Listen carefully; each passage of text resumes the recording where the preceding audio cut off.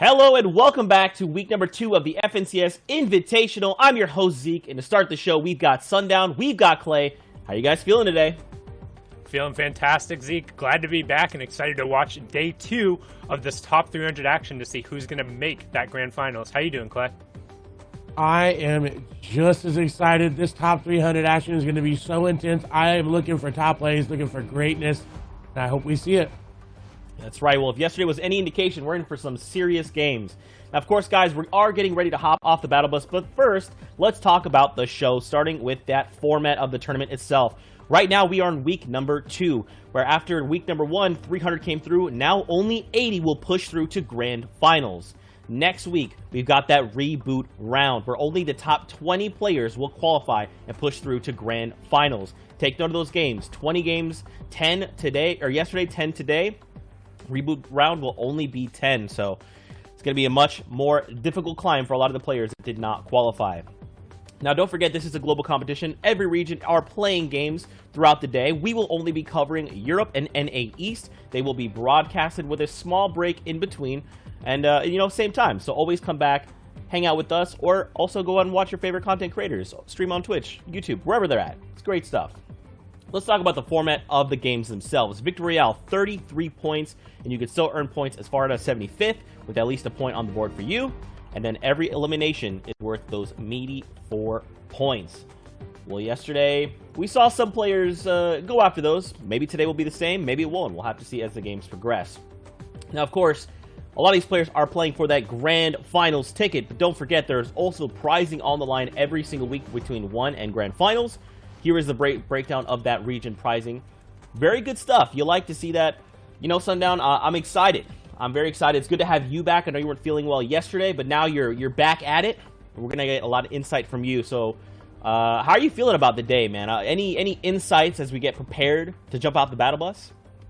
So the one thing that I kind of want to talk about, and what my goal particularly for today is going to be looking at who do we think out of this pool of players who make the top 80 in the groups are going to be contending for that #1 spot in the grand finals. We can assume that this is kind of the core group of who's going to be competing. So now we really want to start keeping an eye on that. And then number 2 is where in these regions is the line for hitting that top 80. Generally, we've seen it's right around upper 170s, lower 180s. I think Europe was predicted to be right around 188. I think it might end up bumping up to 190. But those are kind of going to be the 2 things I'm keeping an eye on. And also, Zeke, I'm gone for 1 day and you're threatening to show your feet on the broadcast. Come on, man. I don't want to talk about it. Here we are, though. We're going to take a look at the standings of other regions. Don't forget, OCE, Asia, and ME are already done. Now, something to keep in mind, these are cumulative standings. We have them. Now, they are not final. We will be posting final standings over on our socials, so please give those a follow. Volks, though, 490 points, breaking a record up there, Clay. Yeah, it was insane. The most victory royales. I think he got first both days as well. Folks played out of his mind. It was crazy. We watched some of the games. He didn't play as aggressive as you would think. I mean, 64 eliminations. The thing that it ended up being was, we know OC is a very aggressive region. He took all of his defensive fights and he resolved them very quickly. However, people looking to third party and come in and continue to take those fights, it put so much loot and so much presence on him that he was able to continue rolling through. And the one thing you're going to notice is going through this list is a lot of names who we've seen before and would assume they would be up there. You have Colt, Radius, and Repulse, all very good, both solo and duo players who we've seen in OCE before. And again, we start looking at kind of where's that line at as we get up to 60th, 196, and we start seeing it is right around kind of that 170-ish, 180 mark. So players are going to have to know what they're going to need to do to perform today in order to make that grand final, which is where everyone really wants to be. It's about getting a shot to be in that top 100 and to prove your best of the best, with Jesse, or X2 Fishy right there, which is also known as X2 Jesse, part of the X2 twins, squeaking in, as well as Alex and Sorif just on that backside. I know Pre-Depression is somebody you've seen a lot of, Clay. Yeah, he did have a great running there, getting into that top 80. So again, not final, but within that top 80. So hopefully he's able to keep that when tiebreakers all sorted out. Moving over to Asia, we do have Crazy Raccoons, Huge Jappy on top with 49 eliminations, 392 points, great games. But he only had 1 victory round compared to Rylex's 4 victory rounds, which were still not enough to push him to the top. Yeah, the difference in elims there being the 16 elims relatively huge, and also Japan on top there. They had a great showing on that front page. I think they ended up having 8 of the top 10 players, so really good performance from them. You can see Swilliam, S, and another one of the Crazy Raccoon players, Rory, there in 20th as we continue rolling through. Curran, who had a really solid week 1 performance as well, finishing in the top 3, able to push himself into that top 80 as now we get into the top 40 there. Kai and Sky Fishy, another 2 players who we've seen before, and we start kind of getting a look at kind of where that threshold will be. And you'll start to see it continue on down. You see Wakey Fanboy there in 45th. Didn't have the best game in eliminations, but still up there with the placement. So really working the format the way it was. You see Macy Fishy up there as well. Lucky Boy down there in 58th. Again, eliminations kind of varying. You see 35 eliminations there in 60th. But just it seems like they didn't get the placement points to really boost them up to the top of the leaderboard. Still within top 80, so still good, but again, not at that top, so don't know how they're going to transition that performance into a grand finals worthy performance. Yeah, and you see Parallel Riley hanging out there in 70th. Interesting to see if that's the actual Riley. And then Do Rapai currently holding the 80th spot. Again, all the tiebreakers aren't finalized, so not guaranteed there, but knowing just right around kind of where the threshold is at, 173 points coming out of Asia. So congratulations to all those who has moved on as we now swap on over to Middle East, and we're going to get a look at kind of what the front page looks at. ASMR Toby taking first place, 54 eliminations, just behind Abu Fal at 56 for the top number there, but added in a victory royale and a little bit more consistent placements to take that top spot. You have Bark Soul just behind him there, and with 2 victory royales and 51 eliminations. Some other familiar names on the front page. You had 7 Mood and Unit as we flip over to the next page. Again, I think Middle East is probably the most consistent in terms of the top performers. You have Spy, Snowvax, Karito-kun, and Soriano all there as well. Nijbi and Obito. I mean, this is basically a who's who of all the names we've seen before. IXon, Adapter, Yonks, I mean, Hero, Faisal. Pretty much every one of the major names you'd expect to see from Middle East is going to end up being in this top 80. And the question is, like One Shot, how are they going to be able to turn that performance into a grand finals? Are they going to play more elimination heavy like we see Mage in 34th with 41 eliminations? Or is it going to be like Mev, who played a little bit more placement oriented, only got 19 eliminations, but still able to make it into the top 80? We'll have to wait and see until grand finals if the playstyle is going to change a little bit, because we still do have the reboot round on that Friday, and I believe Middle Eastern is on a different day there. But again, it's going to be a little bit different when you finally get the top 100 and you're playing against the same 100 every single time. And I think particularly Middle East is where you're going to see a significant shift, because there is so much of a difference there. As you can see in the 60th page, you have Took, another name who we've seen before with Rapid, from kind of that like top core group of 20 or so 30 top players in every single one of their FNCSs. As now on that last page, the last name I really wanted to see on there, you have Namfu, who ended up winning in squads, as well as RV. So pretty much every player you've seen there. I think once they get in the top 100, there's a distinct shift, just because there is such a drop off after that kind of initial group. But also, I would say, I think the format becomes more interesting, and I feel like slightly more viable in terms of different gameplay styles as you get up to the higher level of players. With, like, yes, 4 points for eliminations, that's a lot of points, but as the players get harder, taking each one of those 50-50 fights is that much more difficult, and those 4 points become that much more rewarding, because actually closing out and finishing one of the fights is that much harder. And as you saw kind of going through the leaderboard, the difference of players who were playing for eliminations and ones who were able to play for placements and sneak a victory royale in there, they were middling and kind of swapping over each other on the leaderboard, but the ones who were able to put it together were consistently towards the top. So it'll be interesting to see kind of how that plays out today in EU and NA East, where I think kind of the skill disparity is probably the smallest from the top 300 to then the top 100. Yeah, I think the other thing to consider too is, like, when we look at the leaderboards and we do see that some players have victory royales, you don't necessarily need a victory royale to kind of push you up in the points, right? We do see some players that seem to have a little, like, less than, like, eliminations of what you'd expect, but they're still up there. And it's probably because they're placing top 5 every game if possible, right? Like, second place in victory royale, it's only a handful of points, right? So if you can at least base that consistency and hit top 5 every other games, or even all of your games, you're going to make it through pretty well. Now, of course, guys, we are getting ready to hop in off the battle bus into game number 1. For you guys watching, thank you so much for taking the time to come hang out with us. If you want to stay up to date with all things competitive, FN Competitive over on Twitter is a great way to do that. Give that a follow. We've got plans on there for what Fortnite competitive looks like in 2020, and that's where we'll be posting all the final standings. Remember, the standings you do see today will not be final. We want to go back, double check all the tiebreakers, make sure all the points are correct, and the rest will be posted to social.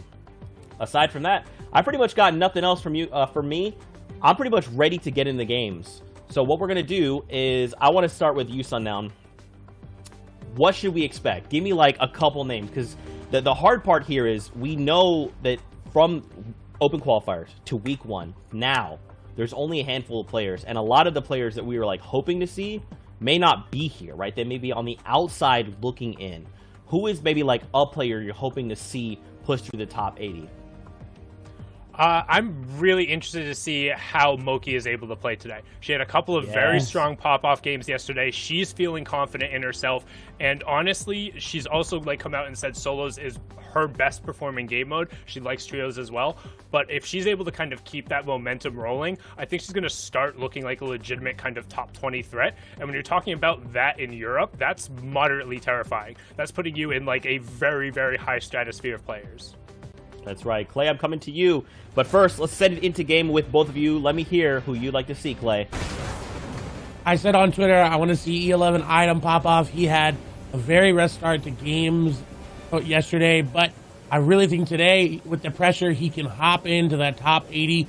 We'll have to wait and see if he can, though. It all has to align. The stars just have to be perfect for him to see if he's able to do it. And right now we're heading on over to the Shark. The Shark, one of the almost like pivotal and kind of the key contestant points because of the mythic loot that is available there. And you can see Boyer actually the very first one to go down there in the feed, but a good push going through right away. And Shinken gets caught with only a pump, which is not a favorable exchange there. Ro going to be taking him down, getting the siphon as well as the barrels to get up to a quick 190 effective HP, and that plus the tack might signal him to try and go aggressive here. As you can see, the other players over there, and Item, one of the players you were talking about, is currently in a fight with Kasperza.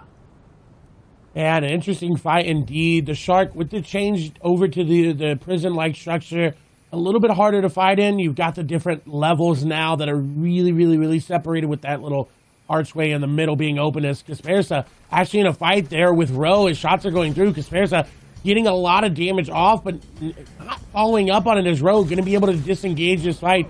As you see, popping that big shield, did drop the pump shotgun, is going to go for that tactical in this engagement. A little bit better there. The green pump not really going to output that damage that you want it to output. So good engagement here for him. He did lose the trade initially, but that back off going to give him the more effective HP. Remember, Item is still lurking down there as well.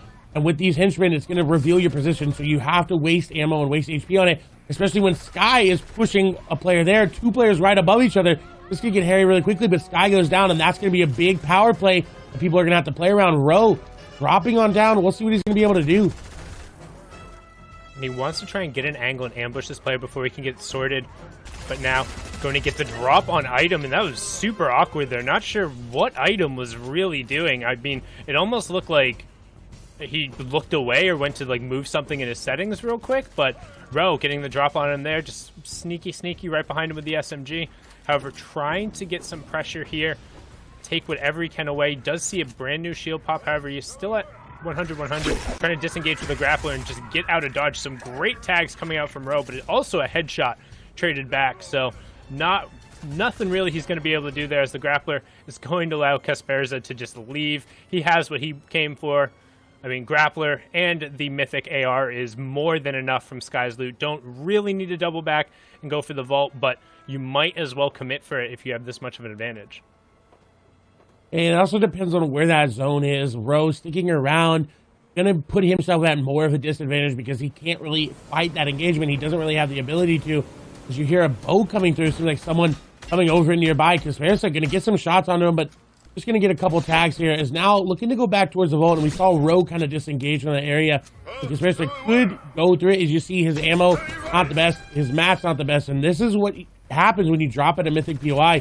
You were saying, hey, I'm willing to take this mythic weapon, this mythic utility item for my lack of early game match, but Ro going to get a nice beam, and now he's going to go aggressive very, very quickly. but Conspiracy going to get a very good disengage and drop down through the shark. Yeah, which means he's going to get access to that Volt here shortly, and if he's able to get that, it doesn't matter how much damage Rowe was able to put onto him. There's so much utility available to him there. So you can see Rowe desperately trying to get aggressive, but getting a little too aggressive. Got distracted there by that sentry gun, as now he has him pinned in the Vault. But the question is, can he come out ahead? And he does. Kaspersa just gets pushed in. So Rowe, winner of Shark in game one. However, you can see somebody else on the map there rotating over. We'll see if they decide to go around the outside, as Rowe will now have access to absolutely everything. He's going to be able to make sure he hits maximum shields and then take his choice of the spoils. It was a really interesting play there from Conspiracy to go into that Vault. It's so one-dimensional in the fight. You can only really go back towards that porta potty to try to get out. And he really tried to take a fight that he just didn't have the HP to take as we move to Rezon. He's getting some nice edits there. And Avesta Zoid going to go down to a pump shotgun. Very good piece control there. Knew that player was on the stair. Couldn't really jump up there with the floor above him. So an easy elimination here for Rezon. As you see, his name is Floppa. He's got 4 to his name. We'll see how he plays out the end game. 4 floppers and the Slitfish, as well as 5 minis. Honestly, I think you head dead center zone.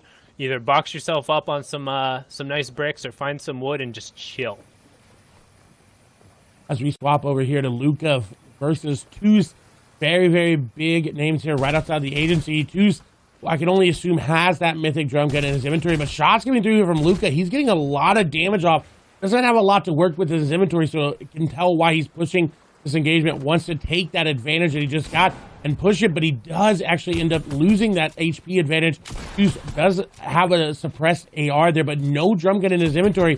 So still at the play at the agency. His shots coming through, trying to break him down. Not going to be able to do so. Toos does only have 5 shotgun shots left and no builds remaining. He isn't going to get the edit, and that's piece controlled through its T. Luca going to go down. Toos going to come out the victor, and he just gets so many floppers just from that. And the floppers we've seen already give you so many options in the late game. Every single one of those floppers end up being 5 seconds. You're able to hang out in the storm a little bit longer. So very efficient there. As you see, Refsguard is now rotating along the western side, just a little bit outside of Dirty Docks. You can see him tracking through, opting to take the shot. 65 and then 233s. The question is, does he drop off and go? He does have a rocket launcher if he decides to. There's the decision. Drops off. First rocket goes through. Doesn't quite follow up. Has the reload. Second rocket down. Again, opting not to fire the tack shot off here, but continuing the pressure as we have 71 players remaining. Is going to take a little bit of a shot there, but opting now to just kind of disengage. So probably should have decided to drop down unless he was going to commit to it. However, getting good position here now, jumping out with a TAC 91 shot into a 68, and Captain Wind will go down. So well played from Refsguard there. Looked a little sketchy for a second, but has plenty of heals and shields to get out of dodge. Yeah, Captain Wind, unfortunately, going down. I think it's because he's not wearing his signature skin. You know, he's known for that gnome skin, and changing it up a little bit on this day, I don't know if that's the way to go. We'll see how he recovers from this, as we do see Raxo get elimination. Blackie is going to get that wall there, but he's going to take a lot of damage there. You do see the minis in his inventory, so he will be able to pop those if he gets those metal walls to solidify. But shots are going through. A third party going to actually save him right now. That's going to take off all the shields of the enemy and now gives him time to breathe for his metal walls to just build. And now he can go back on the offensive where he feels most comfortable. And just trying to reset for a second here as he has so much pressure coming from all around. You can see on that minimap 4 players around here. Does phase into that box, into the cone. Sees the other player below him trying to take the shield. Deciding whether or not to end up going through. Does have the pump into the SMG combo. The other player edits him down. Snuffles just gets outplayed. Blackie, no problem there. Taking that one over. And now you can see Scalar and Tohaj off and fighting on the side. Blackie just opting to disengage. Getting out to the side there. Making sure he doesn't get pinned anywhere near that fight. And wants nothing to do with it. As Rowe now using the grappler to create some horizontal distance. Vex hears it right away. Is trying to get up on the high ground so he can kind of nullify that and still have an angle. Gets on the other side, close the distance. Brilliantly done from Vex. Lives with 6 HP, but gets right up into his face. Hits the pump shot, swaps over, and ends up landing enough shots with the legendary AR to make the difference. 6 HP, but has plenty because that was the looted up Rowe who had the shark for free. So now picks up Sky's loadout to go along with the green pump and putting him in not a bad situation. And it was interesting to see that he didn't keep moving towards Salty. Keep moving away. He's got the grappler. He can close that distance very, very quickly to the next zone. He did not have to take the engagement, making a very, very interesting play there, resulting in him being eliminated. X decided, hey, you know what? You shot at me first. I'm just going to finish this fight. I'm going to make the engagement. He made the aggressive push, and now he gets to reap the rewards of the shark. You may have come out of the shark as the victor, but if you can't take it into the late game, it does not mean much. As you see, Fledermoy's right here in the middle of your screen in an interesting position, right? He's in this box that's not really a box. He's kind of looking for anything. Smiley nearby as well as Pericle there. We do see Fika there on the other side of the mountain as well. A lot of players really congested up right here at this one peak of the mountain. And, you know, if it pools to them, they're going to be in a good spot. But if they have to go down, they're going to have to use a lot of mats to get down there. Yeah, this is actually, so this is my drop spot. This is one of my favorite spots on the entire map. I love landing over at Gorge because it gives you a ton of options. One of the key things, particularly about rotating around here, is knowing where you can use the water and how to get down, and the ability to kind of use that zip line without getting caught. With that being said, a nice little ambush coming through right away. It's 62, 62, 31. Axial just absolutely obliterating Caxi. You can see him immediately popping a flopper to try and get some form of effective HP back. But 16 Axial is looking to go aggressive. You can see him walling off the side, using the tack to put some damage on the wall, phasing himself in one, phasing himself in two, but good disengage so far from Caxi, putting plenty of metal walls between him and the opponent, owning that cone flip, but not quite enough. Axial able to take advantage of that nice little ambush he set up there, and unfortunately for Caxi, he's going to have to queue back up. That was really, really good. Axial knew what pieces were his. We say it all the time, piece control. But he really backed Caxi into one box. He didn't allow him to get the time to make multiple metal boxes to keep the distance from him. It was a very, very good play there for them. As we're back over to Gambit's Juice, who now 2 eliminations in a good spot as well. Has that legendary suppressed AR. And very, very good at getting that ambush type elimination. But when you full spray it, you got to be a little bit more careful with it. Overall, in a really good spot. What I am concerned about is the player up above and the fact that he's kind of at the bottom of that mountain that is near that gorge. Yeah, this is a little bit of an awkward situation, particularly because once you're pinned in here, it can be very tough to get out. Additionally, you can see him desperately trying to farm as much metal as he can. And while there is pretty much this entire place is made full of metal, it's really inefficient per swing. Like, you honestly, I think you get like 1 metal per each swing. So you're making a ton of noise. Specky's going to know he's here. And realistically, what Specky should be doing is just putting cones down and preventing twos from even coming, even remotely close up, without breaking through anything additionally. But we'll see. Two's already sitting on 2 eliminations. We have 62 players remaining as we're heading into the second zone. And Two's also looks like he'd already carved out his exit path. So nothing too much to worry about there, as he's almost maxed on all materials. So pretty well played. They're both just kind of keeping respectful distance of each other. So now we kind of zone out. You can see a couple of the other players in the lobby. We got Tokar and Buhai over there. Blackie, Lobeti, and VapsXE, Dab as well, hanging out over on the side. Tus and Kha'Zix down by that. I believe it's a ghost space now. I believe you are correct. I believe a ghost space there.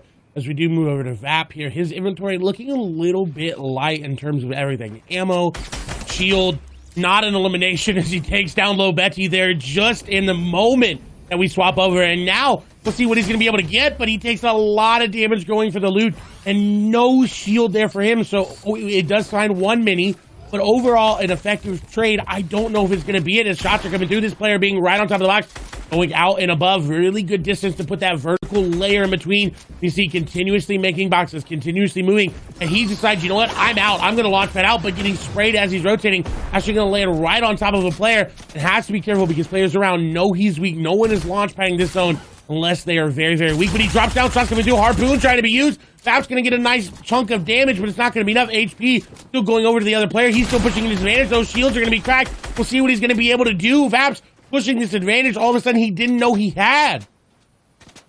Yeah, and you can see now Forsikai been pushed out here. So Vaps probably has enough space. However, we talked about before, he was forced to use that launch pad and kind of get around to the other side of the mountain. But he only had the effective 1 shield going through there, trying to get a refresh and dropping down this player's box. But they did a good job to disengage, knowing it seemed like Vaps was pretty desperate there. However, he was able to shield up a little bit, so should have the effective lead, as now you can check that bottom right-hand corner, third zone coming in. We're hanging out pretty much in the middle. We got a bunch of people towards the outside, but there's not going to be a ton of action minus the fights that are going on right now. The one thing we have to consider, let's go back, let's take a look at the format. 10 games over the course of both of the days, 20 games total. Everyone kind of knows what the threshold is going to be. You know you have to end up at around 185, 190 points coming out of Europe to make kind of that top 80 group. So you know exactly what you need to do in order to accomplish that. Many people are going to take their first game, they're going to try and play for late, they're not going to be too aggressive, and they're going to see what they're able to do and come out from.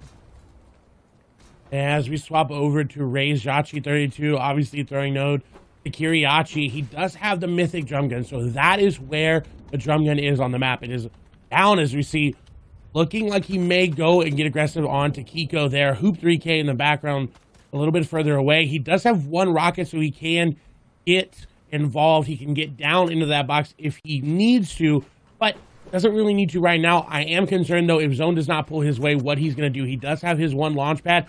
Obviously wants to recycle somebody else's and maybe rotate on foot, but his lack of mats is really concerning because he really only has soft mats here. Yeah, but he'll have plenty of time. Like I said, it doesn't look like a ton of people are looking to fight right now. Everyone's just kind of looking to chill. They want to get kind of a measure of where this next zone is, as this zone, being zone number 4, is going to be really tight. And then we're going to end up in a position where people are going to start having to take shots. Storm Surge will come in effect if 50 players are still remaining going into Circle 5. We can see pretty much everybody is being driven up on top of this mountain. And with a lot of people not inside the zone, there could be opportunities for eliminations to come out within this next rotation. Again, 9 players will need to go down here eventually, but Balasconi just trying to make a quick little rotation. I'm not necessarily sure about having this pump out when you're just out in the open here, but as you get close to the builds, that is going to be the weapon he's going to want to just keep an eye on. He's just trying to shadow through some of these old builds and walk his way into the zone. Goes to try and build up on top of this player, immediately gets coned out. This player going aggressive into his box, and he says, "Excuse me? Kiko, what are you doing, man?" Balasconi picking that one up, getting a nice little refresher, and also now his priority edge of zone, since he'll be able to tunnel out with their combined 1,500 builds, so he should be in a good spot. He's in a really good spot. That was a very good counterplay to what happened, as you do see Ray's right nearby, as well as Tiago there. Tiago getting beamed up. This may be what Ray's needs to capitalize. You see multiple players looking for that. Balasconi even looking for the action as well. Even though he doesn't need it, he just wants those points. He wants to get up towards that top 80 threshold. Is now looking to get in the box side engagement, decides against it, realizes, hey, you know what? I'm in a really good spot. I'm above Storm Surge. I don't need to get that involved as players are continuing to fall. You mentioned that 50 threshold is more and more going down. RPGs being used. Yura on a very, very low amount of HP. You do see Tohai kind of ratting his way through the bottom. They're able to make it in as well. Scalar nearby. Vaps is still alive in this box that he initially launched into. We do see Scalar looking in that cone, getting that information. Tohai may be in an awkward spot here. Potentially, but he should be able to just push in. Again, it all depends on who's below that Storm Surge threshold. As almost everyone, minus a couple players who just need to get inside. You can check in the bottom right-hand corner, that white circle representing kind of the safe zone. Almost every single player is inside of it. So when the storm closes, all of the action is going to be on those Storm Surge players.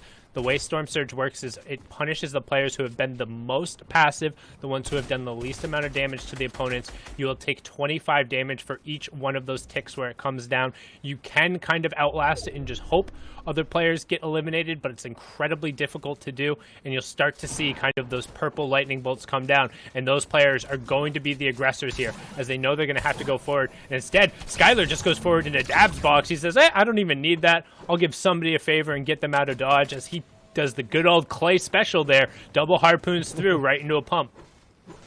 I love the harpoon, and I love that more pro players are using it. Getting into that box, it's a door opener. People get caught off guard when you're able to. So it really, really shows really good skillful and mastery of an item when you're able to use it like Scalar just did. Does find a recycled launch pad, does get a nice mid-ground tarp here. Only thing I'm worried about is that he's built out of wood, and you see immediately switches over to that metal so he can let it build up and sit and wait and look for elimination. As he's gonna, I believe, pick one up right there. That's gonna be a big beam, and he does. Specky Fin gonna go down. What a huge catch there by Scalar, just picking up everything. Unfortunately, not gonna be able to reap the rewards of that elimination, but the reward for him is those 4 extra elimination points. Which is honestly more than he could have hoped for. If you fire off 4 shots towards somebody and get an elimination, that is a very high value. Like, yes, you're not able to pick up on any of those mats, but he's already in the 5th zone. We've already seen 5 players drop on this rotation. We have a number of players already come in. Now we have Fex, who is able to pick up that mythic loot that he took away from Ro on the outside. You said Tohash was in a tricky spot. Well, it looks like he was able to Tohash his way out of it, as Luis ends up going down there. Some good shots coming out. Fex's linear was apparently better than Yura's, as he's able to catch him there with a really nice angle. Also had that mythic AR, so going to have that super fast fire rate, the ability to pressure on walls, as Nikeva goes down to Buhai there in the top left corner of the screen. You can see now 6th zone will be revealed, and everyone's just going to hang out for a second as we see who has priority and who's going to be able to rotate. We get a look at the lobby right now. Rexo, Floppa up on high. Yotus, Tokar, and Birkilino just below that. Rexguard, Blackie, and Laziras. And Covado, Luisa, Smiley off on the side. Buhai taking a fight right now in the corner with Tus. But Tus has priority on this zone. Good edit out into the pump. A couple 33 tags. Gonna look to go aggressive here. Potentially try and finish it. Sees the players already looking to disengage over. Is probably gonna look to find another target, considering every single person in the zone is gonna have to rotate him. Storm Surge Threshold going off here. The next magic number we're looking for is 30 players remaining. So a lot of action, a lot of people are gonna fall here very shortly. As Tus tries to get in on the action, he does. Picking up Fika there with a nice little pump into AR swap, and you can hear everyone taking to the sky as the launch pads are coming out. And I was really worried for Juice here that he was not going to get the swap off with the pump and the suppressed AR there, but he's making it work, making this layer changes very, very flawlessly, doing very, very well to stay alive. But what is concerning here for Juice is that he does not have a lot of mats. Now, he does have 4 floppers, so he does not need to worry about that too much, as we do see Matzo going down, Flex going down, Belasconi going down, Snazy going down. A lot of big names going down here in this zone. Fletamoy's even falling as well. Juice pulling what I call Savage Classic, sitting in that cone, waiting in these in-game circles is going to catch a lot of players off guard, like Tiago there, who was just trying to make an edit in an uncomfortable situation. As Juice is going to find a launch pad there. Don't think it's advisable to take that. Actually trying to help the player down below take it, but has decided against it. 25 players remaining. Juice looking for any opportunity he can to take this launch pad. Is going to be scuffed a little bit, and he does end up taking a decent amount of damage to it, and he is going to be able to make it out, though, to see what he does in this rotation. He needs to not get hit out of the sky. As long as he can avoid that, he has the floppers, he has the big pots in the minis. He's far enough ahead of zone where he should be able to get himself almost up to that effective 100-100. You can see there, he's just going to rock with the 179 here, trying to push forward and catch somebody tunneling across them. You hear that grappler over on that side. That should be for easy. But Tus, knowing that he has 3 more floppers, is looking for the other players. This is what we talked about in the early game. Each one of these floppers is an additional 5 seconds. We can go hang out in the storm. Tus finding a nice little refresher there. Picks up a heavy snipe to help break through the builds. Does have 2 more, but he needs to be careful about making his way back into zone here, as the players are going to be looking for him. The diagonal pull helping him out there, as we now have our top 13. Remember, with that point threshold, the top 10 is really where you want to get to, as now we're on to 11. You can see 4 effects hanging out in the storm over there. Again, we know he had a bunch of floppers, as well as we have our top 10. Tus trying to push forward, trying to phase into this box and get in this player's face. Using the pickaxe, jumps on through the player, disengaged out the side, but the 81 tag is going to force it off, as Tus with 5 elims is desperately trying to find his way around the backside of the zone. A nice headshot coming out there, as that player ends up going down and exploding himself. So not sure if that was intentional or somebody blocked him off there, but Perinkle going down, as Tus now in the top 6, and he's playing just like a little sneaky beaver. Only 1 build left. Can't take the tick from the storm. Is able to push forward. Can he finish the elimination? And he does. That's Buhai, and that's a huge refresh, getting him just enough mats, as Fex picks up a double, and then a great double edit coming out from Tus, and we have our 1v1. It's the Shark. Oh, it's not the Shark player. Julian Com up top, and then Tus on the low ground, Clay. Julian come up there, Juice on the low ground. Juice has made an incredible play. He found Ibuhai after getting that initial damage onto him, so already had the advantage shots coming through. RPG dropping him down. Was wondering if Juice may have made a mistake by not taking that first RPG, but finds it with an elimination. This going up the hill is going to be very easy for Juice to maintain the high ground and pick up the victory royale, as RPGs are rating fire from above. This should be it. The last RPG going to come through. Actually not going to connect, but the zone going to do it for him. The victory royale going to Toos, and he picks up 8 eliminations as well. Well done from Toos there, closing the game out with 65 points total, 33 from the victory royale, the rest coming from those 8 eliminations, 32 there. As we just take a look at that dinosaur going through, that is quite the architectural building and quite the rotations those players had, Zeke. Oh my gosh, guys. I wasn't ready. You know, it's like, all right, you know, classic EU, we're going to start slow on game 1. Toos said, no, Zeke, just check this out. I'm going full send. There were so many moments back there where it's like, just like yesterday, where I thought, okay, is Toos going to make it? What is going to happen here? And he's just like perfectly navigating every single situation. Like, what kind of awareness do you have to like, not only jump back in the storm, find additional floppers, come out in mid ground tarp, be like, oh, some guy shooting at me, don't worry, I'm going to waterfall off my left, and then take time, not wall myself up because I know where everyone else is relative to me. Like, Toos is insane. Like, so now, what is this guy on? What is it? Tell me the secret. I need to know. I mean, honestly, that just looked like he's had a solid amount of situations where he's kind of been pushed to that regard, which might speak a little bit to kind of how EU plays. It's just so often you have so many people flying at you that you very often endgame you're playing with literally the materials you have around you and what you can scavenge from other people. And I was most impressed when he dipped out into the storm with 10 HP and managed to get back in. I think in 99.8% of circumstances, most other players would have been eliminated by the storm there. But he managed to time it out perfectly, come back in, and then win 2 quick fights to give himself an advantage. And the way he closed it out was really textbook as well. I want to say reminiscence of 72 hours, doing it way back in the day before you had that 1 second storm buffer, right? So Toos on something, you know, a little bit different here this morning. Man, showing mastery over every aspect of the game. Now the question for me is now this: is this enough gas to push him in at top 80? Because remember, we do have cumulative standings today, so we don't know how many standings he ended with yesterday. But do you guys think after this first game, is that enough momentum to kind of help push him through the rest of the day? Does he need to keep turning it up? Because for a lot of these guys, it did kind of look like, hey, this is a reset, right? Like, I was on it yesterday, we're reset, fresh day. For Toos, it was like, no, it's basically like he just picked up game 11 after game 10 ended. I mean, I think the key thing to note here is that threshold we talked about, how it's kind of been the high 70s, lower 80s. I think probably for Europe, we're going to look at probably the higher end of the 80s, but he just got a third of that in one game. So I'm assuming he did relatively well yesterday as well. But even if he didn't, he's going to be in a spot where as long as he was able to get maybe 40 or so points yesterday, you're looking at 80 points in 9 games. Like, that should be easy for him. I definitely agree. That's a 65-point game there for him. He's looking really good today. All right, guys. Well, I don't want to keep you waiting too much longer, so let's hop into the next game of EU. Take it away, gentlemen.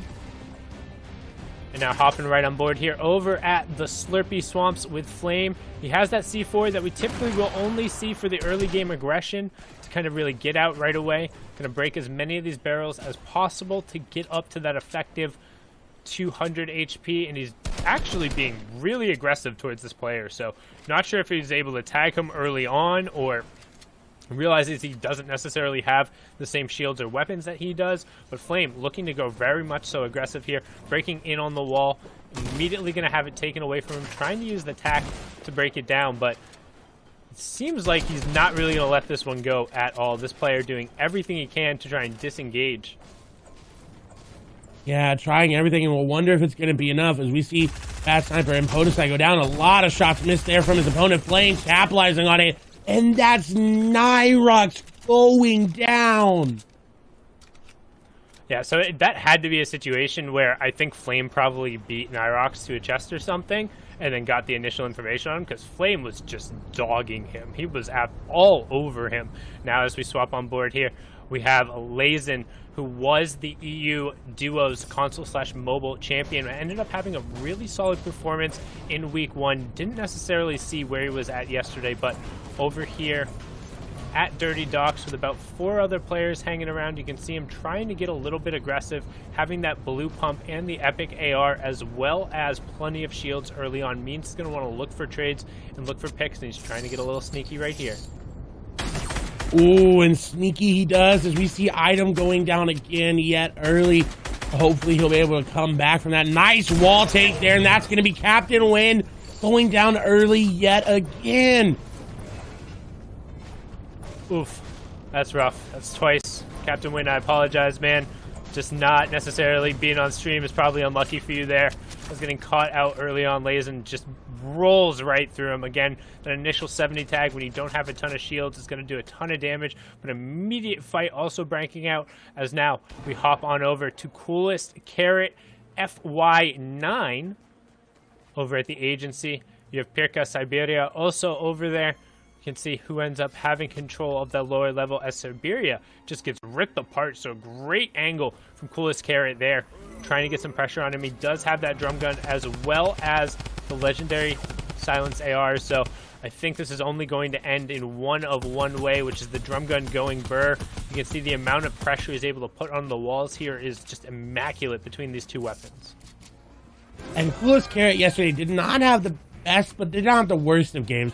He ended about 111 place, around 70 points or so there for him. As he's actually going to get this wall. This is going to be really good for him. He can just continue to push in. The banana not looking too good right now. Is trying not to get split, but the Coolest Carrot going to come out on top. Vegetable is better than fruit in this situation.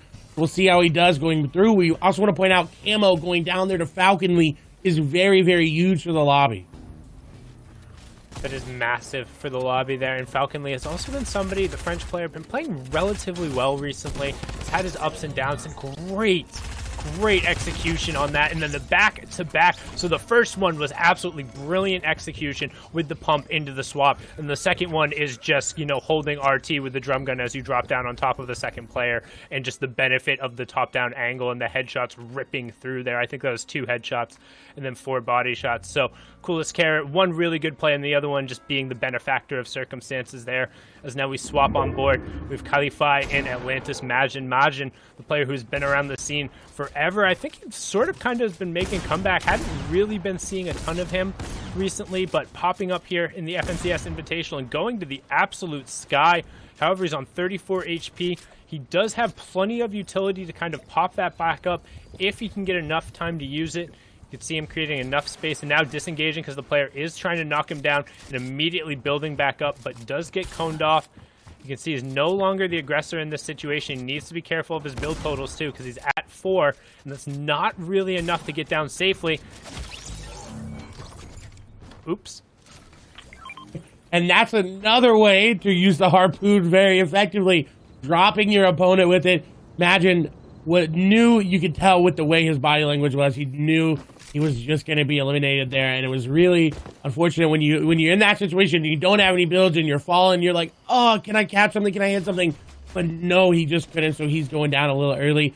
Dirty Doc's action being very, very, very aggressive early on. As you move over to Krusty, who's getting tagged up very aggressively. Player in his box, shots coming on through. Krusty down to 31 HP. Now he does have time to pop the flopper. Going to pop 2 just as a precautionary as Castery taking down Flame in the elimination feed. Krusty trying to stay alive here. Does have time to pop the minis. Has put enough distance. Is not feeling safe about it and realizes, hey, I don't own that wall. This pressure continuing to come through on him. Is Castery going down as well. A lot of action happening around the map. We'll see if Krusty's going to be able to get out. Nice edit there for him to get towards the high ground and continue to put the layers in between. This wood base going to be very easy to break, but minis going to be popped here. Player getting inside. Shots coming on through. Has yet to take any damage, but he gets a 165 pump there as more pressure going through. A very good play from him. Yeah, it's really hard to be aggressive into a legendary tac shotgun. You can do everything right. You can phase into the build. You can have your crosshair lined up. But Krusty knew where you were coming from, had the angle, and had the superior weaponry. He also has a lot of utility that is very quick to consume. So despite the amount of pressure with the Siphon and the Flopper he was able to eat, he's back up to 148 effective HP.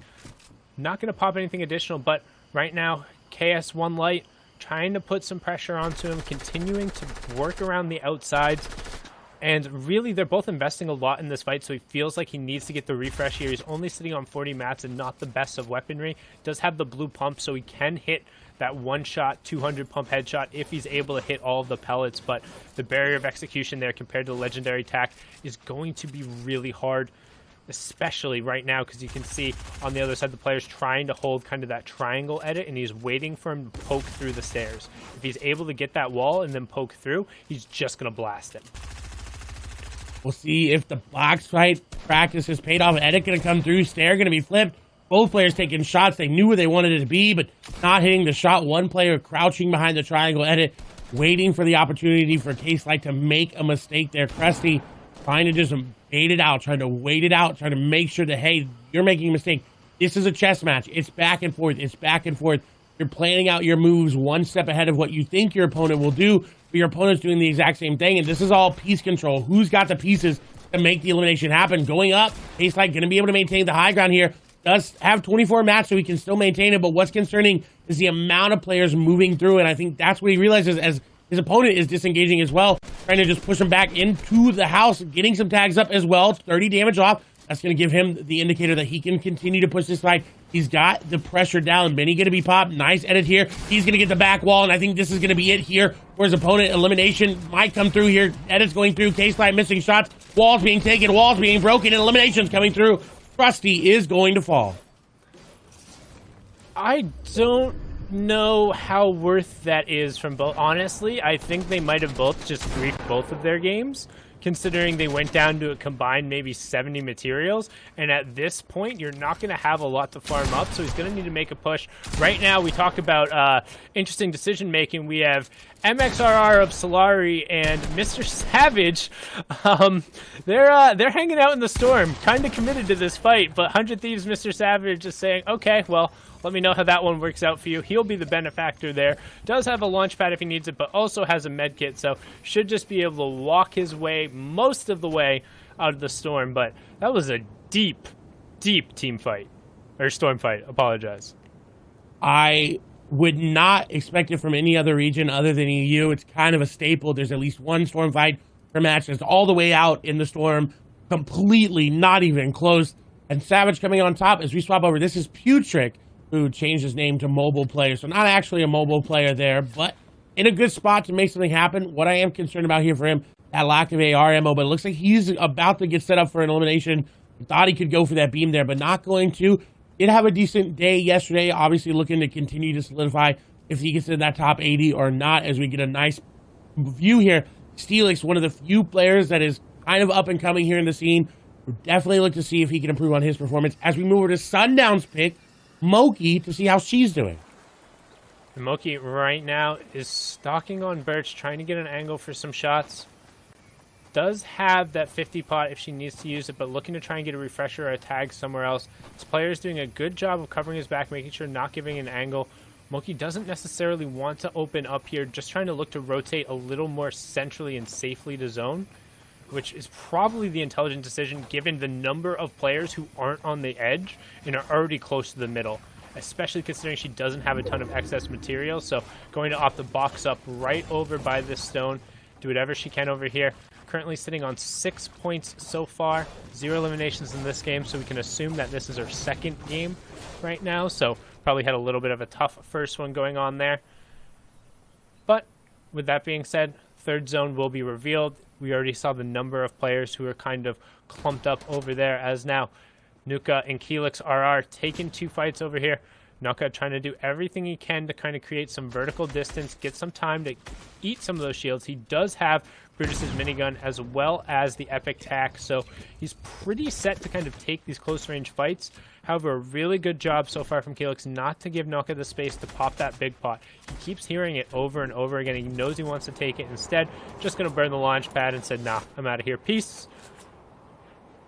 And that's what you have to do when you have that extra launch pad. You realize, you know what, I can use it anytime that is really, really detrimental to me being alive. And he decides, you know what, I will burn that launch pad. What is very concerning, he does have Brutus's minigun, so he can hop onto a player if he needs to. But he's got 24 builds, and so now he didn't hear the launch pad come out from his opponent there. Needs to try to look back and hold that opponent, really needs to try to capitalize on it. His opponent is going to look to do the same thing because they know they're weak. They know that they got that raw HP damage, that white HP was shown. They know if unless they've got floppers, they can still put this pressure down. Brutus's minigun, though, being applied that pressure back. We'll see how Noka is going to be able to do. He's got a player just above him as well. That player actually not going to end up seeing him, and he's going to be able to just escape right by it. Really lucky rotation here from Noka, going to keep him alive for the time being, but I think that player does end up seeing him as Noka sees the builds there. Got a good rotation, third zone coming on in. See how he's going to be able to make it into these late games, because right now it is not looking too good here for him. No, he's honestly in kind of a tough position, but luckily able to just kind of rotate over, pick up whatever he needs to kind of pick up, trying to top himself back off on whatever mats he can safely get, because you can see only has a total of 33 builds, with almost all of that being wood. And as we get into kind of this next zone where Storm Surge could potentially come into play. Nope, I lied. We're at 60, not 70. Ignore me on that regard. But he still is desperately going to need to get some form of materials, because only having the one launch pad, having to burn the other one, he's not really going to be able to guarantee a safe rotation in the next two safe zones. So he needs to either find materials now and then get central, or find a refresher on the edge of the zone. We'll see what he's going to be able to do. Zone does pool in his favor here, so he's just walking out in the open. This is very risky. He does have a big shield, so I don't think he's too worried about it. But he's got that minigun, and honestly, walking out with the minigun, it definitely is the play here. It does have that little bit of a charge up time, but it's so powerful and so punishing. As I think he may be finding Frenzy Fishy here as Wall's trying to be taken to Noka. I think really just wanting to farm up, does not want to take this engagement, knows there's a player on the other side, which is why he hasn't fully broken that wall. You see him just trying to get any engagement on this other player that he can. Nice to go up this layer and just continue to farm out. I don't think he's fully aware that that player is 100% there. I think, yeah, he may be, I'd say 95% sure he knows there's another player. His wall is now going to be taken. He knows for sure as the player down below trying to take the other wall. Oh, Noka could get the backside wall, and he does. Shots coming on through, and Frenzy Fishy tried to get a different wall, and unfortunately that lack of attention there on that pertinent wall gives Noka exactly what he needs to get back into this game. Yeah, now all of a sudden he's in a situation where he has floppers, shields, minigun, epic tactical shotgun, and there's not a whole much else he could really ask for, as we have Mitro and NXS Z Andy over on top of each other, Row just beneath him as well. Mitro currently sitting on 2 points. Does have the flopper and the shields, as well as the epic tactical shotgun, so set up pretty well the box fight over here. You can see the third zone is moving in, and most players have made their way into the safe zone already. And so those 2 points coming via the placement points. I believe this definitely is his second game there. You see loadout looking really good. This is kind of a style we've seen a lot in EU more now. If you don't get that minigun, the RPG, the heavy sniper, the 3 heals with 2 gun loadout is something a lot of people are running now. As you see a lot of names that are really big here. Moki, Falconly, Savage was there, Mitra was there, so many big, Varox was there as well. So many big players, people like Yahtzee, have really got to fight and just try to outperform here.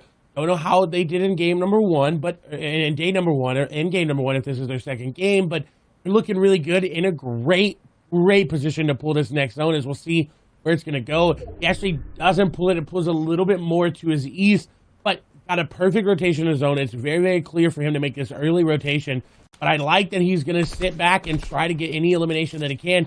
Just get those tags. Storm Surge is not really going to be a factor here. You will see it next zone as long as 50 or more players are alive, but easy rotation there for him, as we see SR4 rotating right behind. Yeah, and SR4 tries to sprint right into Vatsy's box, but Yahtzee says, gotcha! Rolled all 6s, no problem there. Gonna pick that one up. Gets the heavy snipe, gets a nice little upgrade, but still hurting in terms of the shotgun category. When your choices are between a gray tack and a green pump, you know you're not really winning there regardless. You can see M10 Aim Sons over on the side. Yoa looks like that's the...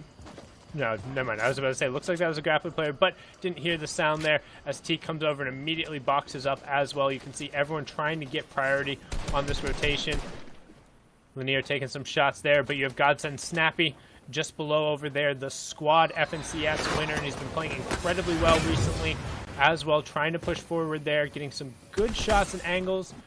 But honestly, taking the worst of that trade, you can see the horde of players rotating into Salty Springs right now. Everyone desperately trying to pack in on the edge of that zone, with probably about 20 players who are on the outside looking in. Snappy, what a great heads-up shot right there. Avesta gets sent back to the void. He goes over to make sure he's able to pick up that refresher, as we do hear the storm surge warning come out, so 2 more players will need to go down. Probably shouldn't be too much of an issue there, as everyone is still finishing their rotation. Some nice tunneling coming through from T-Lek. However, Kravit right on the backside of that, as T-Lek is desperately trying to find a little bit of space. Only 2 more players need to worry about the storm surge threshold. T-Lek going to put himself way above it there, and he's also just going to take out KPZ. Says, no, I'm not satisfied with just the tags. Give me the full refresher. Give me all the mats. Opts to pick up the rocket launcher as well, so he's going to be in a good spot, as we're about to see where the 5th zone in the half-in, half-out will be. And I want to point out, this is a very good bait here. Not able to capitalize on it. Really needs to be careful about where the walls are edited there, as he does re-edit them to protect him a little bit. I also want to point out, Snappy yesterday had an amazing day. He ended 4th, and that's exactly where he ended last week as well. So things for Snappy really starting to get on board. We'll see exactly what he's able to do as we move over to Kylix. He's got a player nearby, decides to rotate all around the backside zone. And this dead side of zone rotation is actually really good here for him, because there's not that many people. He really just has to worry about one person that's sitting in front of him, and the one person sitting behind him. Is now he's doing what I like to call the wash machine, is everybody's shooting him all around. He's trying to build in every circle that he can.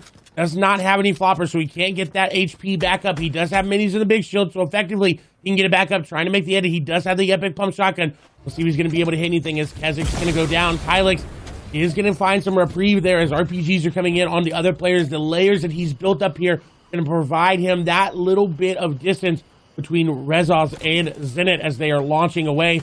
Kylix able to skate away with a decent amount of HP, as he's just going to hop on to Rayos there. A very heads-up play there from Kylix.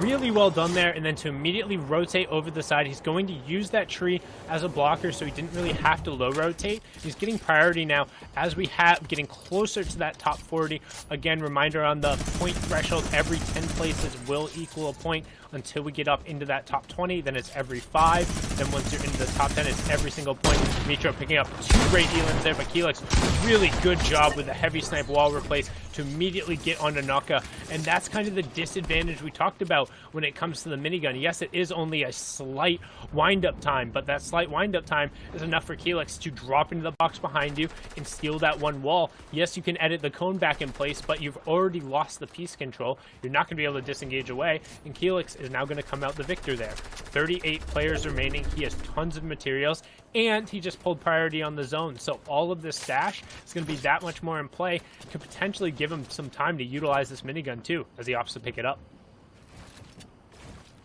Good indeed, and a very big thing to point out is Mr. Savage just got elimination, but he was quickly taken down there by Steelix, so he is out of the running in this game. Placement points have ended, elimination points have ended. He will not be getting any more for this game. Can obviously hop back into queue and get into another and another and another, but right now Kylix looking really, really good to maximize this, and his ammo on this Brutus minigun is going to allow him to do so much. I'm intrigued that he's not actually pulling out the minigun right now and using it on the players rotating through the air. It's so effective, but his aim going right there, he doesn't need much to be effective there. You see Yahtzee going down, Sway going down, Astro SMZ going down as the grappler being used. Kylix is going to choose to play the backside of zone now, as he's waited to try to get any elimination that he can, and he's going to find one. Snag to Steelix's duo partner going down, not paying attention to his piece control there. Unfortunate, but Kylix really taking advantage of that play. Yeah, that's super rough. Just trying to pop a couple shield potions there right on the edge, but not going to be able to get them off. As we see, Evil Genius's Verox recently signed to them, getting some pressure down the low ground. 25 players remaining as Yoa goes down. Artur also going down. You can see trying to use the harpoon to kind of get whatever loot back over he can. As we flip on over, you can see Jacinto's and Zen Diablo desperately trying to rotate back in the zone. Verox is able to use that harpoon. He's trying to fish for whatever additional mats he can, as he is now going to join the fray and join into this tower in here, trying to find a safe layer, but instead getting a nice little flank onto mobile player there as we hop on board here with T-Lek. And T-Lek somehow making these low match situations work, going through all these old builds. Is actually, I think, going to find his old builds here, so very lucky as Snappy is going to fall there around 21st place, so not going to get that extra little boost. As Felix still in this game as well. Felix using these low match situations very, very well. Going to find an old build that he can just replace a couple walls and be good in. I like that he used that pickaxe to just really get that information, not fully break the wall. Going ahead of this player, going to cut them off possibly for an elimination attempt, but not going to be able to do so. Cool as Carrot going to go down as well. So the Carrot just not cool enough to make it to that top 10 placement points. As Karma going to go down, Finn going to go down. Felix though, really getting lucky with this zone RNG. I was just about to say, it just pulls back over builds for him. He's been able to use so few builds to control this, and he's going to be able to catch another pick. That's the second player we've seen just thinking they're safe because they're going back over old builds, but no, unfortunately, it's not going to happen. T-Lucky does pick up this guy's assault rifle as we have our top 10 now. Let's check it out. Who is it? You have mobile player out in the storm. You have Mitro up on the high ground. Scratchy and T-Lucky doing tons of damage there. That was a 135 shot going through, forces himself to phase through, but unluckily for him, there's an opening on the backside. I don't think that was the same player he was chasing, but he'll take it. T-Like phases through, finds somebody else. The other player chasing into the storm. 90 tag goes through, does have one flopper, doesn't even need it. Says, I'll get the siphon instead. Brilliantly played by T-Like, but he needs to find his way back to the zone or to get a refresh, and he gets the refresh on Mitro, who are dropped down. Top 5 coming out now. Pops his last flopper, needs to find it or needs to get to the zone. 40, oh, he's gonna get stopped right there on the edge. Brilliantly done from there by not the mobile player, as he looks to continue to go forward there, phases through, and we're gonna have our top 2. And Putrick, mobile player, aka him right here on your screen, is doing very well. He's got 2 mythic items in his repertoire. Gonna use the grappler to try to go up, is gonna get the high ground, dodges the cone narrowly, and he does maintain the high ground. Now all he's got to do is keep the pressure down with that drum gun. You see him dropping on down, drum gun in his hand. But what I'm worried about, he does only have 1 clip of the drum gun. He has to manage that very carefully, realizing that he's going to slide down this tree to avoid as much fall damage as he can. Does take a bit, is thinking about drum gunning in. Shotgun going to come through. He hits both in the drum gun. Follow up. Kylix going to go down, and Putrick going to take a 3 elimination victory royale. Well done from him there to land the pump shot as he went through. Kind of saved a weird situation when he threw himself kind of just down in there, but well done there, closing it out. And again, we just see those massive old builds from Europe on those late rotations. I mean, that was a heck of a game too. Man, that's it. That's right. You keep bringing up the heat. Now, guys, what we have to talk about, of course, are the standings, because that's going to be the ultimate storyline of the day. Who is making it through? Now, big reminder, we will have cumulative standings as we look throughout the day, but the final standings will be posted on social media later. So please, FN Competitive, that's a great way to stay up to date. Now, guys, we saw big names in there. Mitro, for example, Coolest Carrot, who was eliminated just outside of top 10. So we have to keep an eye on them. But right now, Noah at the top, 217 points. Now, again, this is after day 1's performance. After 2 games, Noah sits at top right now, Sundown. Yeah, Noah playing incredibly well. Also want to give a shout out to Lecce, who had an absolutely incredible game to push him up into second place over on the leaderboards right now. And you can see Wolfie's the World Cup duo second place, the player for XL hanging out there in third, as we now flip on over to the 20th page. And again, this is what you'd expect to see. You have Lazon, Mr. Savage, Mongrel up there as well, Mitro, Putrick, who we just saw win that last game under the guise a mobile player, and then E11, Tayson, and Cypher5. So a lot of player who we've seen up there. And again, I want to give a shout out to Lazon, who was the duos console and mobile champion with his partner Slow, but he has consistently been among the top 25 and top 30 every single time we've looked at the standings. Very rarely is he getting pushed outside of the top 50, if ever. So props to him for showing up and competing with these guys. That's really good to see him up there amongst the likes of Chapix, Wakey, CRR, Red Rush, Barax, Falconly, Aqua, moving on up there into 72nd. I don't believe he was not in the top 80 going into today, and now coming on up. Really, really good to see Aqua up there. We know him as one half of the World Cup Duo Championships. We'll see how he does. Nyrox move up there as well. He was in 81st coming in today, now in 80th. So, moving on up, climbing on up. Both the Duo World Cup champs in there. We'll see how they do. That's right, man. It's a very close competition. When you have to think like world champions may not make it into top 80, that is how fierce the competition is right here, right now. Now, of course, Fortnite fam, we are going to go to a break, but don't get too far, because when we come back, we'll have more action from EU, and we'll have more casters on rotation to take us into those set of games. Get up, find yourself a snack, go grab some water, and when you come back, we'll be right here, waiting for your beautiful face to get into the next games, all right? All right. Also, don't forget to send Sundown and Clay a big follow, because these guys are incredible, and Sundown was sick yesterday, so you better send him some love, too. All right, Fortnite fam. We'll be back with more games after this break.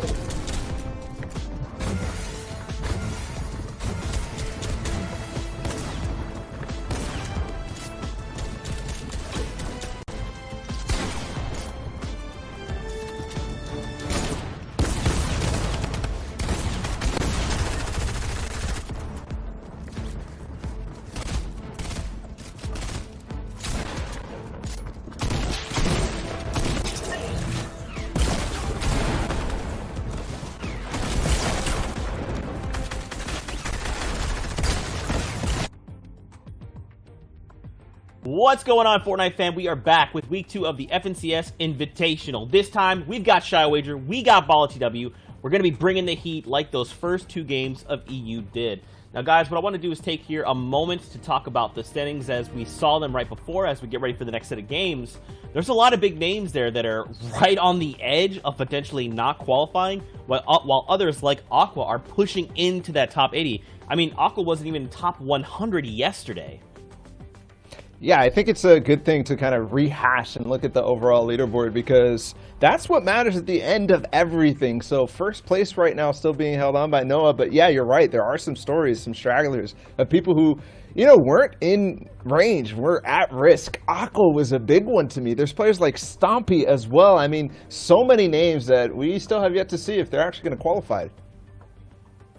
That's right, man. We'll have to see. It's going to become close, but we're ready to get into the next set of games. So, gentlemen, take us in. All right, we tune right back into what we've been seeing all around the map, all the way from Present down to the Slippery Swamps. It's getting crazy. It's European FNCS Invitationals Day 2 of week number 2. Shy, do that again, man. Give us another intro to that game. All right, let's hop in. Boys, let's get it ready. EU, we already know how it gets. It's week number 2. This is kind of the last ride, the last final 10 games for all of these guys. We've been talking about overall leaderboards when it comes to the top 80. Now, we can say names, we can talk about the game all we want. The thing on the line, though, is how does it actually affect these players and their decisions when they're moving from box to box, right? We have people climbing up the top 80. These guys will have struggles, and they will try to play more aggressively. Hopefully, not hopefully, but sometimes ruining people's games who are near the top, who are trying to play passive. At the same time, the people up top are just trying to hold, keep their lead over. We talked about Noah before. We haven't seen him just yet, but when we do, we'll tune in with the Lord of the region up top, just trying to hold on to that lead. And we're also going to see some adjustments out of Day 2. Possible that Dynamic is doing one of those right now. You already saw some beams coming out of Pleasant Park, and he does push in after a couple tags onto Dexy to close things out. 2 elims on what looked like a strategy that I think he might have gone to the drawing board yesterday with, because sitting in that bush and getting third-party tags that early in the game is not really something that you actually see too often, and he gets himself 2 elims out of it. These are strats that you usually see at the starts of tournaments, the game 1s, but this is kind of close to game 12, 13, 14 for a lot of these players. People are still in the same kind of mindset that they were yesterday, slightly refreshed, but then also looking to just, you know, pull back the same strategies time and time again. This is one of the spots we saw all around the world, NA East, EU, Middle East, where third parties and big fights start to break down. Matix is going to get right into it as well and be the one on high ground. That being said, anything can happen depending on how fast this fight gets, and it seems like the player he's fighting is slightly asleep at the wheel, not covering walls all around him, but if that is the case, this fight should be over quickly. And I think he is making him a little bit drowsy, because this is putting him in the spin cycle. Matix on the diving, and a lot of loot earned for Matix in that one fight. We've watched this location be the center of a lot of the quick early game fights. And I think it's because the routes clash so hard on these rotations from the players in solos. Tend to go for kind of little outskirts houses, 1 or 2, 3 or 4 chests. And then they have to try to go to other places. And in that case, it goes quickly. Wolfie's in this game. We're going to watch another fight here right outside of Craggy Cliffs. And it's going to go all the way right on the side of this mountain. Yura trying to find a way out. He does almost get a tack shot in, but then he gets put in the spin cycle himself, finds a way out of it. And where does it go from here? These fights are just sticky. No matter what happens, these players are just box to box when the cone's right in front of your face. It just feels claustrophobic. Right now, Yura is just trying to get past this, trying to just find a little bit of room to breathe, and doesn't actually need it. Takes out a Vesta. He gets wrapped up, and now there's still more to do at Craggy. The game's still not pushed on the full way into the mid-game, and already we see big bases being built all around the map. And Maestro, we saw fight so many times throughout the Invitational so far, throughout week 1 and week 2. He's in another one right on the river, right on the stream, and he does get the jump, but misses the shot onto Pepe. He's going to back up. There's a minigun here to pressure, but they're going to trade. That gold AR is actually be able to put a little bit more DPS out at that range, I think, for Pepe, plus the potential just of high burst damage if it connects with a couple of headshots. But it slows down. He does get right back on top. I'm wondering if they're actually going to fight or if they're going to try to disengage with that stream. It's all decisions, but I haven't seen a fight yet unless a grappler is involved, get fully disengaged, and I don't think anyone actually has the room to do so, although loadouts are basically filled out all the way to the brim, and people have the mats to fight. When they actually get invested and they end up spending 200, 300 materials, you get into moments like this where it's just, you know, everything on the walls, you have to be invested. Pepe goes down, and it's Maestro who finds that elimination. Now, you can see what I was talking about. His materials as well, after that fight ends, aren't too many in his inventory. Yes, he has that big loadout. Not too many upgrades from, you know, that fight at all. He still gets to move on, though, with the points, and that's what really matters here. I was talking about the grappler. We're going to move right back into the Shark. Freemock's actually going to be on the offensive, moving in towards from the island/lighthouse. Lukey, now a new kind of thing that's going on. Taken out first. Usually he's the man that gets that elimination early on at this POI. The Freemock will move in sneakily, looking for big tags and beams. Just a 30 tag on the shield.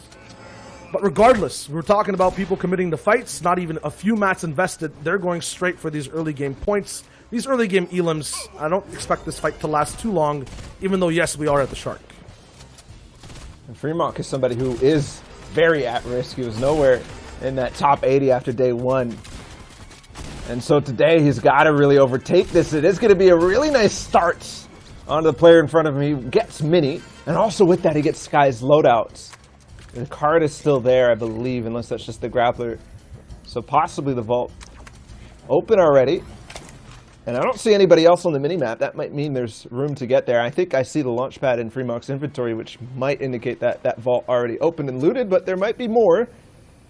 Regardless, this is what you needed from Freemock. Already at 29 points so far, probably in his third or fourth game. If he wants to be there in the grand finals, he needs to have at least 100 or 130 points to make it through, based on probably the projection of around 180 points required overall. It's all about getting through these thresholds, but when you're in a box fight, you can't actually think of that totally. And hey, forget box fights. If you have an opportunity to get that fall damage elim done, Maestro, 1, 2, 3, easy peasy, has it there for him. 14 total points. Some of these fights looking like Season 3, Season 4, the amount of height that they're going for. I mean, we saw Magin fighting at basically this same position right here, go way, way, way up. And there was a couple of resets on the full build fight that ended up costing lives. But this is Chapter 2. There is water in play. There's also patterns in play too. Caxi, once again, trapped in a fight where he doesn't have the full advantage in Storm. Now just, I think, 2 seconds left to land one more shot. It's not going to be possible. It's the last possible second, actually, on the Bafo. He gets to live. I was about to just go into full roast mode because we saw just 2 games ago Caxi fall in a box fight, and one that I think he should have won this time. One that he should have lost, he ends up winning out in. That being said, we tuned into this portion of the map before. We knew where the zone was going. It's slightly close. Can he just get back in, have enough HP to live out? I mean, the yacht's there. We'll tune into Maestro once again, though. I feel like he's the star of the show right now with this W key. We talked about the Grotto minigun. Brutus's minigun not being the best thing for solos, but he's finding ways to make it work and just complementing it with that golden AR. That's exactly what he's doing. And W King at this length right now, 3 eliminations. He got 12 points so far in this game, 6 total in another one. So first 2 games maybe not going in the direction that he wanted. Maybe he's starting to get a little bit desperate. We have seen him fight a lot in multiple games, but this is the last day, the last opportunity to push into that top 80 to get into the grand finals. Other players, SR4, CRR was on pace yesterday. Pretty much right next to his cohort in Mitro, and it looks like he has quite a lot of space here at the agency. And the drum gun, but the vault not open yet. And it's a risk every time you open it, especially when you leave a 1v1 disengaged at this drop spot, because people end up hiding the loot in there, the amount of shields, the ammo, the free launch pad. I mean, I wait an entire game, maybe 2, to get access, especially if I don't have the card. It's just too tempting. And right now, the person who is waiting inside is going to be waiting for CRR to move in, hopefully get it from what angle is the question. Slightly close to the vault. Does he own any of these walls? No. So someone's already been here before him. The sky is now gone as well, so henchmen and all these radars will see him coming and alert people when he's next to the vault. I think he just opened it up, so now we'll see some developments. But that's just the name of the game in the agency. Every single Mythic POI. All throughout the map, though, Maestro will be our avatar of sorts to show us exactly which fights are going to be ended quickly. And he did end the day one on 46 points, so really does need a solid, big performance, basically at the top of the second day leaderboard. And so far, so good with the W key playstyle. It looks like he might be able to clean up. Yes, there's a heavy snipe in the minigun right on top of the cone. Yes, instantly. Low HP for the other player, and that's Verox. Another solid player on the cusp of not eliminating, and he eats him right up. He's just cooking. He's getting things to that right temperature to just munch on every single person in this competition right now. This is like 4 back-to-back fights that we've seen this man just roll through, and I would say record time. And I was going to say maybe move on to that 5th, but now some strategic positioning in play, moving around, catching up to the rest of the game where you don't have a chance to W key as hard. Yeah. So move over to Sweaty Sands where things will definitely get harder and a lot more sweaty. The last 3 elims for him were kind of easy pickings. I mean, the first fight was hard. The first fight was difficult, but since then it's really been just people that he can third party, people that he knows are in a rough spot, that he can use Brutus's minigun to great advantage to get in and clean up. So I think everything's so solid from Maestro. Clearly looking to be on the aggressive and taking those opportunities when he can, whereas other players might opt not to. So far, so good. It's working out for him. And overall, right now, between him with Skype, he's at about 133rd place overall. Has 26 points moving into this day, 9 so far. Now, remember, on a delay, we can always be tuning in to these stories as they develop. We could see how he got all the way up to this spot. Well, that might just be 133rd overall for today. So, on the whole competition, we'll get an update to exactly where he is. But we'll see a game coming out of him. Julian Calm, though, walking around. Brizey as well. Boxed up. Launch pads on all these individuals. And these guys will be kind of the key components towards end and mid game when it comes to getting rotation down for the rest of the server. We saw the trouble Toos got into end game when he just found one launch pad, couldn't actually access it, then afterwards wanted to jump to another. Over here, though, we'll see Brizey moving in, deciding where to base up. If he does get in trouble, he can use that mobility. If not, though, he can just hide out at the edges of the zone and shoot heavy sniper bullets. We've seen this weapon connect at big ranges and just give people that free elimination without being box to box based off of the enemy's mispositioning.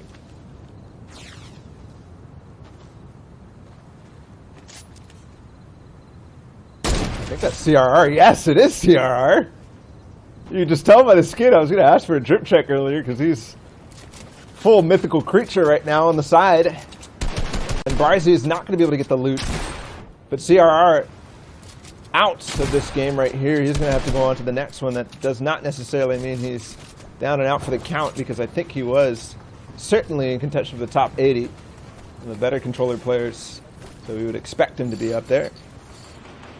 But for now, he's out of this one, and unfortunately, it feels like every time we watch him on the Fortnite broadcast, he gets eliminated in quick fashion. Speaking of Sweaty Sands, speaking of position, Mongrel has basically not moved this entire time. He's up at the top of the hotel in Sweaty Sands.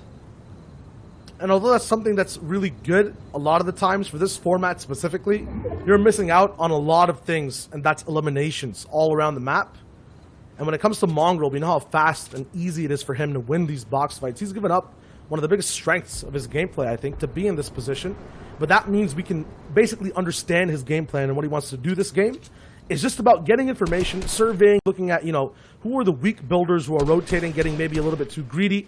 Can I get comfortable with all my tags? I'm going to get active once those moving zones start, and I'm going to be in the prime position first. I think that shift in his playstyle is actually a key reason for why he's doing so well in this week's Invitational, because last weekend was kind of middling, around 100th place for Mongrel. Not where you would want him to be, but I think where we've kind of expected him to be in these solo tournaments over the past couple of months.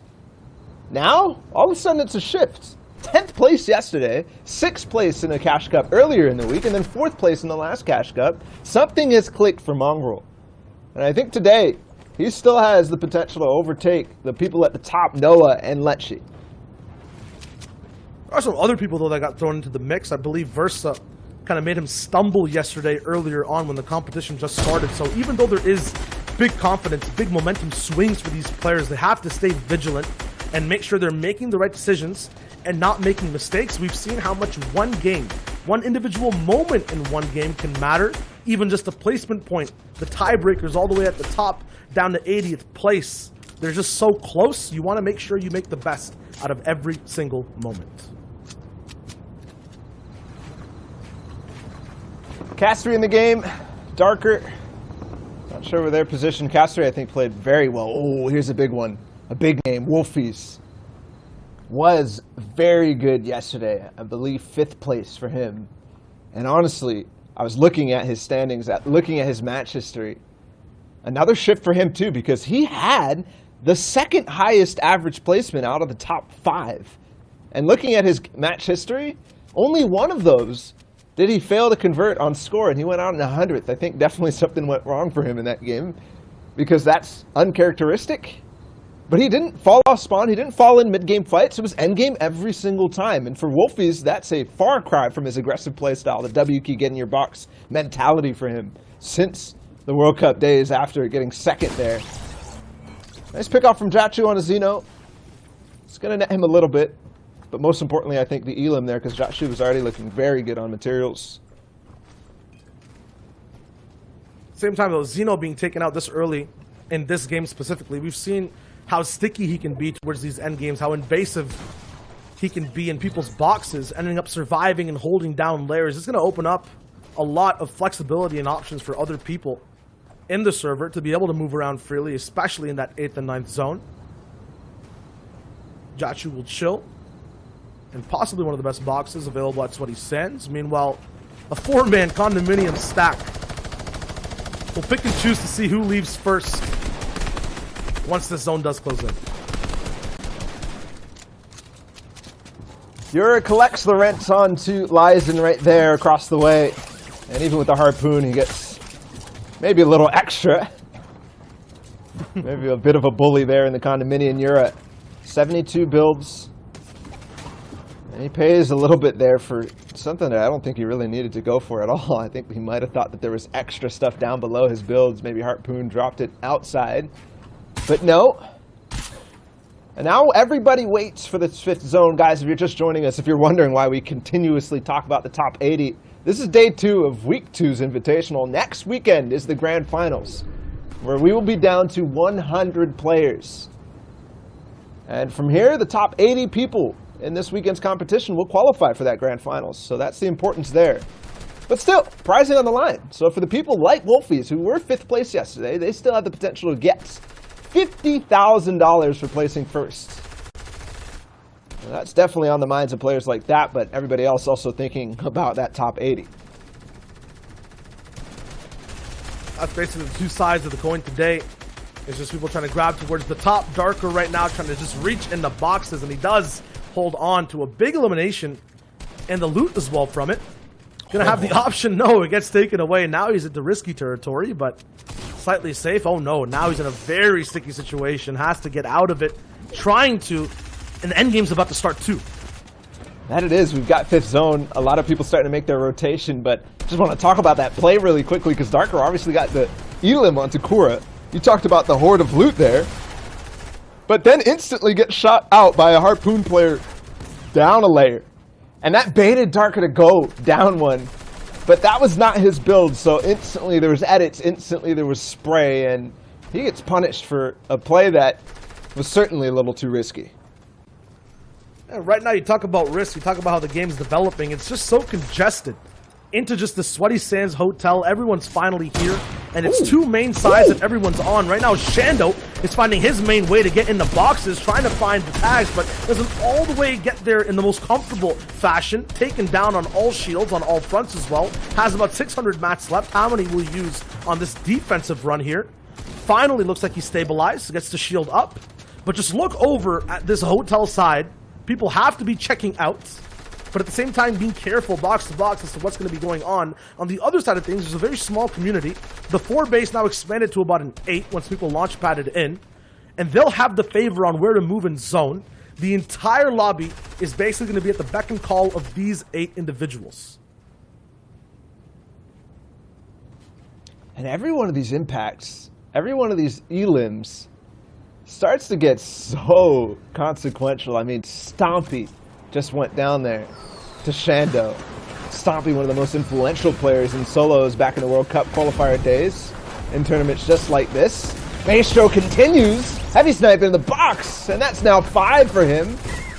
With a creative little play, landing directly into it, using the momentum to get right in the box, and also the surprise element of players. The awareness so difficult to track players flying by your lair out of the launch pad. Well played from Maestro. And he was playing the long game this entire time with the heavy sniper, looking for box-to-box action. Now he's flipped the switch. Launchpad in play, taking that heavy sniper down for floppers. He's looking to play in the storm, looking to get big action into this game. We see all these layers developing time and time again. He's still sticking back, though, waiting to push people forward first, then get in from the pressure he creates. Right now, looks like he has a free line of sight to where the zone's coming in from. Picks up Ryza, who gets taken out, and then after that, moves back into his box, catches up to his position. He does have the advantage on the next zone, has a lot of materials. This could be a huge 10+ elimination game for Maestro as long as he stays safe. There's another one instantly picked up. A response on the Shando, who we saw earlier, the minigun, to just compliment right after that. He's still going in. 7 total eliminations, looking for the 8th. I wonder if he's getting a little too far ahead of himself. He is going to duck down into Storm and also duck down to a massive ultimate low ground position. Launch padding ahead too. Should find himself somewhere, but he's right next to Castry now. The other strong players trying to push their way up. He was over at 18th yesterday. Maestro, though, not in the qualification range. He tries to follow up, but no. It gets actually stolen. Mongrel was in this for a second as Janice takes him down. Maestro's at 7 right now, and he's still looking for more. Decipto's somewhere in this game as well. One of the strong players from week 1, possibly a potential win for him, but this minigun is doing so much damage. That's another one there. Let's talk about Maestro, someone in control. He's the individual starting off the entire chaos in this endgame. When things are silent, everyone hears his minigun first, then they react, and more shots are put down, but you don't need that big pressure when you have that close range tack as well. He gets another one. That's Deciptos, the person Balo was talking about. Another big contender taken out of this insanely stacked endgame. 8 people still left as we wait for that 8th zone to wrap up. Maestro still holding the line at the edge. This is such a good ebb and flow of tactics here. He's going forward, looking for pressure, then playing back, waiting for people to respond. And he's going to do it once again, just holding back with that minigun, raining down terror on everyone who's on that backside. Picks up one tactical shotgun switch again for the 3rd time for the next. 10 eliminations now for Maester. He is insane at the moment. And he even finds the time to pop the shield potion right back up to close to 200. Yachu still in this Dako as well. Wondering who the 3rd player or the 4th player would be. Maestro, though, looking, and he's actually hunting for this victory royale. He's got 64 materials based on all the impacts, but he holds one out and then gets stuck. 2 players right next to him. It's Fremont, the last remaining player, and I don't even think that anybody realizes they have ultimate height right now. I think they're all in a jumble of old builds. Yeah, this is going to be a very confusing thing to kind of break down, a labyrinth of sorts vertically in terms of the builds that are available all the way still near Sweaty Sands. Fremont, though, in the final 1v1 will be on height and have the grappler, so he knows that there's no one that can really contest him with a surprise item. He has full control of the situation, looking to end it now, though. Just has that mythic AR to have a say on things down below. A minigun, though, to answer it. That was Maestro's before. He lands a big 74 headshot tag at his opponent down below. It's Jachu, who we saw before, take out so many different people in that mid game. Now looking to close the end. Builds are going to be the thing that are important here. Just looking for that final tack shot, and Fremont finds it. 5 total eliminations. Just a few builds left, but it doesn't matter. He has that win, and he's looking very strong here on day 2. And Jachu gave him the window. jumped up, tried to surprise him with a shot of his own, but no, Fremont is too quick and has the high ground advantage to make it work. And Zeke, I think that game was a story of people basically coming back from the ashes, rising from the depths of the leaderboard, because Maestro was there at the bottom, and so was Fremont. Two players who we might expect to be in the top 80 at the end of this do put their mark so far on day 2. And I think that's such a great point. And it's actually what I wanted to talk to you guys was about. Is yesterday we saw Maestro in 231st place with only 46 points. And today he's kicking it up a notch. And what I loved so much about that game, and we saw not only Maestro do it, but a few other players as well, is that now in day 2, they understand this is it. Everything has to be put on the line right here, right now. And for Maestro, he's running around looking for opportunities, waiting for anyone to make the smallest mistake, and absolutely taking advantage of them and sending them back to lobby. It's ridiculous. I mean, the thing is that all these people who he's fighting against are good players, especially in the defensive category, right? They know how to stop box fights. When you have Brutus's minigun, which you don't really see, you know, it's kind of an unorthodox thing. Usually it's the drum gun or an SMG in a box. The fact that it stays just online for so long in an engagement and never stops and never really have to reload it, I think that's the reason, just this game specifically, he was allowed to do what he did. Yeah, and I mean, not to take away from all the different players there, but there was so many gaps in a lot of different layers throughout that game for Maestro. Not only in the early games, Zeke, you're talking about him looking for opportunities, but it basically was that throughout even the end game. I mean, there was spots where it looked like, yeah, you could spray a bunch of miniguns through, or minigun bullets through, use all the light ammunition up, but there was holes in defenses and also people not really having the awareness that Maestro was able to take advantage of.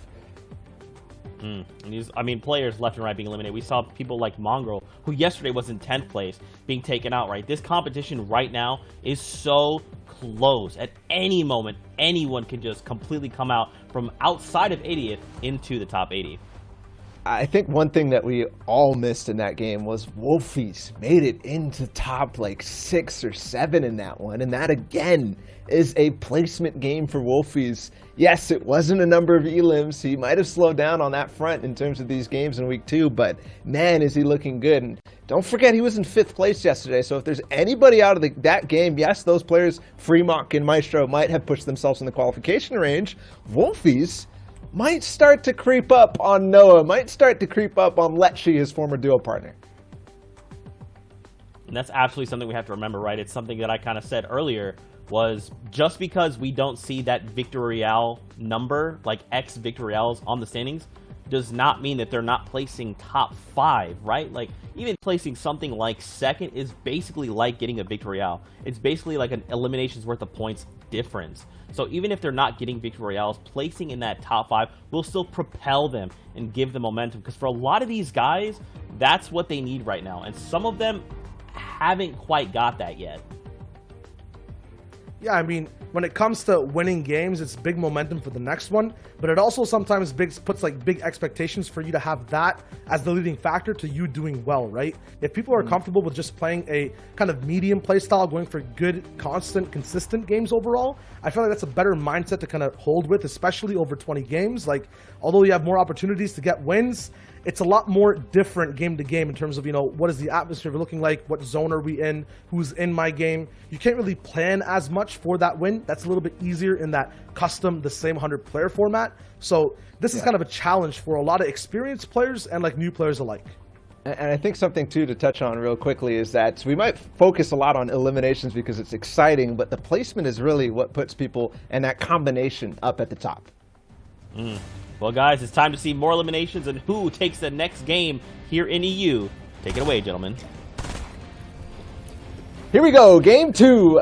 And we're starting off with what looks to be 8 or 9 players here in Misty Meadows. This is going to be a quick one and an explosive one, not one that we're used to seeing. Yes, a lot of players drop here, but not this amount. This might be every single player who's playing in the Invitational this weekend landing in one single game, and that's the beauty of 300 players playing in a matchmaking style, is you never know what's going to happen if there's going to be 9 players at your drop spot or uncontested.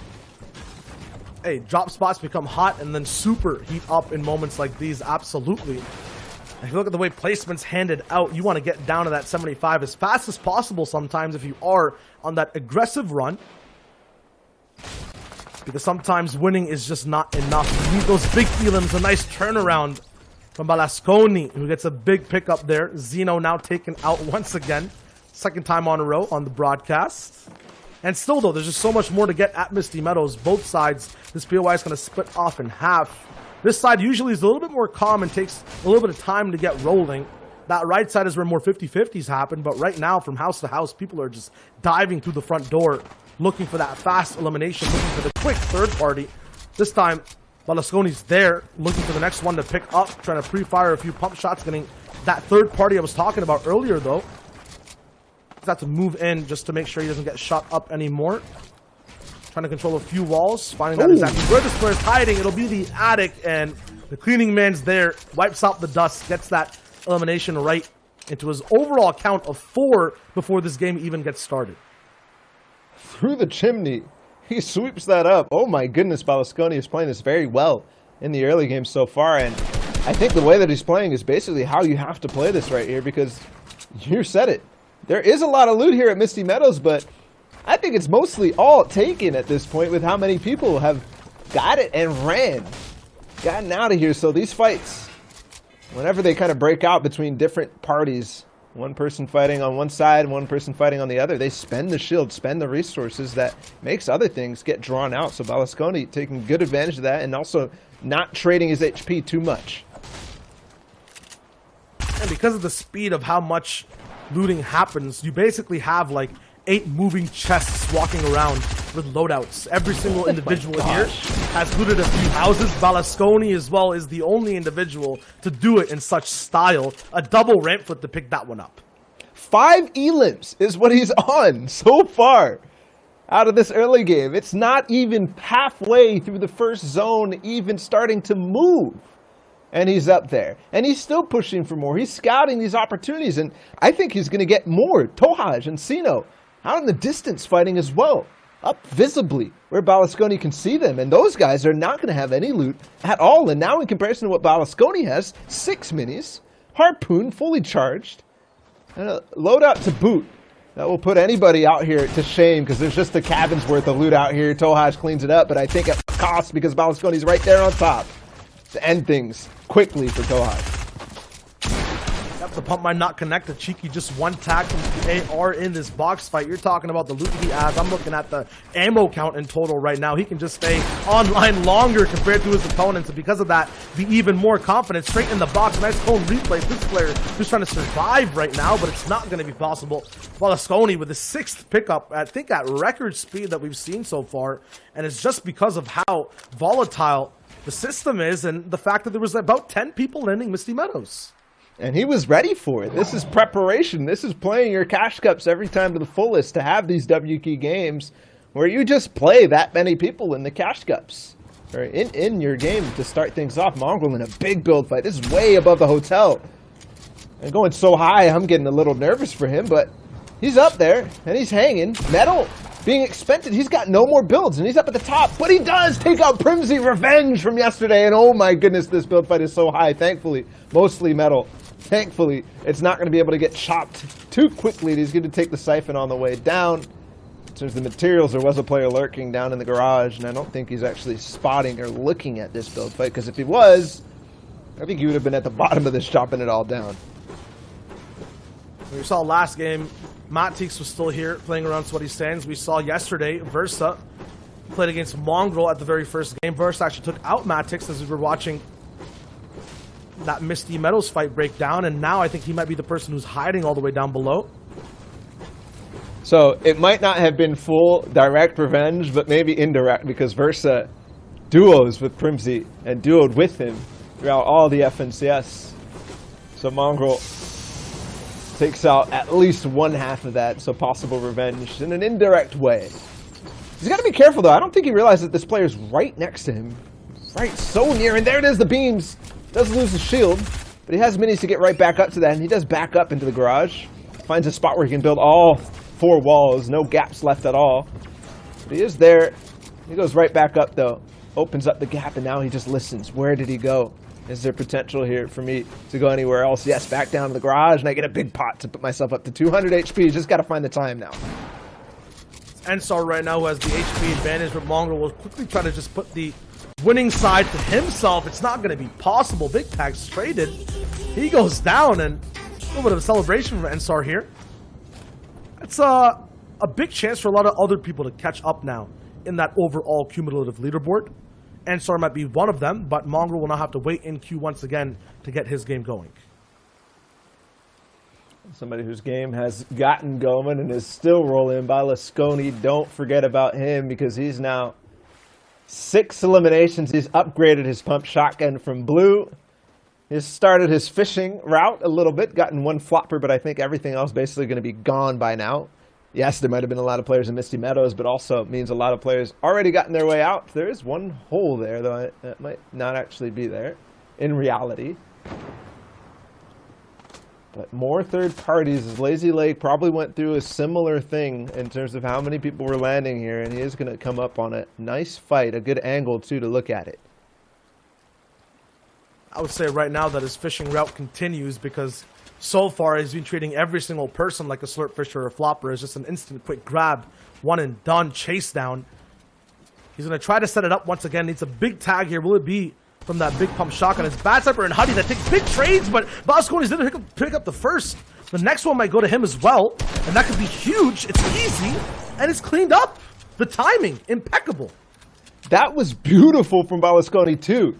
Didn't just dive that box. Yes, he got the first one on a Bad Sniper right head on, straight up, right over top of that. But instantly as that happened, he didn't spend time looting. He went over top, behind, find the path that the other player, Huddy, needed to actually be aware of and be quick enough to realize that. And he's looking for more now. Balasconi gets a heavy snipe off of that, an extra flopper, some materials, an AR upgrade to the burst. And there's another player who's directly in his sights. And don't forget, this is still first zone. Don't forget that that is just now starting to close. We finally reveal second zone. He's got 8 eliminations already. This is ridiculous. He's basically already made that big endgame moment happen. Right now, just looking to get a little bit more, but possibly, yep, biting off a little bit more than he can chew. That being said, the timing of that game, the amount of points he got, I think that's a good run. That was probably the most efficient game that you could possibly ever have. Remember, eliminations are worth 4 points. And he probably just played 6 minutes worth of a game, and that's it. And got... how many? So 8 eliminations. That's. I'm just going to act like he had 10 to make the math easy. 40 eliminations, 32 points total.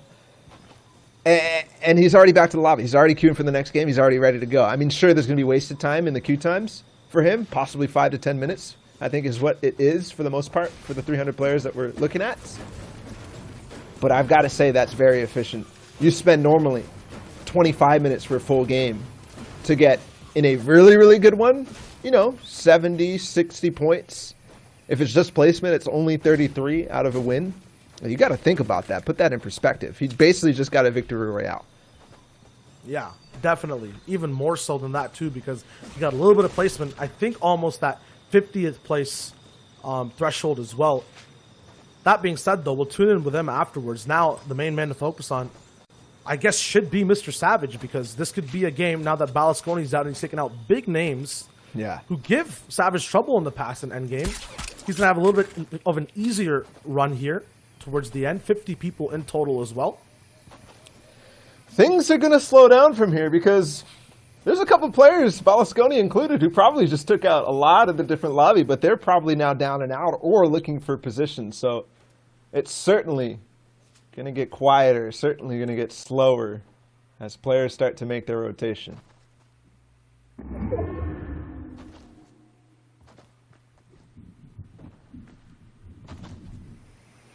It's funny because we see people walk by on so many different POIs just seeing each other. Sometimes in a game before, shooting off each other, picking each other up fast. And in the next game, things can be so different. You can have one player just ruin the entire lobby, even mid-game glory. That's Julian Calm. We saw this man in the final 1v1 situation, now taken out. If you're talking about a game of upsets where weird things happen, I'm not sure if we're, in the down under right now, if this is like the upside down, my bad, if we're full Stranger Things mode at the moment, but this is a different game that I don't think we've seen the likes of before at this speed. Yeah. And people talk about the differences in day 2. I think it started a little bit more stacked, but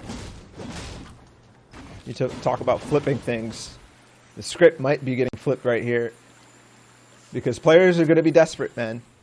I'm just saying, 300 players, 80 people going to move on to the next stage. Otherwise, you're going right down to the reboot round. And yes, it might be another chance, but it's just harder because in the reboot round, if you're not familiar with that, there's going to be 520 players. It's everybody who made it to week 1 of the Invitational, who did not go through to any of the stages, did not make it to the grand finals, gets the opportunity to rise up. So out of 520 players, 20 will go and get their chance at the grand finals. Think of it kind of as a double elimination bracket in a sense. 2 chances at life.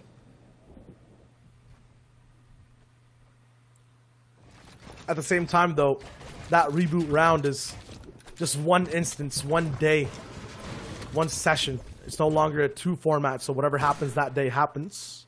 Over here, though, for this game, this is the moment for either Shando or Ensar to pass on.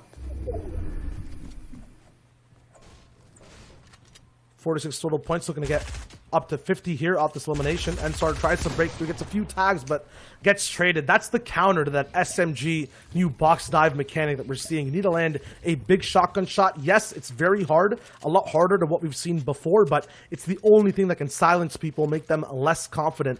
You have to just work at the mentality of these crazy players trying to get into the box. When you talk about it being a little harder, the scale of difficulty of hitting that compared to what it takes for you to SMG dive in the box is drastically different. But it is what must be done. Sometimes the scales are flipped in a direction that you have to overcome. Don't forget, Ensar was the player who took out Mongrel earlier on in that game. And he eats the little bit of, I don't know, overconfidence he got coming out of Sweaty Sands, taking out one of the better players in the world. And goes right down to Shando, who we saw in the last game take out Stompy, but with the 17 points that he got so far today in the bottom of his screen, that only puts him around the 50-point mark overall, which is nowhere near where you need to be at the end to be in top 80. And if you listen closely enough, really closely, you can hear Mongrel doing the kitty cat dance all the way in this other game.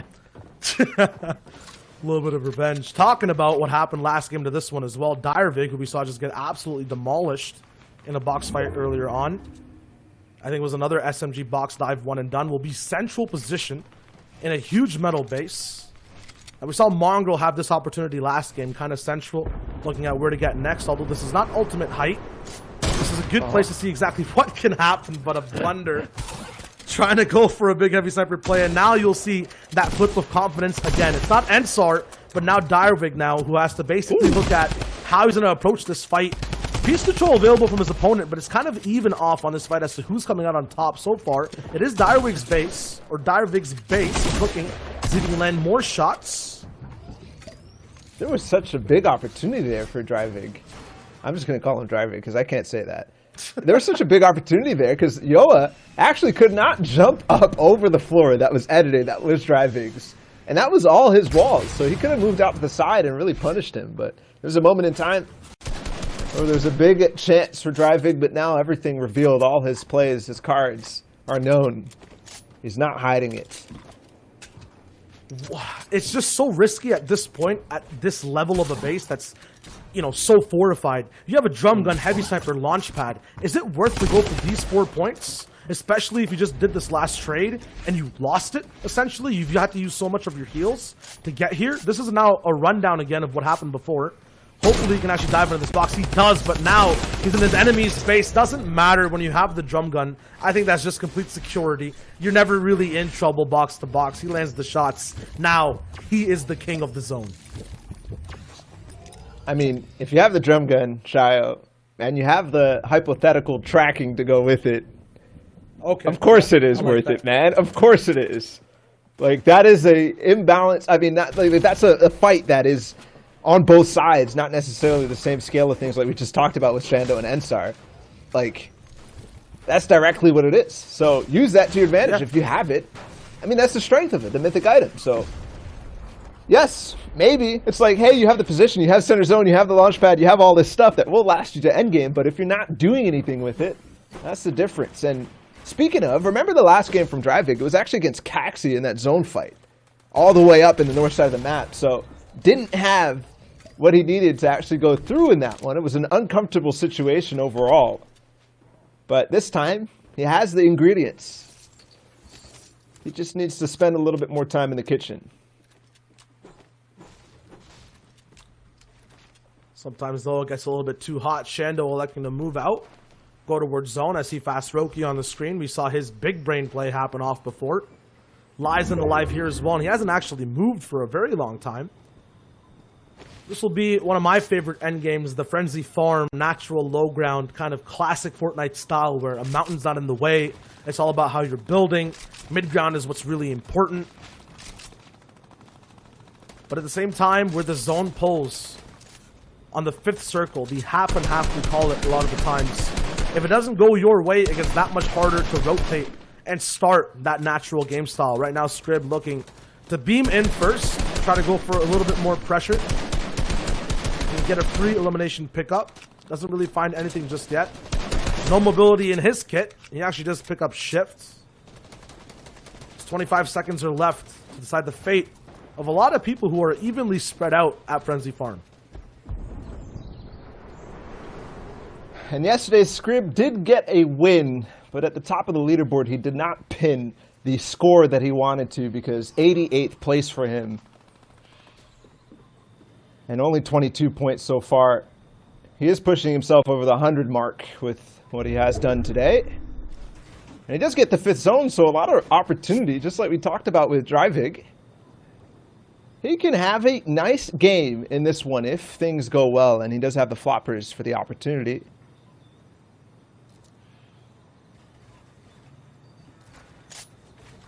But I think a lot rides on how players position around him. He did not build up. He didn't waste that time. He finds another one. Yes!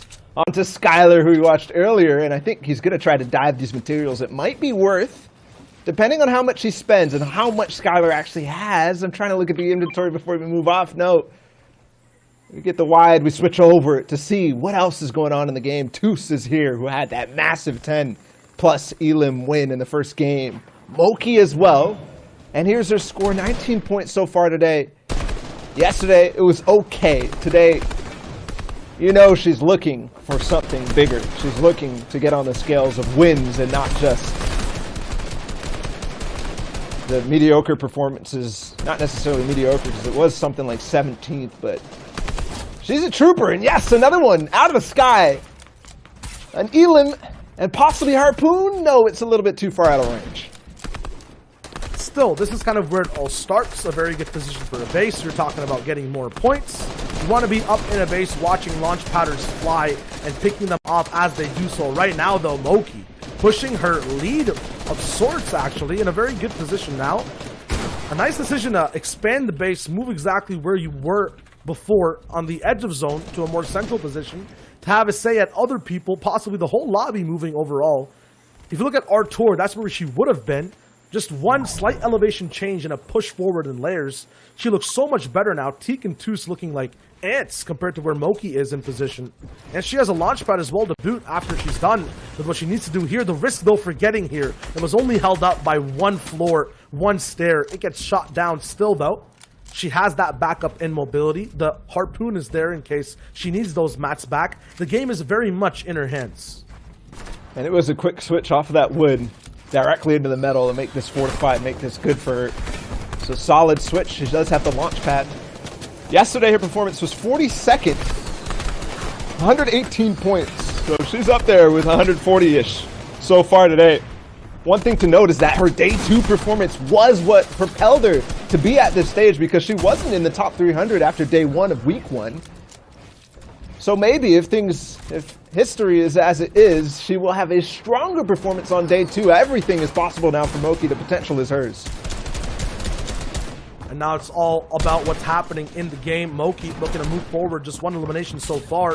The mat's running out too, because we saw how much she had to basically invest in that position before. She needs to find some type of elimination close by here in Harpoon range to try to get a say in the rest of the competition. Big shots over towards the Storm, 264 tags, but not going to have a say as to what happens next. She's in position. She knows where people are weak. Lazen is right beside her on her wall. Teak now and Artur above. Scrib controlling the whole lobby as well. The 7th zone locks in and she moves forward. Back to back though, it will be Lazen that plays the trap and pops her, unfortunately. Health pool down to 0. He's on the back end now, has to use a few floppers to get straight back to action. Around all his builds, nowhere in there. It'll be Kiko all the way up top, controlling the whole lobby, but Scrib is there right beside him as well. Now we look towards the bottom side. Savage is here. Mexi on the same layer as him. He's just getting his entire loadout structured, and it's the drum gun, flopper, RPG, pump combination. I'm getting a few DreamHack vibes with this position he's in right now. Could it be a repeat of an insane game that takes out big names all the way at the bottom of this crop field? He's looking to harvest, has the trap set up with these floor edits, doesn't actually find them for now. Moves forward first. He's looking for the first shot to pounce on eliminations. Yes! He gets it. The RPG with the drum gun. Usually it's the shotgun that follows up, but with that in his hands, he's going to make it really, really work.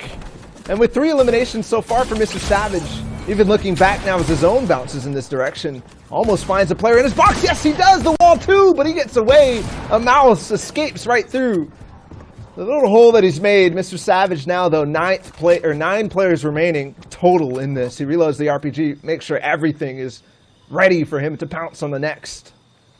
We'll see if that actually shows itself, and yes, Trulex down and out.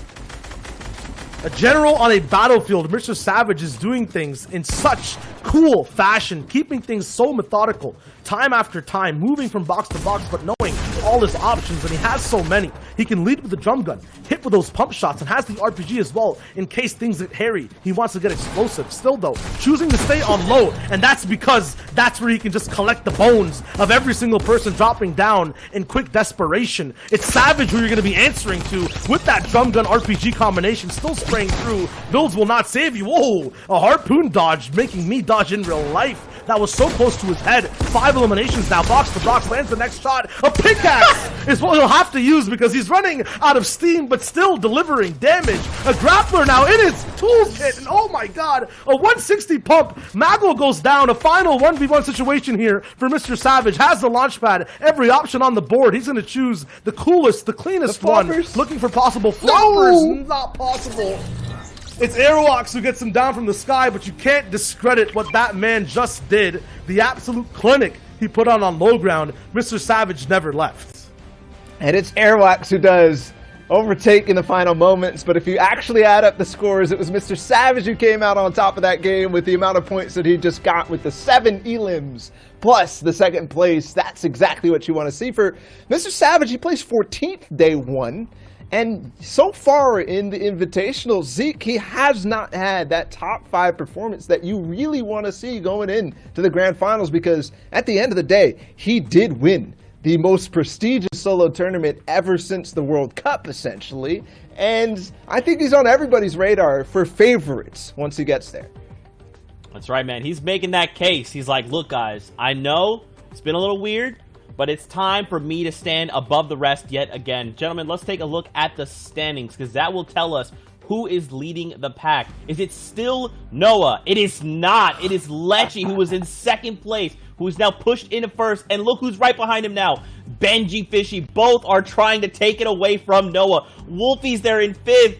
Oh my Paula, there's so much to talk about. Zeke, yes there is, man. Benji Fishy overtakes now into 2nd place. He was not in the top 5 yesterday. And don't forget, we just saw Mr. Savage have his game, but clearly Benji Fishy is also doing the same. And man, I just have to wonder if this is going to be the return of the famous duo Benji Fishy and Mr. Savage, because they're here today.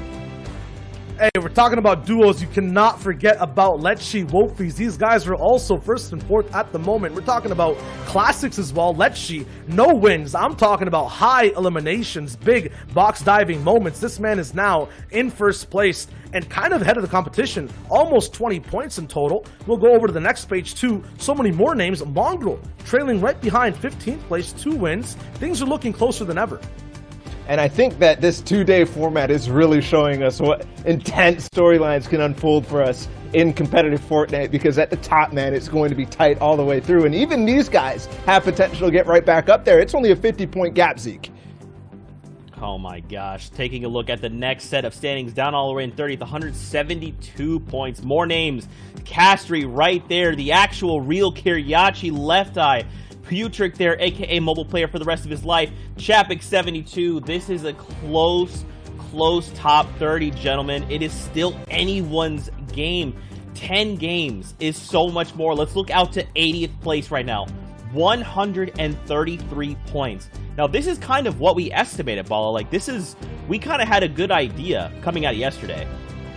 Yeah, and I think actually, Zeke, it might be slightly ahead of pace what everybody expected on day 2, because I think people are just playing more aggressive, which means that the best of the best are going to have to have better and bigger games to expand the lead, because at the end of the day, what I was projecting was around 183 points, 185, maybe up to 190 if it continues like this.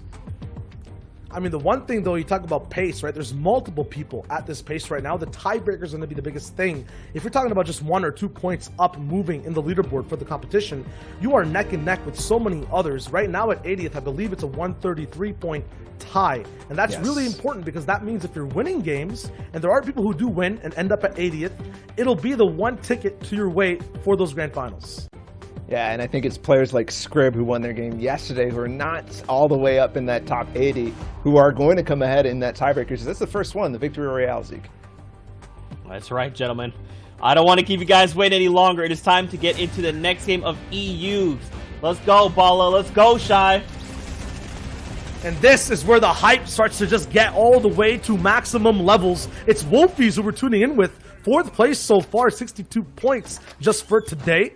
This is now, I would honestly say, the end of EU, but we're only really kind of halfway through it at the moment. Looking to lock things out. It just feels like things are in that grand finale stage. Just look at who's here right now. It's Skype. It's multiple people, 5 in total at the agency. If you thought duels was hard, Wolfies, this is going to be an even bigger challenge. And I was just going to shed some light on duos, because at the start of it, Wolfies and Letshi fought against Skite and Vato so many times. Wolfie starts things off strong on the Star-Lord, but he is going to be seeing stars in the lobby as he waits. Going back to duos, though, Wolfies and Letshi fought against Skite and Vato early on in the warm-ups. They actually had a epic engagement, a 3-way one between Kovato and Toos. Eventually, they pushed away Skite and Vato, and Skite and Vato were nowhere to be found. One of the best duos in the world, ostensibly. Not there in duos. We didn't see them in the grand finals. We didn't see them in any of the Sunday finals almost, because of Wolfies. So if this goes to a head, if they do engage, that is just poetic. When you have the FNCS go on for so long, when you see the people dropping at the same spot over and over, these stories will naturally develop. And right now, Wolfies' aim looking completely unnatural. His movement as well, my lord. I'm not sure if these henchmen are turning into players, but he's walking through them like it's no problem. Still, a lot more challenges available and ahead. No challenge There it is is. Skite, though, for Wolfies, taken out straight up, history almost repeating itself. There it is. Wolfies against Skite, and Wolfies is the champion of this engagement right here. And we might be seeing, possibly now, as we saw the overall standings, Wolfies was in 4th place, I believe. We might be seeing him start to push his way all the way up to 1st, overtake Letshi, his former duo partner, overtake Benji at the top. And yes, he is going to collect the drum gun before then hunting and before getting towards his final prey. Although there is somebody lurking in the water right now, possibly going to try to third party as the vault gets open, but I don't think it's going to really matter, because Wolfie's right now already 3 eliminations and he's at max HP. To make anything easy, it's Aimsons. He was trying actually to act like a henchman there, Shio, but it did not work. Not even close. Man, people looking like they're just trying to do the tutorial for Fortnite right now. People trying to get every strategy possible, but it's not going to work when Wolfies is moving in and just looking straight for high elimination counts and his vault to open up. Remember, the big games that we see from him, they don't actually start off this explosive. Right? Like, they're usually these end game pop-offs. We were saying that's kind of where right now he's having a little bit of issues in that sense. But early game 100% is where he's just holding things strong. He still knows that Mini's around as well, and Mini will do his best. I think the third impression we're going to see of a henchman so far, the Wolfies, just like he takes them out at agency every day, it'll be soft work for him if he even chooses to go for the vault. I can't imagine not, right? I mean, everyone that ends up dropping Mythic POIs, they have to pick up those big shields, the free launch pad. It's just about how he's going to move in and get in. These henchmen will give away his location at every single rotation. It'll be that final 50-50 for him. If you're wondering why he's running around like a madman right now, he's actually trying to clear out the space, trying to make sure that there's nobody lurking, and there is somebody right underneath these stairs right here. Found himself a pretty unique position, but Wolfies is clearing everything out. Even breaks that wall down, but still. He's doing this before the vault opens. He's right on the other side. I think he heard them. Yes, the crouch. It's not completely silent. Yes, it's a little bit more. But no, he finds him. He knows where he is. An engagement, and he melts him. Oh my goodness, Wolfies. That is ridiculous, and now it is free. Now the agency is open, although I see one more arrow. Yes, it's Luca coming in. This might be another collection of a free elim for Wolfies as he finally gets to that vault. An ultimate game of cat and mouse. Wolfies is the one to have that big cheddar after it all ends, both in points and loot. Now we'll see X8 on the other side of things, kind of calm. Wolfies' fate left mysterious, but I guarantee we'll see him in a box and endgame and know exactly what ended up happening at the agency. So, walk with me for a second as I take you down storytelling lane, because I was looking yesterday for the, I don't know, origins of Noah Riley, the player in second place right now, the player who was in first after day one. And looking all the way back, I didn't really see too many results for him besides maybe a first place in a Trios Cash Cup, a very difficult Trios Cash Cup, way earlier on, back in Season X. But then, as time goes through, you see him not really do too much in competitive until he gets picked up by X8, the player we're watching right now, as a duo partner throughout the season lasts. And so now we're seeing X8 possibly riding on the momentum of his duo partner, his friend from last season, as he's at 47 points right now, and we didn't really see much out of X8 in the last couple of seasons. Maybe that is moving him, and yes, it is! There it is, 2 eliminations for X8. And a beautiful one at that. That piece control was marvelous on the backside of that, not letting his player escape at all, but now he's getting a little bit too high, in my opinion. This is a little wild. Yes, he does get knocked out, but that's quick. I think that's actually good to keep this level down. And also to set the pace of exactly what this player wants to do. Knowing how someone plays low ground, if they're hyper aggressive, they want to go for your builds, just shows you the possible shots they can take. And once again, ramping over. Although he does get to a disadvantageous spot, it's builds that he owns previously, he dives back into. Now going all the way down, it's Stompy, so a big person to face. Apocalypto's here as well to start things and make them even more heated. Meanwhile, X8 just tries to wait things out. Definitely maybe a little bit too much in over his head. I think Stompy got angry. He saw Grotto owner X8 in the feed. And Stompy was like, no, no, no, you know that's me, my friend. You know that's me. As it was Stompy and Aqua, completely uncontested through pretty much every single weekend of Grotto after the start of it, because there was no chance for everybody. And they really put it to work because they placed very, very well. And I think it's, don't take my word for this, but I think Apocalypto is a mobile player playing in this weekend's FNCS Invitational as a solo. I believe it's possible. I know there's a mobile player somewhat with a similar name, as now it's actually Stompy versus him, as X8 dives down in the river and tries to make his way out, and I think he did successfully disengage, but right into another foe. I mean, if he is on mobile, there's 2 ways this fight could go. Or 3, actually. Stompy could take out Apocalypto.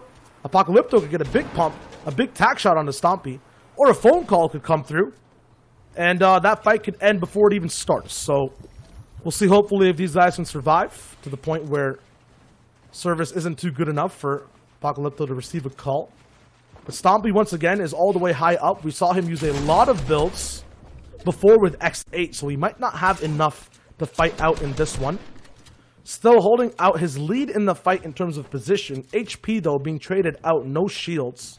His opponent dropping down. Notice how every single box, about 5 mats, is exactly what Apocalypto is using. Meanwhile, Stompy is just trailing behind 1 pyramid per. A huge investment here. Now the mat situation possibly even out. No control over what's happening in the middle, but no, the third party it'll be Slovey who shoots him from long distances. Now, the issue for Apocalypto is he doesn't get the siphon off of this, so his clock is ticking right now, only about 10 HP left. We'll tune into another fight, not in the storm, but right beside it. It's Yanis who gets a big pickup, taking out Kin. And now his game starts off. Frenzy Farm is where we ended the last game, but where his journey begins for this one. If you know what happened in that last fight, Apocalypto did go down to zone. And I'm going to guess the player that came in at the same time did also, or will fall shortly, as Zone had quite a little bit way to go still. Potential to get in. He might have a launch pad, he might have heals, so we're not really too worried about it, but that's a rough end for Stompy, who, I mean, just looking at the leaderboards, man, Stompy used to be the guy. He literally used to be the guy in solos, every single weekend winning. But so far in this Invitational, it hasn't been that way. He's been middling in week 1, and today and yesterday, just outside that top 80. We might have to see Stompy pull out something miraculous in the reboot round as we watch Kezix in a big fight against Slicks, who I think Slicks was performing very well, and I think Kezix too. We watched a number of mid-game fights with him yesterday. But mid-game fights don't drag you to the top 80. Got to have something else in the tank. It's a combination of everything, because now with this 2-day format, it's not even about having, everything rather than just mid-game fights. It's about doing it over and over again over 2 days. And man, we're looking at people who have had effects on multiple games we've watched over there at Salty Springs. Wolfie, we have Skylar who won that last game, and then we have Fremok as well, who delved down, got one of the last shots in so many different zones. This competition, every single game, no matter what it's in, who's in it, is just stacked straight to the walls. It'll be Dako, who we saw get taken out before. Jachu, who got second place almost in a game before as well. Just trying to survive. Toos in this too. A number of previous game victory royales or victory royales, however you want to say it. And one thing that's definitely going through here in these games is that they might look less difficult as Dako starts things off with the classic bush strat. I don't think there's much to comment on. There's some things that make these look a little easier, but at the same time, they're just more difficult, because as these games get less and less stacked, as people get more and more desperate, there's a lot more to deal with, a lot more variables that you have to keep track of, such as things like this, Dako playing in the bush, such as people going to dive on you because they need not just good placement games. They don't just need wins. They need eliminations with them too. They need the power weapons to be able to convert on them. Things get risky. Mr. Savage, who we just saw get that second place in the last game against Airwax, is in this one too. So now we're thinking, okay, Wolfie's in this. I'm going to guess Airwax is in this game too, because it was first and second, right? So the queue times, unless Mr. Savage was like the last person for whatever reason to fill this game, I'd highly doubt that. He's probably in this one too. So we have Wolfies, we have Mr. Savage, we have Airwax, we have Toos, we have Fremok. I mean, the list goes on, man. Jachu in this one too. Probably players who are at the top of day 2 performances so far. There's no free fight, basically, available at any box. There's no free layer where the game might seem easier. Even trying to delve down to ultimate low ground, you basically get into the dungeon of Mr. Savage. And no one literally can escape. We saw it last game, and now Item will be box to box with him, or just close by, base to base. This zone, though, will be, I think, the most interesting one we've seen today thus far. Agency Rivers in tandem with a big mountain and some natural hilly low ground. I'm trying to spot Wolfies because I saw him in Salty Spring. And yes, Airwax is in the game with 100 points, mind you, so he's up there. Oh my goodness, the player gets right next to his box. I was scared for a second. I was trying to spot Wolfies because he was at the agency. You got those, 6 elims to start things off. And then I saw him in the mid-game somewhere in Salty Spring, so maybe moving a little bit more aggressively, but also he wasn't really positioned to fight. But now he has to move back in this third zone. And center is right on that mountain range, so we could have that involved. We could have an agency endgame, which is always interesting. And by the way, Airwax was outside of the range. Nikov already missed qualification. His former teammate and the people that, I mean, you think Airwax, you instantly think Nikov. Nikov did not make it to this stage. So Airwax is holding the banner for both of them. And it was looking rough on day one. 55 points, 208th place. He's up there now, though. 155-ish is what he's going to be at with the 100 points that he has so far. Potential for us to see Airwax back in his prime in the solo mode. There's a bunch of people who were popping off at some point or high up on the leaderboards. I saw Astro SMZ back there, who both in trios as well as duos in some points was very good at surviving and placing all the way consistently up high, but not always hitting that super top spot. He's trying to find a name for himself too. The map now kind of divided because the zone is so central. We're not going to see that much of a heavy congestion on either side, north, south, east, or west. It'll be a nice even spreading, and you'll get bases like these that can just delve into box fights very fast. Both Yora and Mitch, the tension, if one player just feels like they're getting a little bit confident, if the other player shows a sign of weakness, they can delve out into a big base or a lot of noise that other people can just react off of. Still, this will be the hardest zone to rotate into. There's going to be so many bases all the way around from fourth or from third to fourth zone. And right now, what I was saying earlier, this box fight already starting to develop. Mitch does have the shields to upkeep the pressure. And right now, it'll be Yora who's actually taking a lot of the pressure from third parties. Mitch finally getting into the box, letting the server weaken down his enemy first, and then just picking up the spoils. Easy peasy, no questions asked. He takes the linear to the face. The SMG. A little bit of his own threats to basically everybody else in the lobby. Skylar is the player with the grappler. And funnily enough, I was going to say Aerox is going to follow him up, but there's really nothing to follow for Skylar. As there's no old builds, but he is going to try to fight for a very, very good position. Use this reverse stairs to back away on that wall as he crosses it, but also connects to that. So makes it pretty good for him. He's actually keeping this tree up for the time. Or that could possibly already be gone. He's actually going to look back at the player he was just passing.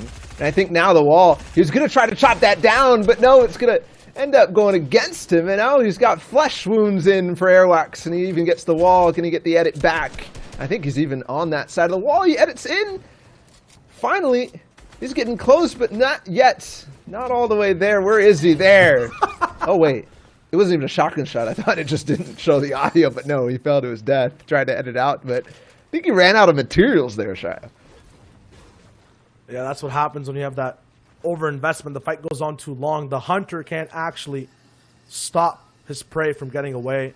Still, though, gets a slight reward. The points are there, but now a little bit lower on what he started on overall. Mats 4ZR will be box to box with who I was talking about earlier, Astro SMZ. He'll have a amazing loadout to play with. One that he can translate if he picks up an elimination to floppers for the end game as well. We've seen how good they are for the agency. Right now looking to take walls once again, a pattern we saw last game as well, failing to for the first time. Trying to get as aggressive as possible, but what a weird angle to take this fight in.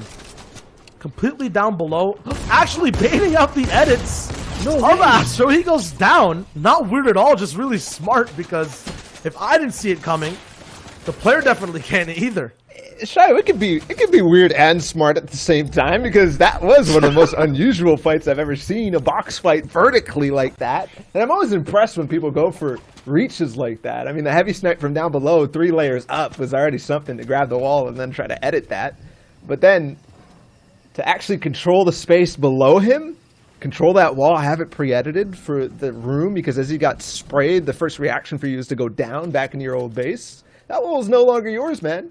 It was gone since the beginning of that. You just forgot. So Astro getting outplayed by another very strong player in 4ZR. Probably one of the better of the French-speaking players. I mean, there's so many of them. The French community just so solid. You can name Airwax, Nikov, 4ZR, Kinstar, I mean, Andalex, Nate, the list goes on.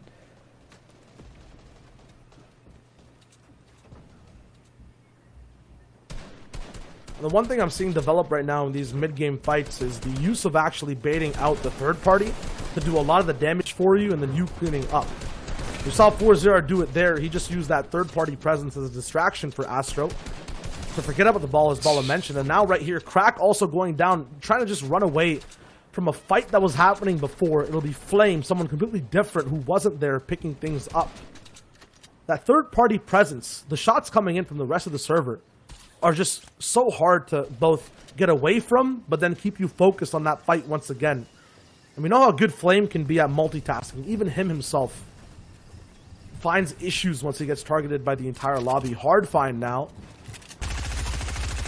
will look to push this, or to take the torch basically for the rest of this game. No long range though. He has the heavy sniper. The SMG is not going to get it done at that range. Mind you, this is Astro SMG's partner, so a duo partner from FNCS. There's no partners in solos, as much as people might sometimes think that. Hard Find looking forward though. SMG in hand, heavy snipe as well. He is a controller player, and he does get involved in close range fights a lot, and with the heavy snipe and SMG, that's the perfect combination, but that pump is not really going to do much, especially as a green one. In endgame, that's probably one of the weakest weapons that I could possibly imagine holding.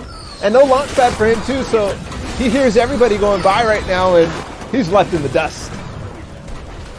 Ooh, and he's got two different options. He can either follow through on the trails of everyone else, or because he's just seen so many people flying over, it's free reign to walk, basically, to the closest launch pad he can get. No one's looking at him right now. Everyone's just focused on making their bases, and because of that, he can do what you said he would. Get straight into a box, pick up big loot, and a huge steal in the pop as well. That's two people that went down. A free launch pad, a huge buff up to his entire inventory. Still no AR, though. He's looking to box dive over and over again. But don't forget, there's big players in this one. Wolfie's still in the game. Mr. Savage somewhere probably too. I mean, we remember the list that we had at the start of this. Trulex in here. Mr. Savage still up. Snappy 2. 4ZR, we just saw him get the elimination. Fremont as well. And I think the grappler players still, from the beginning of what we saw, might be in this too. And where's Airwax? That's my question. Is he actually on height? I mean, him and a lot of other people might be seeing a lot of tears because of the waterworks happening down below at low ground. These people are going to have to basically fall past a no man's land. Right now, no one wants to be in Hard Find's box, who gets it really easy over and over again, picking up people who are just trying to rotate. Is it perfect positioning? Is it just really good timing? I'm not sure, but it looks good regardless. He's still moving on. One of the best mid-ground positions in zone. The big threats for him. There's Airwalks right above and Trulex down below. I was going to say threats, non-existent right now. He gets taken out. Behind him, though, that low-ground warrior, Savage, now looks to just basically go back to his throne. Pink UK in front of it, the person he has to basically usurp, but Hard Find is the main person that we're focusing on. Mid-ground right now, Airwalks right above him. Who is he going to go for next? Who is the next target? We're wondering right now, because so much room for Hard Find to work with. So much potential now with the legendary pump. Snappy takes out Fremont, and there he goes. Hard Find on the Pinkuk, and that's hard times. He's going to take you down and laugh when you cry, because this man is on a tear. Airwax goes down to Kazix, another one. Wolfies, a 7th place game for him again, and another one for him. Zocco goes right out. Now Snappy's still up in this game. Flopper player for Hard Find now. So many people up on high ground. You got to be careful. The beams are possible. It's legendary. Snappy on mid ground. Hard Find underneath, and then Kazix down on low. Snappy he's out. The game is over for him. And now a 1 versus 1. The pump. Yes, Hard Find does it again onto Kazix. The SMG comes in huge for him in the final moments. This man just strolled his way straight to a win. Absolutely effortless. From the box that we saw him in, all the way to the final moment in the 1v1, I don't think he broke a single sweat. That was one of the easiest games I've seen from Hard Find. He just makes it look so good.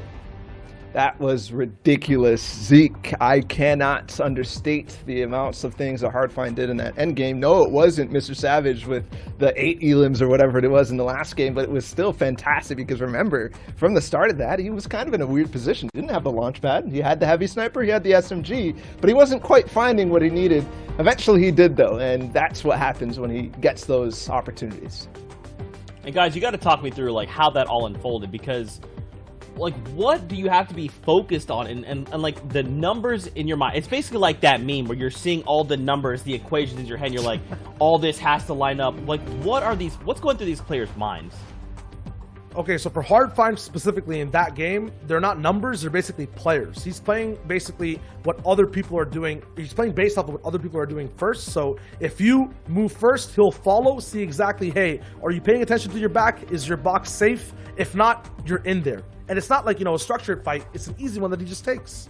And I think that's key. It's players that are going around in his mind, but it's also the battlefield. As the zone moves, he's literally visualizing all the different layers and seeing what he can get from it. Zeke, that is what it takes to become a very strong endgame Fortnite player. That's right, guys. Well, for now, we do have to go to a break. When we return, we'll have another set of casters and more games from EU. So stay tuned, Fortnite fam. We'll see you after this break.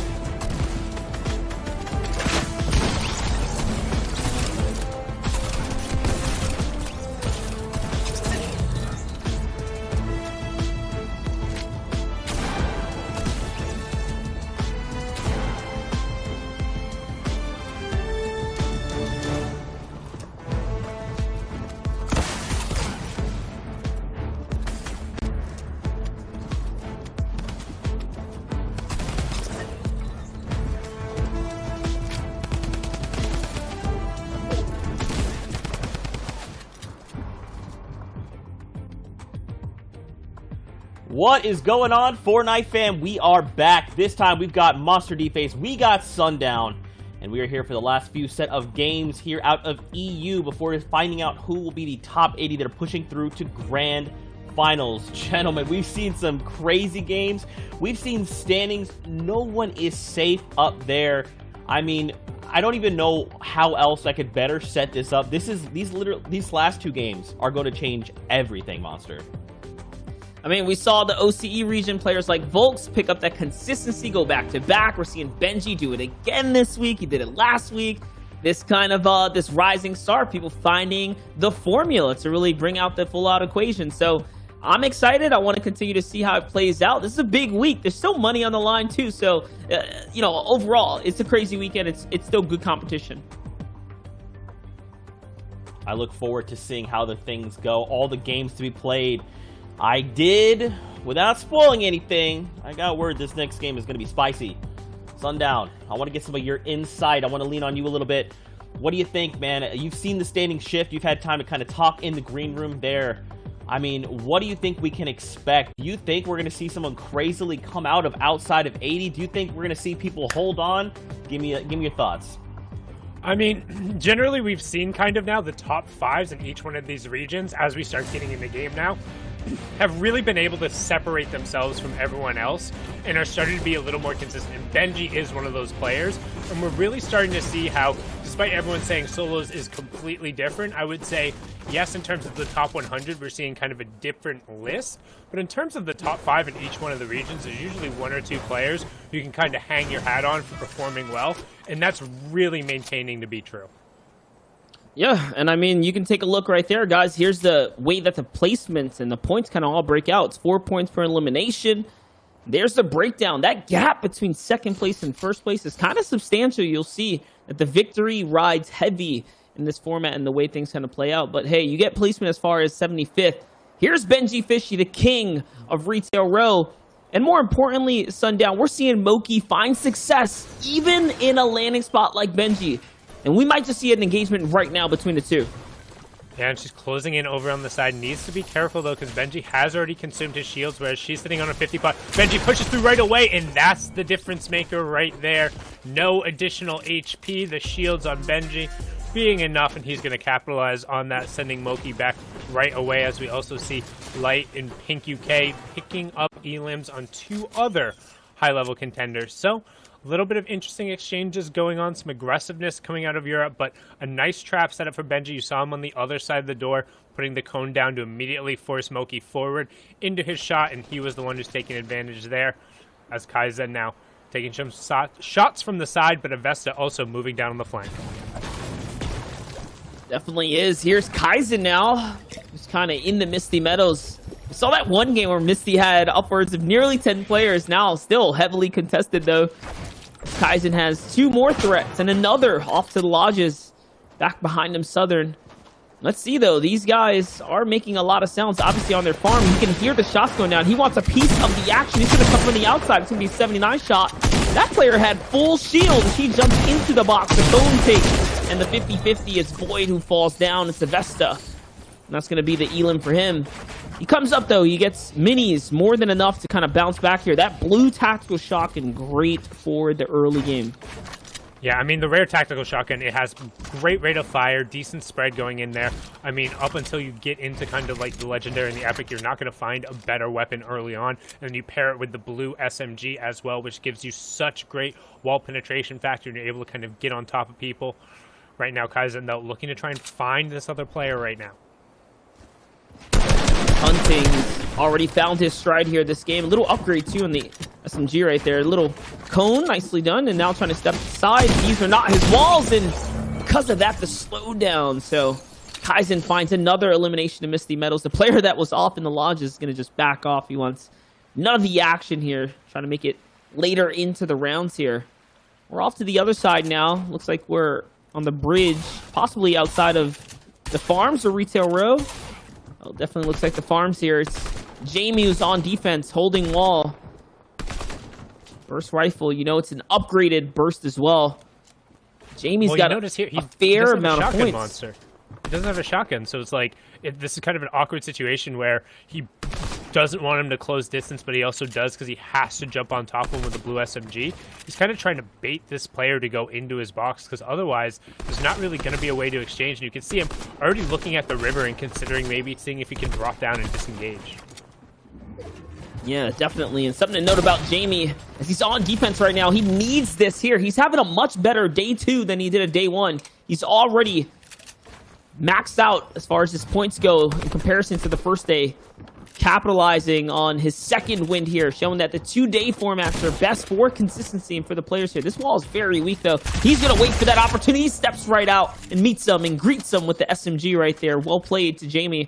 And this is what I mean by players finding their strides on different days.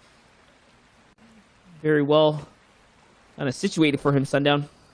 He was able to get a huge upgrade there, going all the way to the Epic Heavy Sniper and the Epic Burst. And as we switch on over, we have Nuji Dookie in a fight over here. Does have the Epic Tactical Shotgun, so going to be able to put out some relatively painful shots, but he is sitting only at 160 effective HP and starting to get kind of down there on builds. He's stuck mainly on wood with only kind of the 5-brick heavy builds, and you can see him already desperately trying to retreat back through the house, kind of change up this fight a little bit. He's saying, nah, I don't like that fight out there. You can come to me. I know where I'm strong. And he sees that cone placed down, so should have a little bit of an advantage right here, at least in terms of information, but going to give that up in favor of just floor coning that off, saying, no, I don't want this fight. If you're going to come in here, I'm going to make sure I own all of these pieces. Good little rip flip, but honestly, I'm not really sure if he really wants to take this fight. They are in the safe zone, so they kind of want to establish control over this, but in reality, I think the smarter play is to just back out of this. Yeah, definitely does have some options, as now he's getting pressured back. A clever angle from the opponent, taking the kind of wall right here. He is going to grab this time, though, so still maintaining control of his surroundings, opening up the window opportunity angle right there, and now he's going to jump down.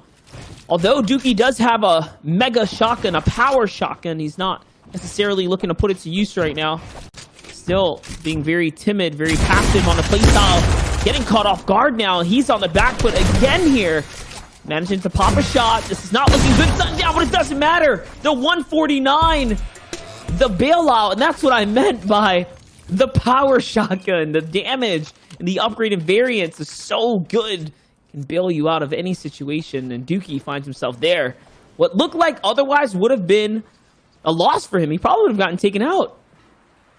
And he desperately needed that, only scoring 58 points on day 1. And one thing to note there is, like, as soon as you hear the bandage cannon come out, you know he didn't pop any shields. You would have heard him. He'd been retreating the whole time. You have to assume you're going, but he almost overextended a little too much. We talk about right-hand advantage. In a third-person shooter, based off of which side your camera is on, you get a little bit more of a peek beforehand. That happens on your right-hand side in Fortnite. And you saw him just as soon as the player rounded the corner, he was completely in the tactical shot spray. Like, you're not going to miss that. All of the bullets hitting in the big 144 chunk. Take him out there. As now we're back on board here with Supremacy's Kaizen, getting a 38 headshot there. Again, that rare attack. We talked about how strong it can be, particularly being able to replace walls and get to 51. Knows his players on absolutely nothing. And Finest Tamir goes down, but Kaizen takes a nice little headshot for his trouble dropping down and doesn't have any white heals. So unless he can get these minis off, even then, going to be kind of at a disadvantage, but builds right up above Stormy right, and they're going to go to the sky here, Monster. Oh, the predictable edit, though. Kaizen gets met with another shotgun shot now, and all of a sudden, he is in a very tight situation here. The low HP, the no more heals either. It's Stormy right who's trying to come up, trying to inch his way up to height here. Kaizen was just outside the bubble. He was just off track for making 80th yesterday, and I mean, today is looking not any better. He needs to really step it up, hence the fights. These are so important for him. He is going to find it. The 4th elimination for him this game alone here, seeming to be the big game that's kind of swinging. Has he found his stride, or is it too late, is the question for Kaizen. And he desperately needed that. He needed the shields, he needed the utility, he needed the time and the space in the builds, but he got it where, honestly, in the last moment, being a little aggressive, and you can tell he is trying to push a little bit. There is a sense of desperation. We're getting towards the end. There's 15 minutes left in the queue timers, and particularly with so few players left in the number of games people run through quickly, those queue timers get long. So basically, you need to queue up like now, or maybe like I've seen some 10, 11 minute queues. So players need to be getting in. As you see, the minigun just barely winning that trade, and Jamie going to be sent back to lobby as we're closing in on the top 50 players left here. But this is the back half of Europe, and everyone knows kind of what that bar is for. And if you're not safely inside of it, you're going to be pressing a little bit. You're going to be trying to see, who can I catch up? Can I turn this into an elimination? That is right. Talking about eliminations and trying to turn things around. Here's Benji Fishy, someone who is trying to continue to maintain the momentum that he's coming off of just in general for the solo track. You can see points are being rewarded for players just breaking over that 50 kind of threshold in this format. He's made a far trek through Lazy Lake, through players that in this lobby is probably like Let She, who lands over at Lazy Lake, and other big names. These kind of games have been so stacked in the EU division. You can see Marcus kind of planted up there, light down below.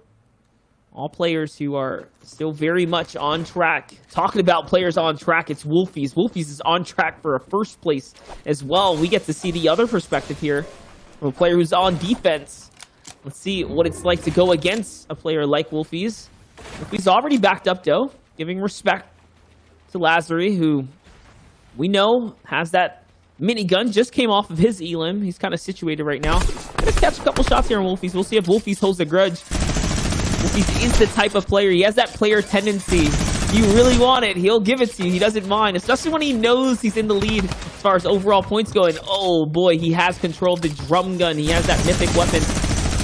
After he has more of a reason to take the fight now. This could be a big come up. There's shots coming in from both sides. And ooh, Lazary's now going to get shot in behind as well. So things are suddenly even. They both pause to heal up now. Wolfie's on the back foot though, Sundown. You don't want to end up, I mean, it's okay to be on the back foot with the drum gun. It's definitely better going forward. However, the minigun matching the rate of fire and the fact that he's lower HP, he gets one solid burst onto him. That's going to be it. And Wolfies tries to make the drum gun go burr, but instead gets taken out. The tack shot, double tack spray coming through right away. And that's what we talk about, kind of the two things that can effectively end a drum gun coming in is either that immediate one pump or two really hard-hitting tack shots to kind of back it off. And even then, that's probably a 50-50, if not 60-40 fight to the drum gun most of the time. However, with the health disadvantage going through, it's going to make the drum gun that much less effective because the goal is just try and burn through your opponent's HP bar and trade the fact that you're going to get hit, but you're going to eliminate them faster than they'll be able to trade out the 200 onto you. Wolfies didn't go in that fight with 200, and Luxury was able to just completely take him down there, as now we flip on over to become Legends Anas. You also see mobile player Patrick hanging out on the side. Anas with the heavy sniper trying to line up a beat here. This player trying to be sneaky, but no. That feels so Big bad. still. You think, oh, I'm in a great spot. There's no way, but you're never quite safe in Fortnite. Even then, 45 players left going to Zone 3. This is what we consider a quote-unquote sparse game at the competitive level. But when you're on the edge of zone, you have to assume somebody else is there. You can't just be walking up and hiding up against a rock. Like, somebody will take advantage of it, and Anas going to be able to do that no problem, as we're just above Slurpy Swamps over by that dam there. And Anas continuing to try and put this heavy sniper to work. It was tampered with a little bit by those ghost agents, however, still going to one-shot walls and one-shot headshots. The 137, the body ain't bad either, as Mongrel goes down there. A great shot from Anas. Big shot. Anas coming off of a hot streak from yesterday. I mean, he finished 36th place for his first day. It's not bad at all. Or I mean, from his first week, excuse me, as far as overall performance. So, picking things up, continuing the push here. The second day is kind of crazy. Mongrel put down. Here's Ping UK, now kind of hiding out on the beachfront. You remember, Benji was situated up on the mountain just above this. That means Ping is sitting alongside players like Light. You see Tohaj, Mr. Savage, Flame, Kaizen. We know Marcus has height over all of this as well, kind of looking down on the playing field here. And Robob's just above them as well, another player from Train H. We talk about it. Man, these are a bunch of European players we've seen before, and a couple of new guys desperately trying to kind of claw up here, but all of them seem to generally be falling mostly short. There's a reason this old guard has been here so long. They're all so incredibly talented in these environments, whether it's being able to aggressively play for eliminations against some of the best in the world, or play kind of in these stacked endgames. They have the capability of doing both, but Mr. Savage is in a really awkward spot here, where if the lobby decides to kind of choose him, there's not a whole lot he's going to be able to do about it. There's about 6 people who are looking directly at him. 100%. I mean, the RPG is the one that'll decide that too. Just enough rockets come in and all of a sudden the focus comes into you. I have a feeling though Mr. Savage is looking to make a play of his own as he's kind of canvassing the playing field, trying to figure out probably if there's anyone that can otherwise get into this fight, because it seems like between him and Kaizen, he's got something personal going on. He's not losing focus on this player right now. Probably waiting till he opens up the box to rotate or something like that to try to follow on in. Notice he also blacked off his behind, right? So he's not too worried about any other factors, just the one in front of him.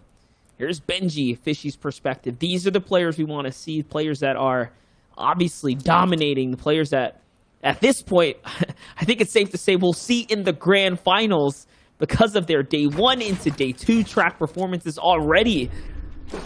So this is going to be it's already shaping out to be a great competition leading into the grand finals.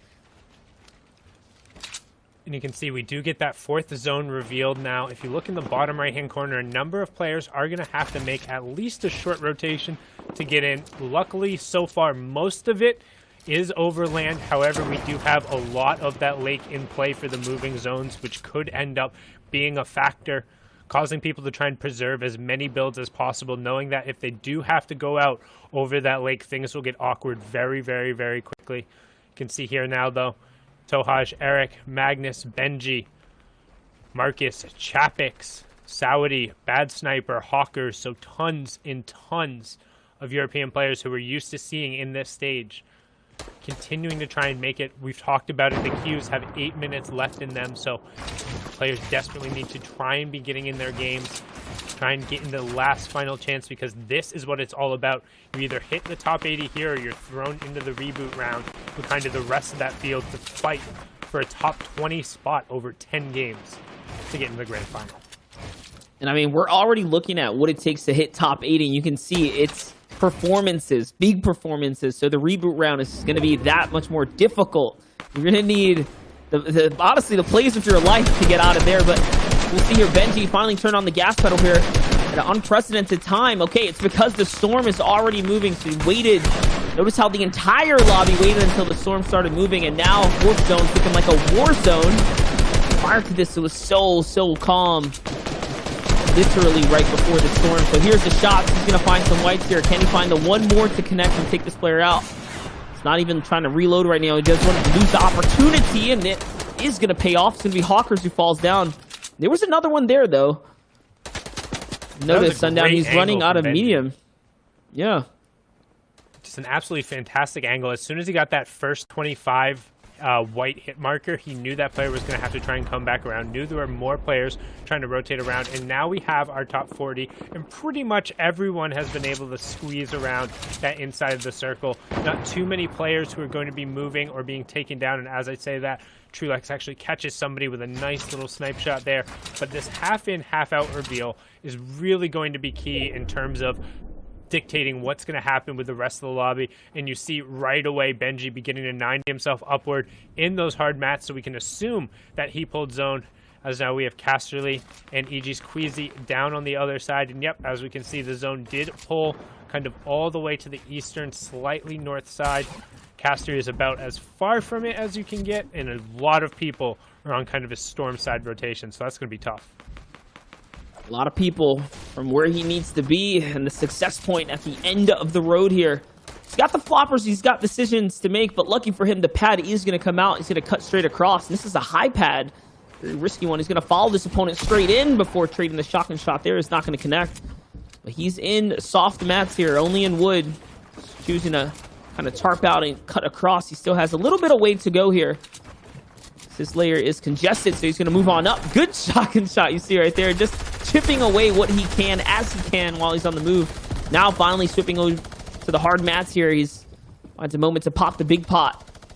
3 floppers though. You have to think that Castery will be making his way to endgame if he continues to make good rotations. Here's your map. Here's your other players. Everyone behind Supremacy, Kaizen, and Tohaj there. They all have to still continue to make their way. They have to cut across. Here they have the sniper. Tohaj lets his guard up, and all of a sudden Tiago falls down. He jumped into the wrong box. Well played for Tohaj right there. Paying close attention to his surroundings. Quick little edit reset plays into his favor here now, and it's a full refresh for him. He even gets to pick up the heavy sniper now.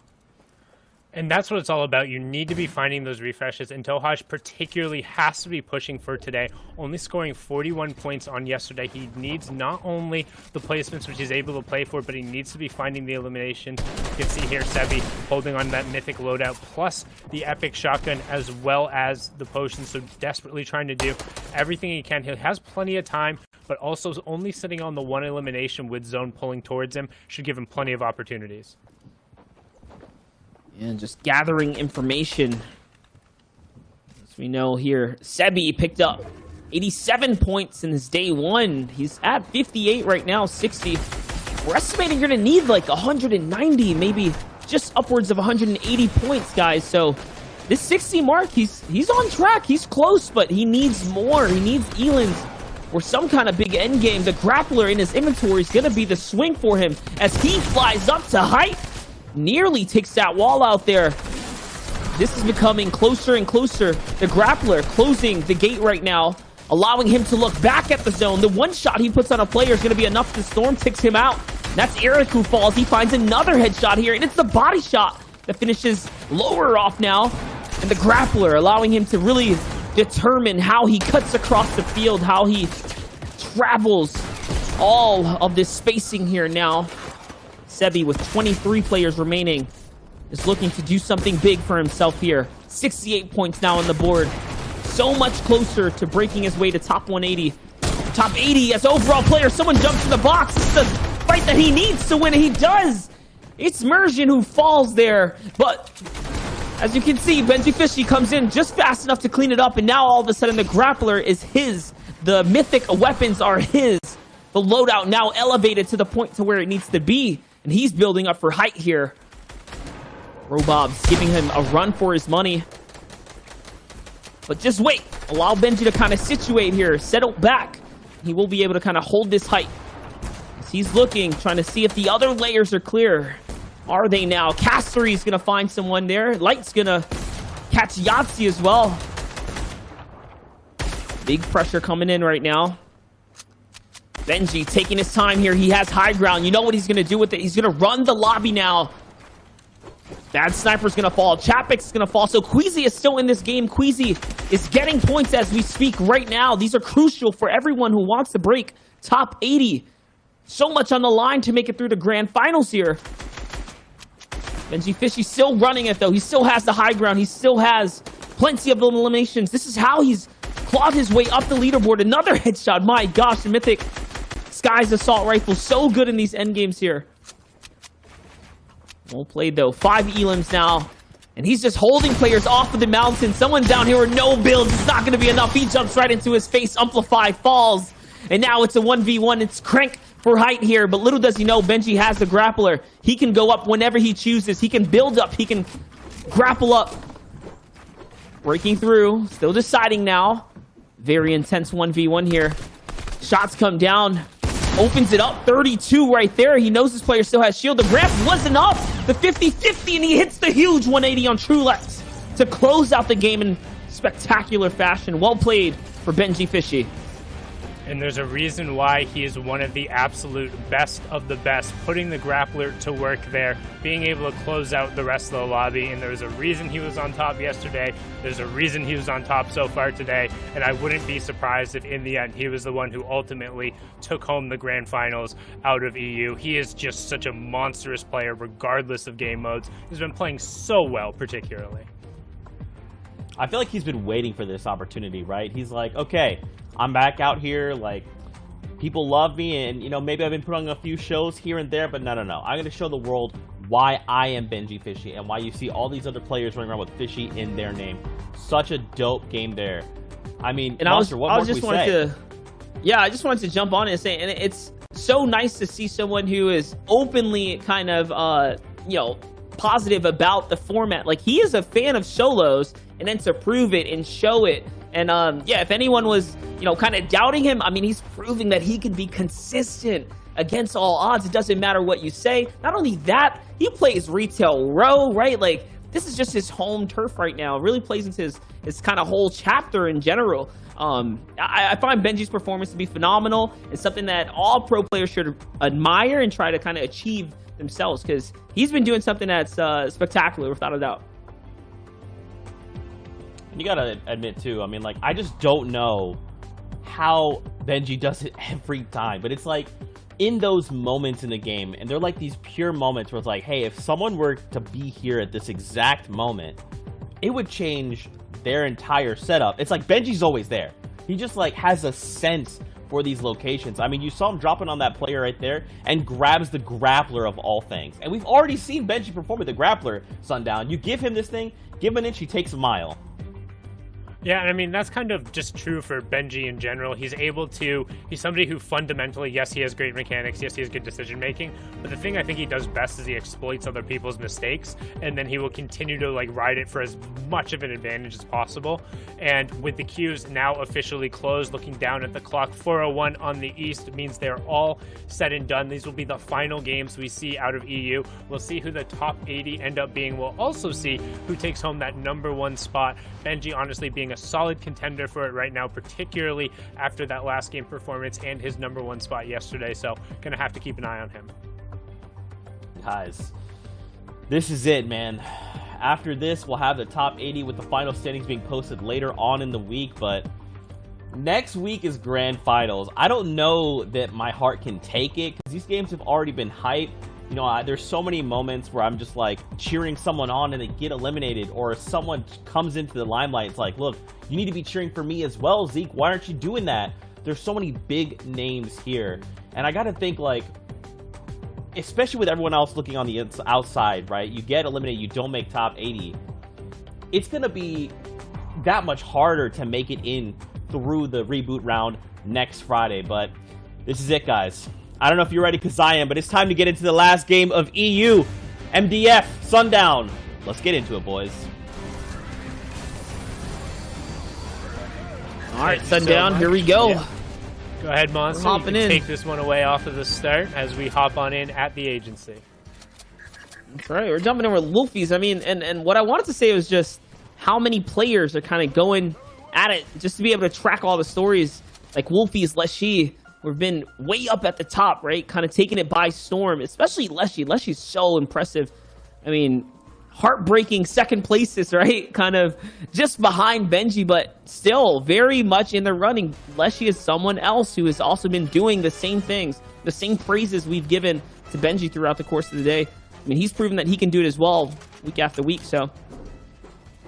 Wolfies, though, last time we watched this, I mean, he cleared out the entirety of the agency. So I'm going to kind of sit in here. Is it going to be enough? Oh my gosh, just met face to face with the minigun, but it shows that, hey, you have the better aim. You're going to win the engagement there, as the minigun just wasn't enough. Now popping the big pot. Just trying to get sorted here. Let's take a step back for a second. You see, there's Finn, there's Mage. These are players that have been here. Not finding success, though. Not too much success, at least. Not the way we've seen a player like Moki going against Benji in retail, still kind of finding her footing and pushing the way through. So sometimes you just feel like one POI with too many players can be a problem. Oh, it's absolutely a problem. I mean, we've seen a number of times, and it's why people are so concerned about kind of claiming the drop spots and being like, oh, I'm here, you don't want to come here, because all of a sudden you see 2, 3, 4 players of a high caliber, and it's like, man, even if I am really good at this spot, is it worth my effort to have to beat X, Y, and Z every time if I want to come out of this drop spot? Most of the time, most players are going to say no. There are very few players who are just going to be like, good luck the entire time and go through, but Wolfies is one of the players of that caliber, and you can see 99 tag into immediate swap over into that SMG, takes down Specky Finn, and we've already seen 33 players go down. So a third of the lobby has fallen here pretty early on. I mean, it's looking like deja vu with how quick Wolfies makes work of the agency. Now we're coming over to Crew here, and Air kind of going toe-to-toe right now in the main building of Lazy Lake here. He's going to jump in, looking to take these walls and kind of pressure down now. Still playing very sneakily. That sound cue there that the Mini was being popped, being drunk. And if he turns that corner, he is in the wrong camera angle, so very, very careful. Oh, there it is. He's kind of swinging his way right through. He doesn't care. He goes all the way through. It's Crew, who he had already weak from the previous shots now, and takes him right out. Someone's right on the back of his heels. For a second there, I thought he was editing through the builds, but that was actually his wall. So he was able to open it and kind of turn the fight around, hit that first shot. Wavy Air is on his heels now. The minigun coming in here, Sundown. And you can see Wavy doing a really good job to make sure he maintains high ground and blocking this player off, following him every single one of the steps. And Crew going down there is absolutely huge as we see Wavy continuing to be the aggressor, but that was the 6th place player at the World Cup. He only scored 74 points on day 1, so that's effectively going to end his run. He's not going to be playing in that grand final. And you see Wavy here against Styler, or against another Wave player, or Styler against Wavy, apologize, double waves going on. But Wavy Airkin is the better Wave. Wave Styler can wave goodbye to his chances there as he gets sent back to lobby. 97 points so far, and the Waves crashed on down, but Airkin was certainly the stronger one. That's right, and I mean, Airkin is really doing big things. Yesterday he scored 100 or 81 points with 101st overall, and now at 97 points. I mean, he's on track right now to definitely break through the grand finals. Can he continue to pick it up? Will this be his big breakout game to just barely hit on the bubble into the grand finals right now? So you take a look at the rest of the Lazy Lake here. I see Ibuhai kind of going for a run right now. He's running from the waves. He effectively needs either 2 more elim slots, or 2 more eliminations and 2 placement slots, or 3 elims, and he should be close enough to that line. But you can see here how he wants to keep pressing forward. You see Ibuhai boxing up right away with Metal, kind of indicating that he doesn't want anything to do with this right away, committing his hard mats immediately to the fight. But Airkin gets 2 great shots down on him before Ibuhai can even wall it off. Then you see Rockets come out right away, almost as a defensive measure. Comes through, probably should have stuck to the SMG, but with enough time to swap over, Ibuhai gets taken out, and Airkin finds one of the 3 elims he needs. That pushes him up to 182 points combined. 1 more elim should get him close. 2 should guarantee it based off of kind of what we've seen so far. However, we will need to check those final standings at the end. And again, don't forget what we show on here might not necessarily be the absolute final one. We still need to wait out for all of the confirmed tiebreakers, etc. I mean, it just shows the stakes that some of these players are riding with right now, the stresses to perform right now. Airkin needs these eliminations to solidify his way right now. Little does he know there is another player off to the side. You just look at the mini-map. There it is. That cursor turning its kind of focus towards him, and he's just going to back it on up. Lucky for him, he was at max shield, because if he would have gotten the shield crack there, it might have been all over. But it's all right. It's Airkin who's hunting down Skal. It's Scully who's on the run right now. Okay, he's going to back all the way up. Airkin's still hunting, though. He's looking left and right. He needs this. This is a big elimination for him. Can he seal the deal here? Scully also very much on track for qualification. Remember, he was in 64th place, so he actually broke that 80th average. Wait a second. You have someone right above it. He's going to jump out. Ooh, he's going to get hit.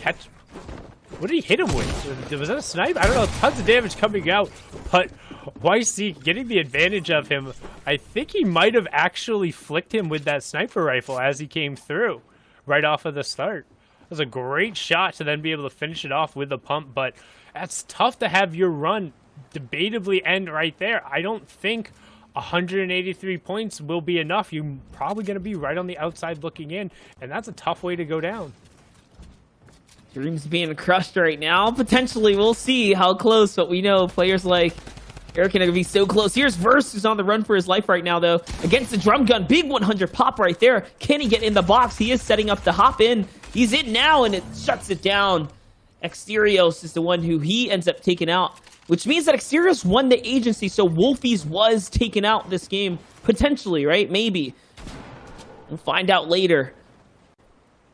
Either taken out or at least forced away here, as now 3 players all collapsing on top of each other. You have Teak, Verse, and one other hanging out. Verse saying, all right, I'm going to top off since I know there's a ton of people here. Also does have that drum gun, can opt to go forward, gets a 25 fag through, but nothing additionally. Does get piece control of that wall, but knows there's another player right next to him, so can't be too overly aggressive. Walls the player off, rotates the ramp, not quite going to find him there.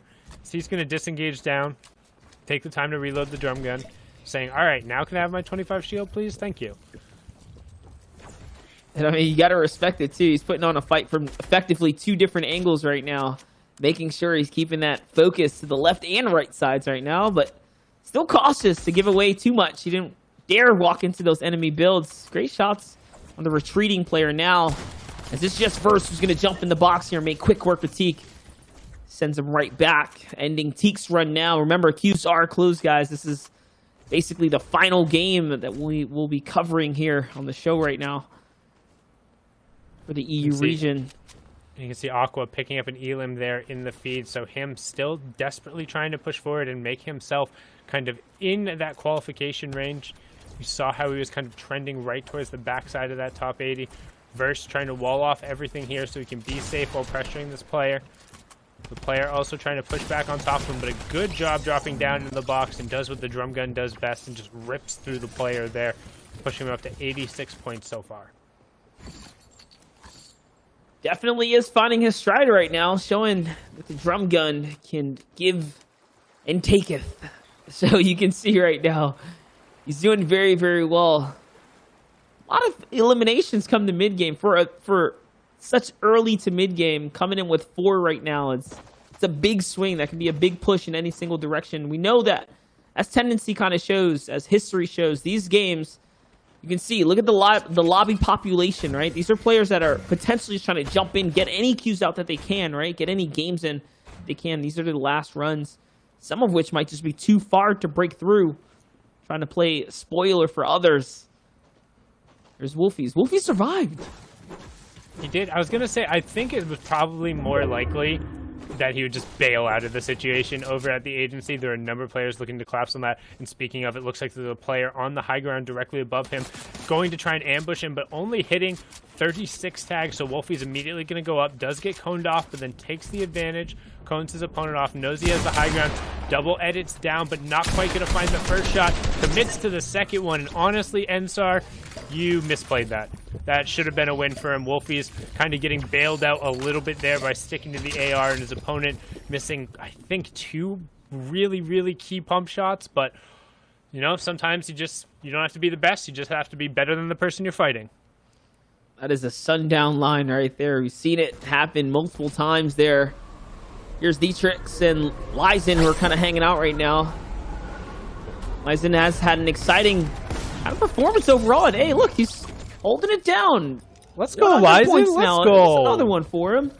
I think that'll put him into qualification range. He had a solid day yesterday as well, and sitting on 100 points, I honestly wouldn't be shocked. And I would say Lysen, outside of Big 60, has been probably the most impressive of the players to come from the mobile and console track, consistently putting up good performances against these top numbers when pretty much everyone else, kind of, and me included, counted a lot of these guys out at the start. From pretty much week 1 in the opens, they say, no, we're here to play, we know what's going on, it's okay. I mean, they've been putting up some really good numbers and winning some key fights, and not necessarily the most mechanical advantages, but hitting shots and putting themselves in position to kind of take advantage of their opponent's mistakes. A lot of like what we talked about with Benji Fishy. That's right. I mean, definitely impressive performances from these new faces, and that's what the Opens is all about, finding these new stars and giving them the platform and the opportunity.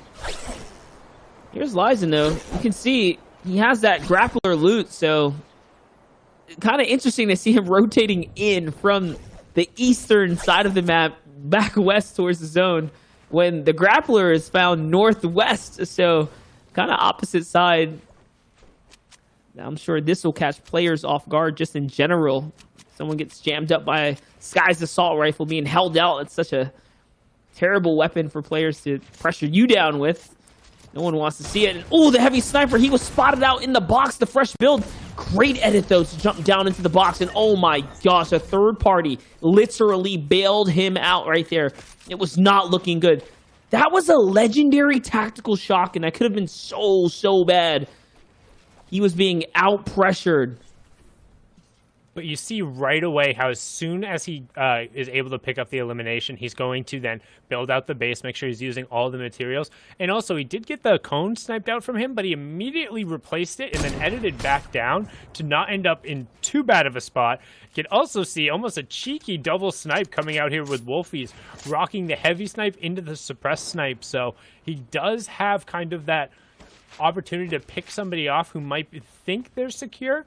If he's able to line up that headshot, the heavy sniper will insta-break any wall it comes in contact with. So that's kind of a large reason why a lot of players end up running it. That and its one-shot headshot potential. The body shot still hurts a solid amount even after the ghost tampering. Kind of knocked it down there from 157 to 137. It's still able to put out a lot of pressure as Wolfies is just going to continue to kind of peek through the top of this cone edit, see what's going on out there, not really overexpose himself, and just looking for shots. He doesn't have to do too much right now. He's kind of hanging out here. He's gathered information, his third zone here. You have to think about it. Players like Wolfies who are at the top here, they already know they have enough. Securing a victory would just be all the more better. That's why they're playing slow here. Oh my gosh, what a good follow-up. I mean, you get to see the effectiveness of it, how quickly the suppressed sniper can come out and ready up in comparison to the counterpart. The heavy sniper is the only one that takes forever to kind of charge up and prepare that first shot. You got to kind of love the tactic he's putting into play right now. It's not something we get to see very often, let alone seeing solos here. I mean, I think it's only because he's already qualified. I don't think under any other circumstance you'd see him if the game was like super high-end mattered, if he was pushing for first place. With that being said, it gives you a little bit more of that elimination pressure, but I just couldn't ever imagine actually running that over some floppers or some extra shields.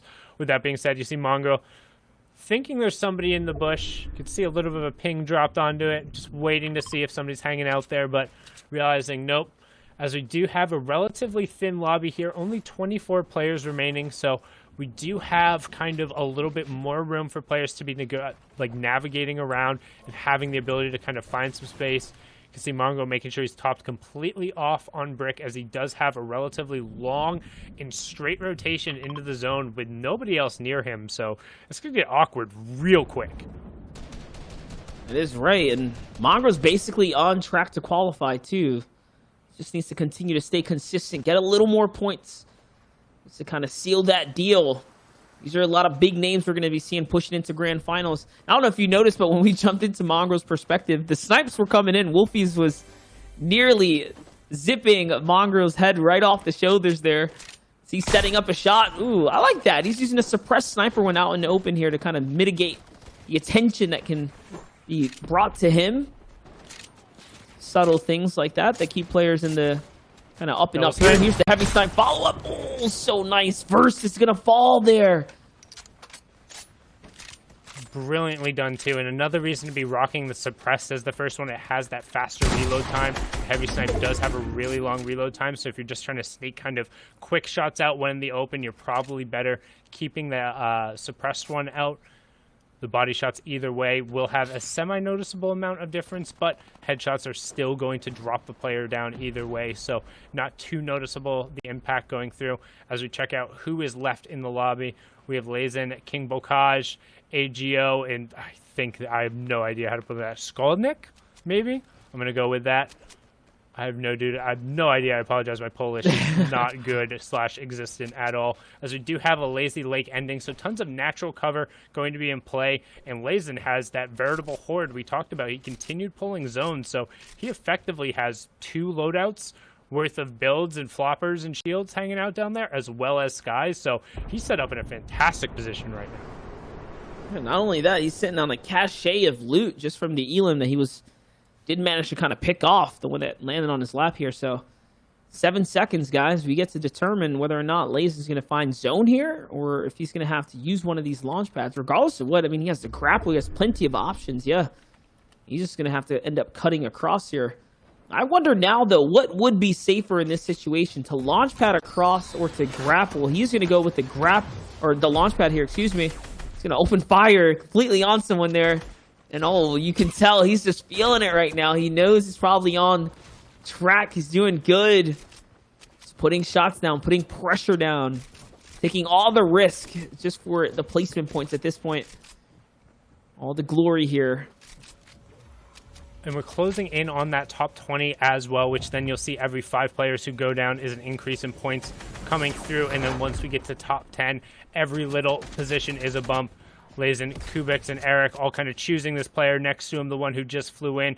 They did pull zone yet again, so Lazen still just kind of gets to hang out. That's, what, 4 straight zones pulled directly on top of him, so some good positioning coming out of him in terms of that. Only a number of players who have to rotate all the way down, so he's got a decent amount of room to work with, but not too many fire lines, so can expect not a ton of players to drop here. As we talked about, moving through Lazy Lake, a ton of natural cover means the only real contact is going to happen kind of in these box-to-box ambushes as Lazen tries to make it happen here. The player is able to cone themselves off, though, and disengage for a second. Lazen, though, gets the cone in a brilliant replace there.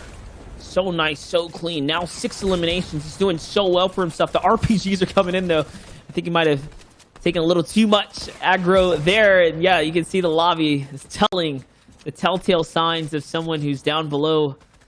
He's just gonna have to build up here. Lucky for him, this is all his, though. He was able to retreat right back here now, just on the outside of the zone. He's gonna branch his way in one more time.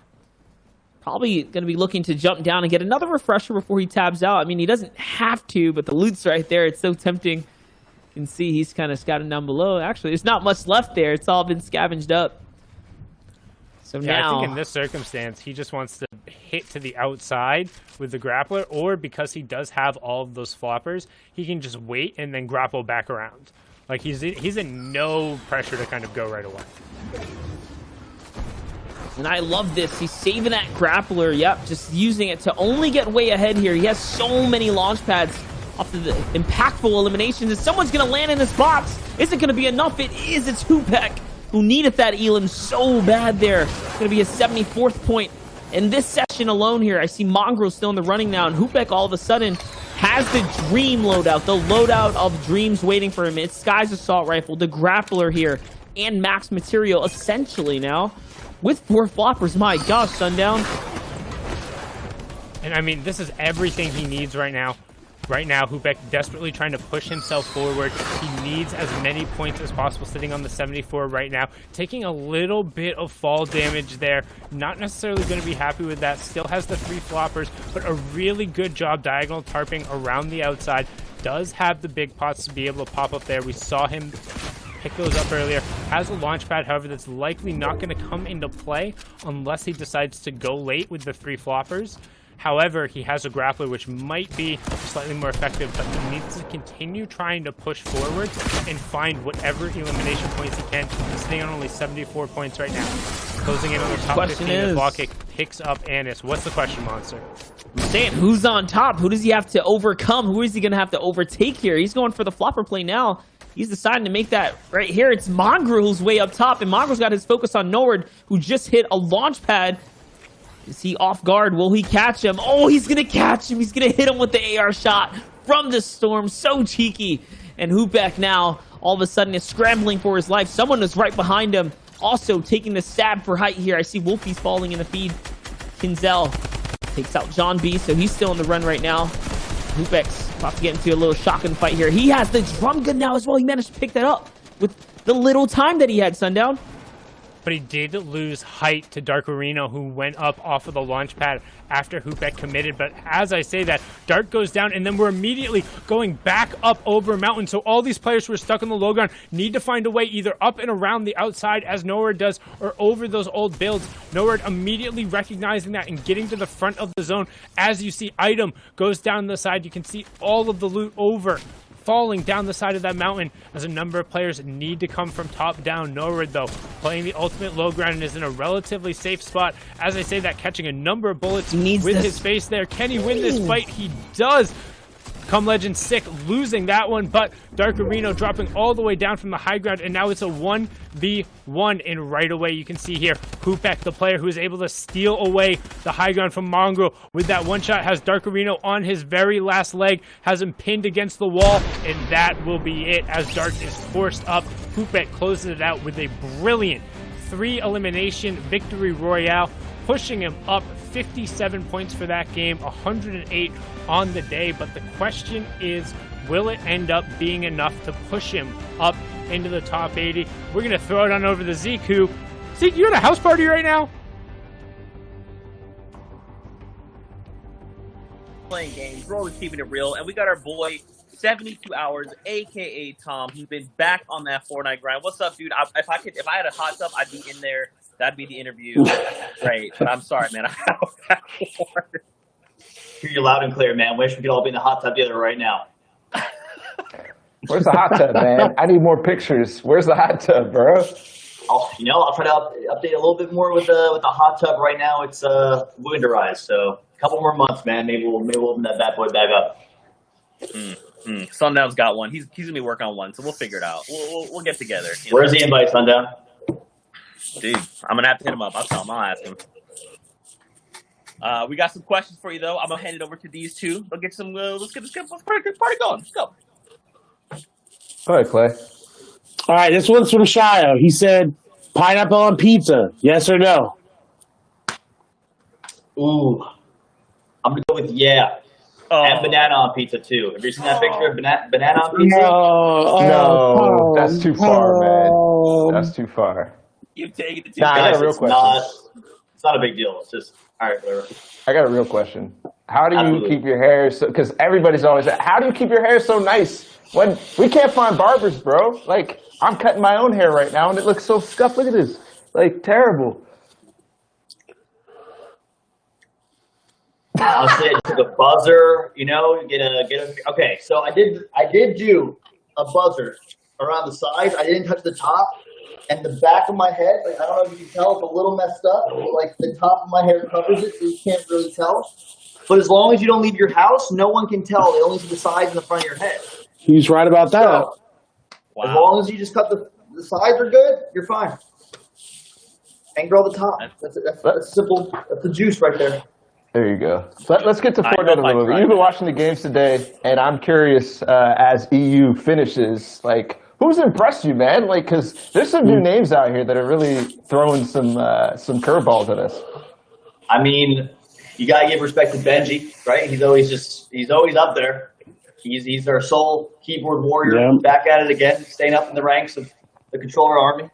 I was watching Wolfies. Wolfies is pretty nuts.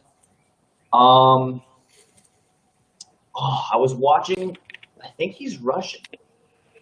2 seconds. I was watching that guy. I like watching that guy a lot. That guy was really good. And yeah, obviously Wolfies was lasering people. That was awesome to watch too, don't get me wrong.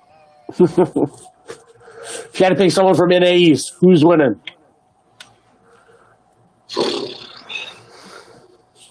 It's either gotta be Liquid Stretch or Cheater Scoped. I'm rooting for Cheater Scoped though. I hope he wins the whole thing. I'm sorry, Stretch. I need Cheater Scope to win. I need Cheater Scope to win. I just need him to win. Sundown wants to know and wants me to ask you about the reboot round and how you think you will do. Time will tell. Time will tell. Top 20. Top 20 for sure. No problem. Bala has transformed. It's his true form. Well, obviously, Tom, we appreciate you coming on. I want to go ahead and give this time to you to open up, plug anything you want, your Twitch, your streams, all of it. Floor is yours, my friend. Please follow my socials. Twitch.tv/emadgg. Twitter, emadgg. YouTube, emadgg. Thank you for listening, guys. Appreciate it. Code, I don't know. Is it emadgg? I don't know what his code is. But yeah, please follow, guys. Awesome. All right, 32. Well, guys, I'm going to go over and throw this show to a break, so keep partying, and I'll be right back. Pleasure, guys. Oh man. That's sometimes that's just how it's got to be, Fortnite fam. You know, we like to meme it up sometimes. It's okay.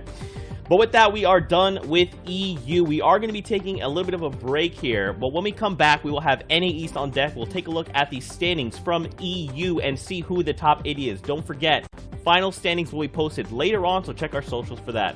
As always, Fortnite fam, we love you guys, and we'll see you after this break. Stay tuned. Psych, you thought I was leaving. I'm not done. All right, here we go. It's time to revolt. Just kidding. All right, Fortnite. For real. We'll see you guys after this break.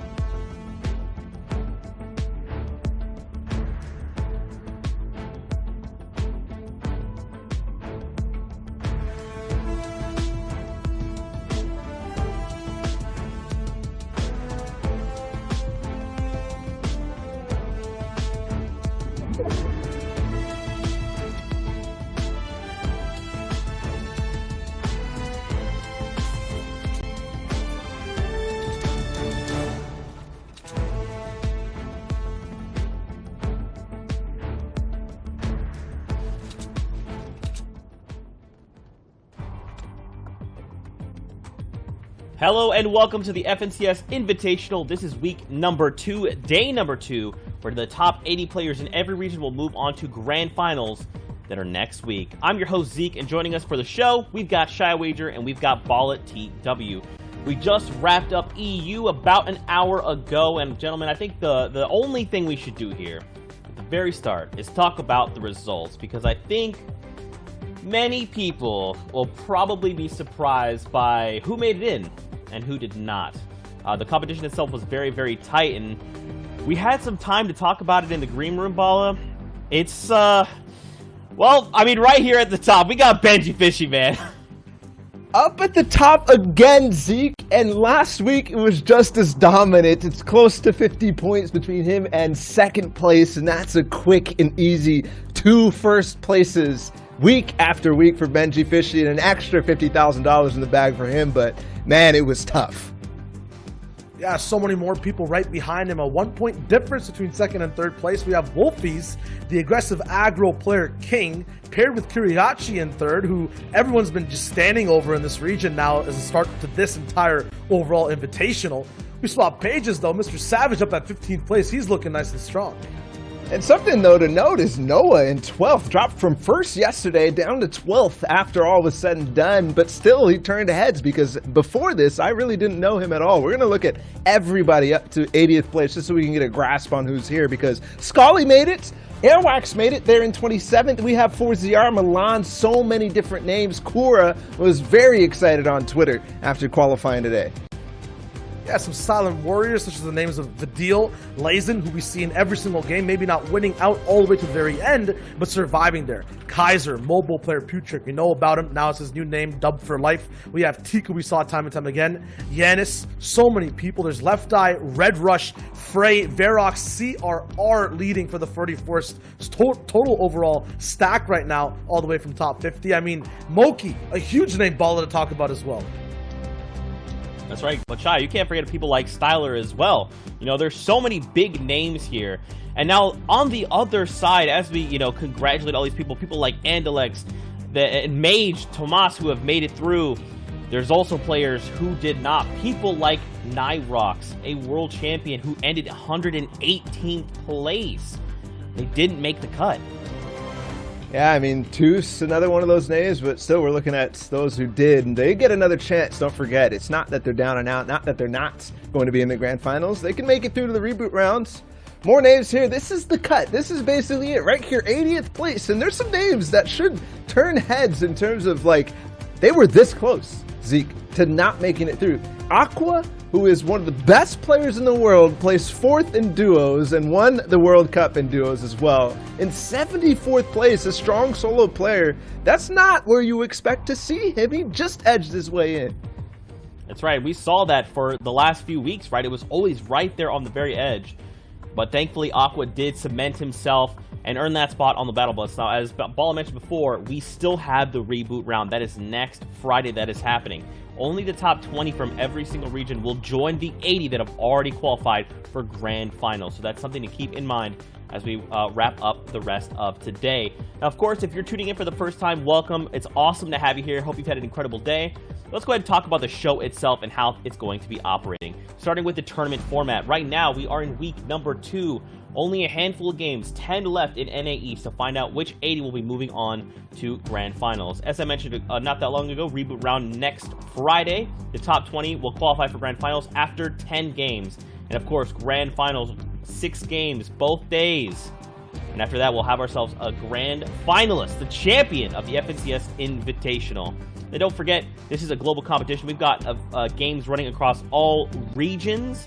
Now, of course, we will only be covering very specific ones. That is only Europe and NA East. There's always a break between the two. So if you want to stop by, watch one or both, hang out with us. We like to meme. You saw it earlier if you hung out. Now, of course, guys, we should probably talk about the game format. How are players racking up these points? Victory Royale is worth the 33 points, but don't look too far, because second, 26, third, 22, fourth, 19, and fifth is still 17 points, all the way out to 75th place at 1 a pop, with every elimination being 4 points. So still lots of ways, even if you don't hit that extra point value from the Victory Royale, a second place will still help you climb those leaderboards. Now, guys, we got to talk about the region prizing. Week 1, 2, and Grand Finals has prizing on the line. Here is your breakdown for every single region. Now, gentlemen, I think it's about time to shift gears a little bit. Obviously, we've had EU on the mind, but now we should talk about players in NA East that we are looking to see, players that might be out on the edge of the bubble, even players we see that are performing and have been performing well. Shai, would like to come with you first. I mean, for me, Tom kind of hinted at it. I like this rivalry a lot. It's the Scoped versus Stretch situation that's going on all the way at the top of the leaderboards. I think right now Scoped is leading the entire pack of NA East coming through, at least for today. So we'll see exactly how he looks up on towards day 2. But it's going to be a toss-up, man. So many good players in NA East. That's right. Now it's time. We're getting ready to hop into the first game out of NA East. Take us in, Bala. Take us in, Shai. Let's get it rocking. It's time, day 2 and the final day for players in week 2 to try to qualify for the grand finals on the first go. Otherwise, you're going to be falling down to that reboot round. Hopefully, you can get one more chance at it. But for now, we're looking at players trying to edge their way in, but also at the top. You mentioned Stretched. You mentioned Scoped at the top of the leaderboard after day 1. So many different people are going to be fighting for this because it's actually very close. In NA East, it is ridiculous. The top 5 is spread across by 13 points. And to put that in perspective, that is 3 eliminations plus the top 75 place. That is a slim margin. That's the first, 5 minutes, not even maybe 2 minutes of the game. A drop spot battle gone wrong maybe sometimes, or gone right for a few people. We saw the big developments in EU and Misty Meadows, things happening all the way over at the agency. When these games finally start to teeter onwards to that 20-game mark, when everything's now down to the wall, you're desperate, you'll see 8 to 10 people maybe at a hot zone drop spot looking for a chance to pop off and make that difference up. With the top 5, it's not that different either. And right now, we're tuning in with Colazo already starting his sneaky strategies. Oh my goodness. And we'll get back to the stakes of today in a second, because Colazo doing something that I haven't actually seen. You could edge your way in on the side of that building as if you're floating in midair there. Well done from him, but still spotted from the other side of the bridge. This is a very, very important fight here for Colazo. 29 builds. He did get those barrels earlier on, so his shields are fine. I'm wondering if it's the same on the other side. That's what it's all about, but right now the SMG spray is actually going to carry him straight through this fight.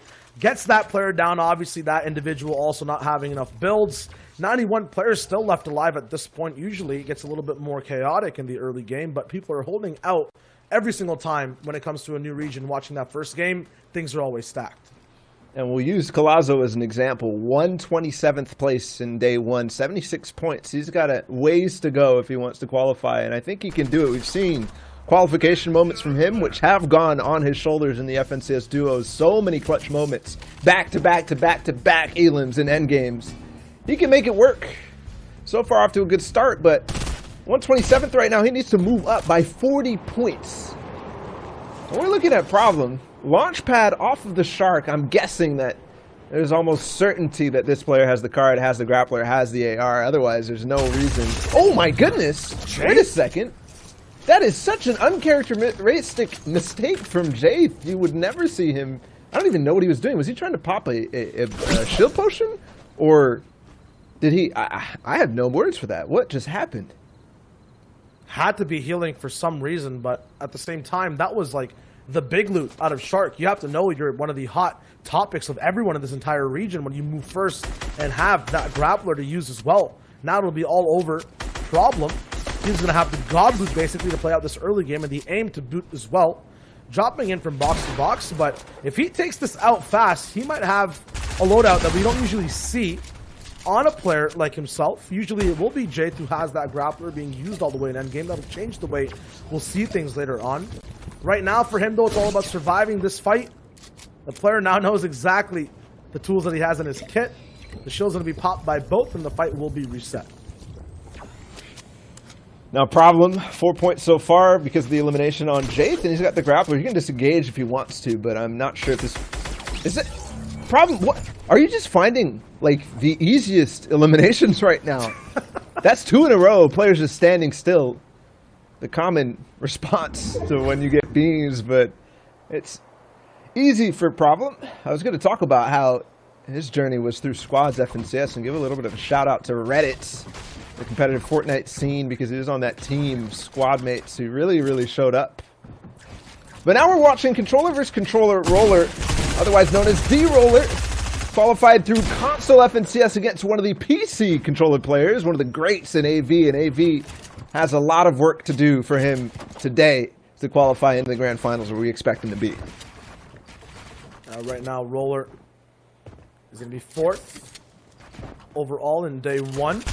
So he's got big momentum, boosting after and behind himself, and big momentum in this fight too. Taking down AV like it's not even difficult whatsoever. Just an SMG spray out the back. No defense available from AV due to the angle. And this fight's done all the way at the Southern Hills. We tune in with Smack, who we haven't seen in a very long time, at least on the main screen, but has been here around for decades even. That he has. Didn't quite... Well, actually, I don't recall exactly where he placed in grand finals, but it was solid all the way through from him for sure. And just touching back on that fight really quickly, the Roller, now known as SF Roller, he seems to have made that fight easy. And for somebody who came off of the console track, and the common thing that the community is saying is that, no, once these guys come out of the console track, it's going to be really hard for them to, you know, compete against the greats. And they're clearly showing that that's not true. Taking out AV in quick fashion, you said it looked easy, almost.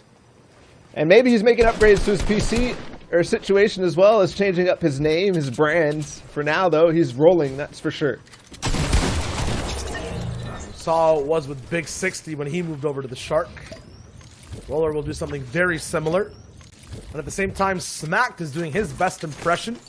But, you know, when we're talking about mouse and keyboard, the shotgun's usually what we end up seeing finishing out fights. That's what he'll do.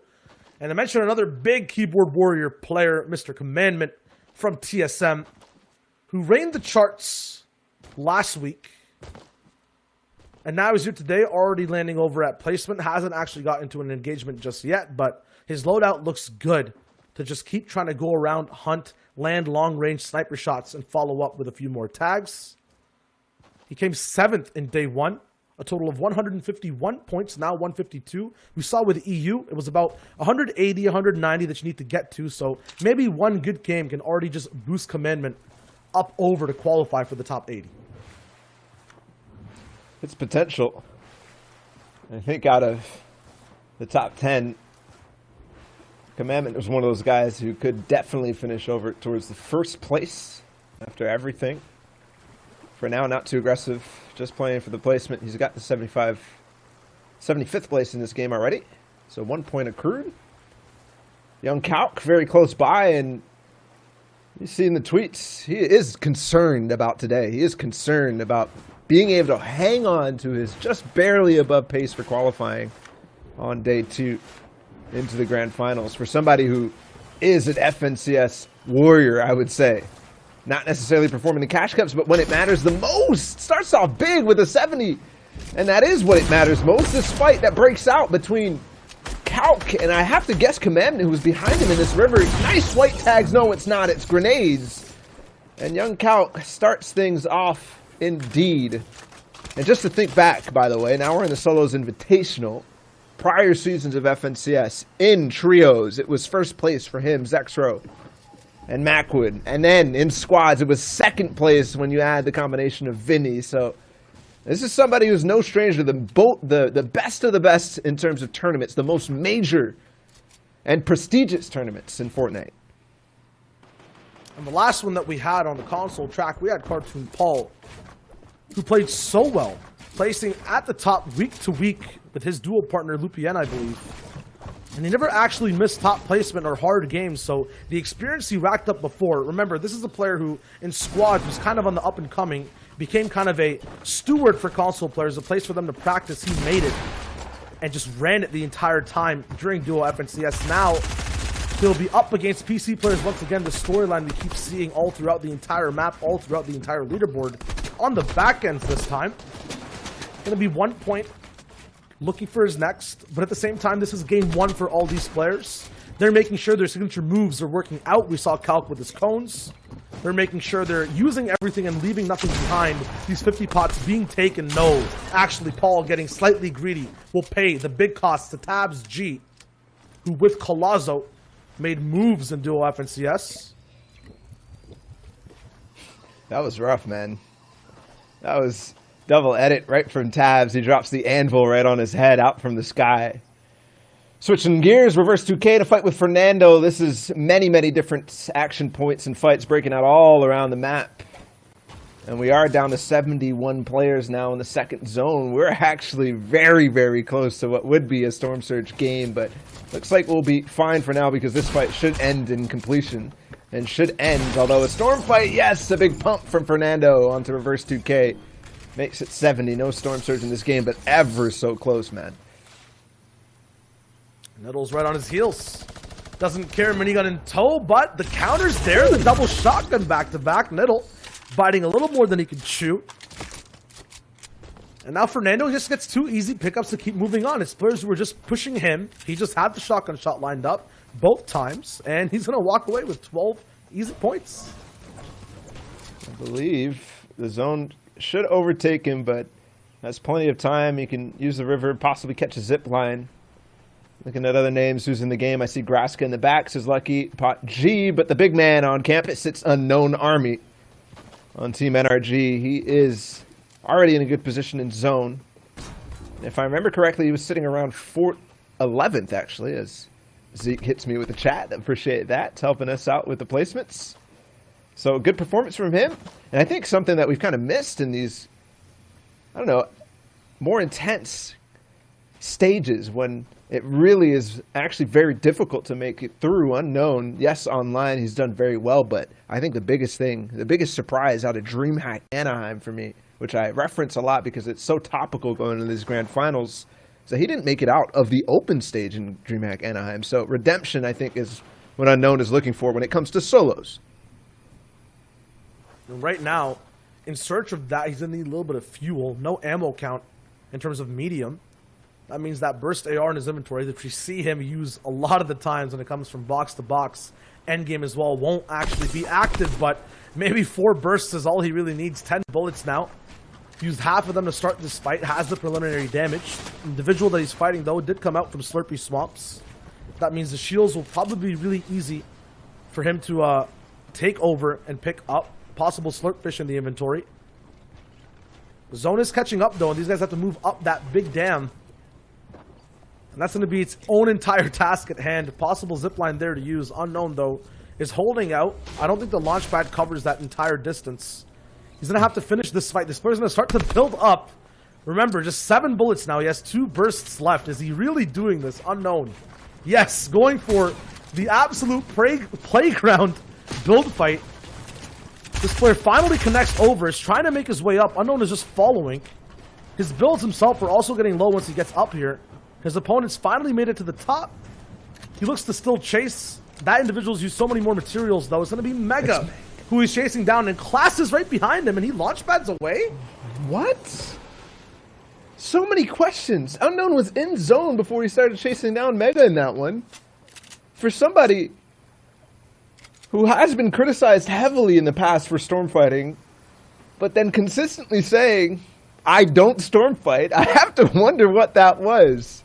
And then an odd decision once you're out of zone, once you're on top.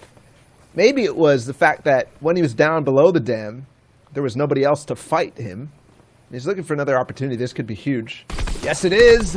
Flesh wound found, and instantly he's on the offensive, down on that wall, blocks one side, and he's in the box. Yes, he does chase down Mega, who landed right next to the player who just chased him for so long, and that definitely is a questionable, I don't know, questionable play on both fronts. Like, His methods? I guess Mega has to land there because the zone is going farther north, and you can see already the congestion up there. This is going to be one of the most stacked games we've seen so far in week 2 out of all the different regions that we've watched. Maybe? I mean, I've watched you try to analyze him before. There's that famous clip of the man just shooting things out no matter what he does, and like, no pun intended, his methods are literally unknown.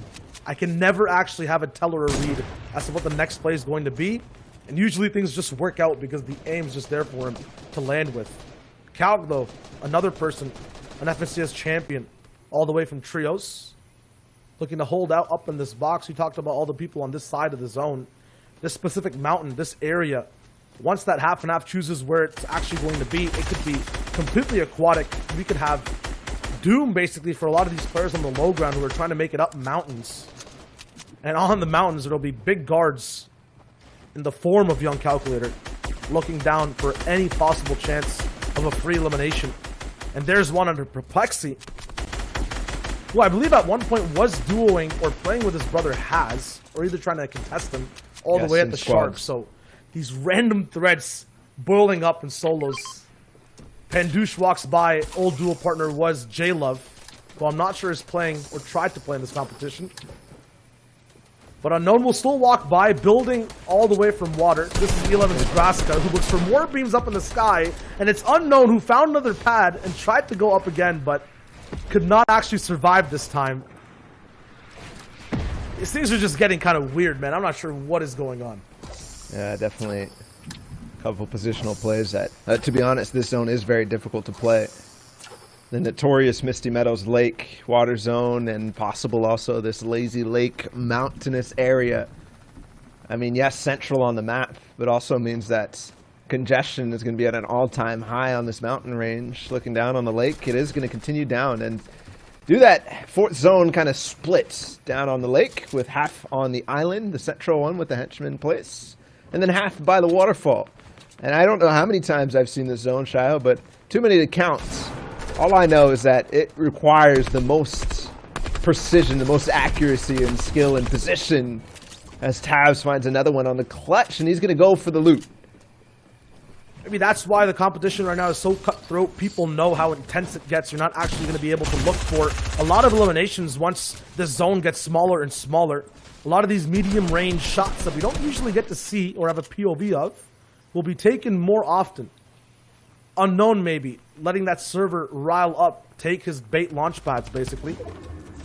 Had a nice strategy, but Tabs was also looking out at medium range, not really going box to box, and a lot of these fights are going to be that way. And right now Storm Surge is also going to be active in that next zone once it closes over. Just to clarify, we just see the notifications. It's just an indicator of where you are before it starts to go active. Only 53 players right now, so highly likely that we will get down to the 50 required for Storm Surge not to go off, to deactivate. But still, it gives you an impression of what we're going to see in Grand Finals, or possibly even today. This is a POV hunt, an individual that's at 146th place as of yesterday, taking out Problem, someone who needs to climb up the ranks and is not comfortable exactly where he is. He has a lot of ground to cover to get to top 80, and has the tools at his disposal though to do it. He has that drum gun, the pump shotgun, burst AR of the purple variety. It's going to hit hard and tough, and he's still playing box to box exactly where he wants to be, going on the aggressive. The one POV we see of this box diver right now, everyone else is still just trying to play passively. Just like Tabs G, get into where you need to go, base up, wait for the game to actually ramp up. No, Hunt will actually try to do it himself, make people get uncomfortable, take over walls, has to slow down now, might try to play the element of surprise.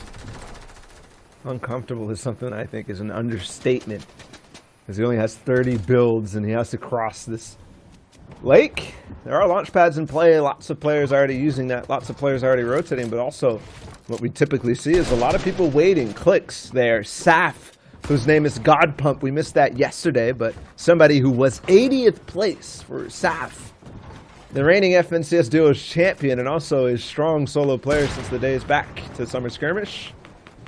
Remember him doing fantastic second place at the Secret Skirmish and first place in that Duos competition. So maybe Duos is his more desired mode, but still such a strong one. You talk about Hunt. He's looking right now for that launch pad. Yes, he takes out Carson. That's a really, really good opportunity to refresh. But man, if you're a little too late on these launch pads going forward, you're going to get beamed from the entire server. One more flopper. And is there anything else here? Yes, a couple more. Four? Actually, four more. Five? An entire stack. And he is going to launch pad in, but everybody will be looking at this unless he's so late that nobody realizes and they're all starting to box fight. He's going to dive right off that mountain, and he's good. He's in, safe for Hunt. Yep. That was the case, and now he is exactly where he wants to be. Another edge of everyone's builds. He can kind of push and prod in. to see if anyone's actually weak on these walls and these bases. A lot of people taking damage, as we saw on that rotation. And no one aware that this individual has the drum gun. That Hunt has the maximum potential to win out in these box fights. There's Fernando, who had such a good, momentous early game. 3 eliminations back to back to back. Hunt will be the main star right now, though, on a foot rotation already. Moving so early, getting right into a box that's trying to expand. Hunt takes over and now shares this. Symbiote Look at basically that. in this box.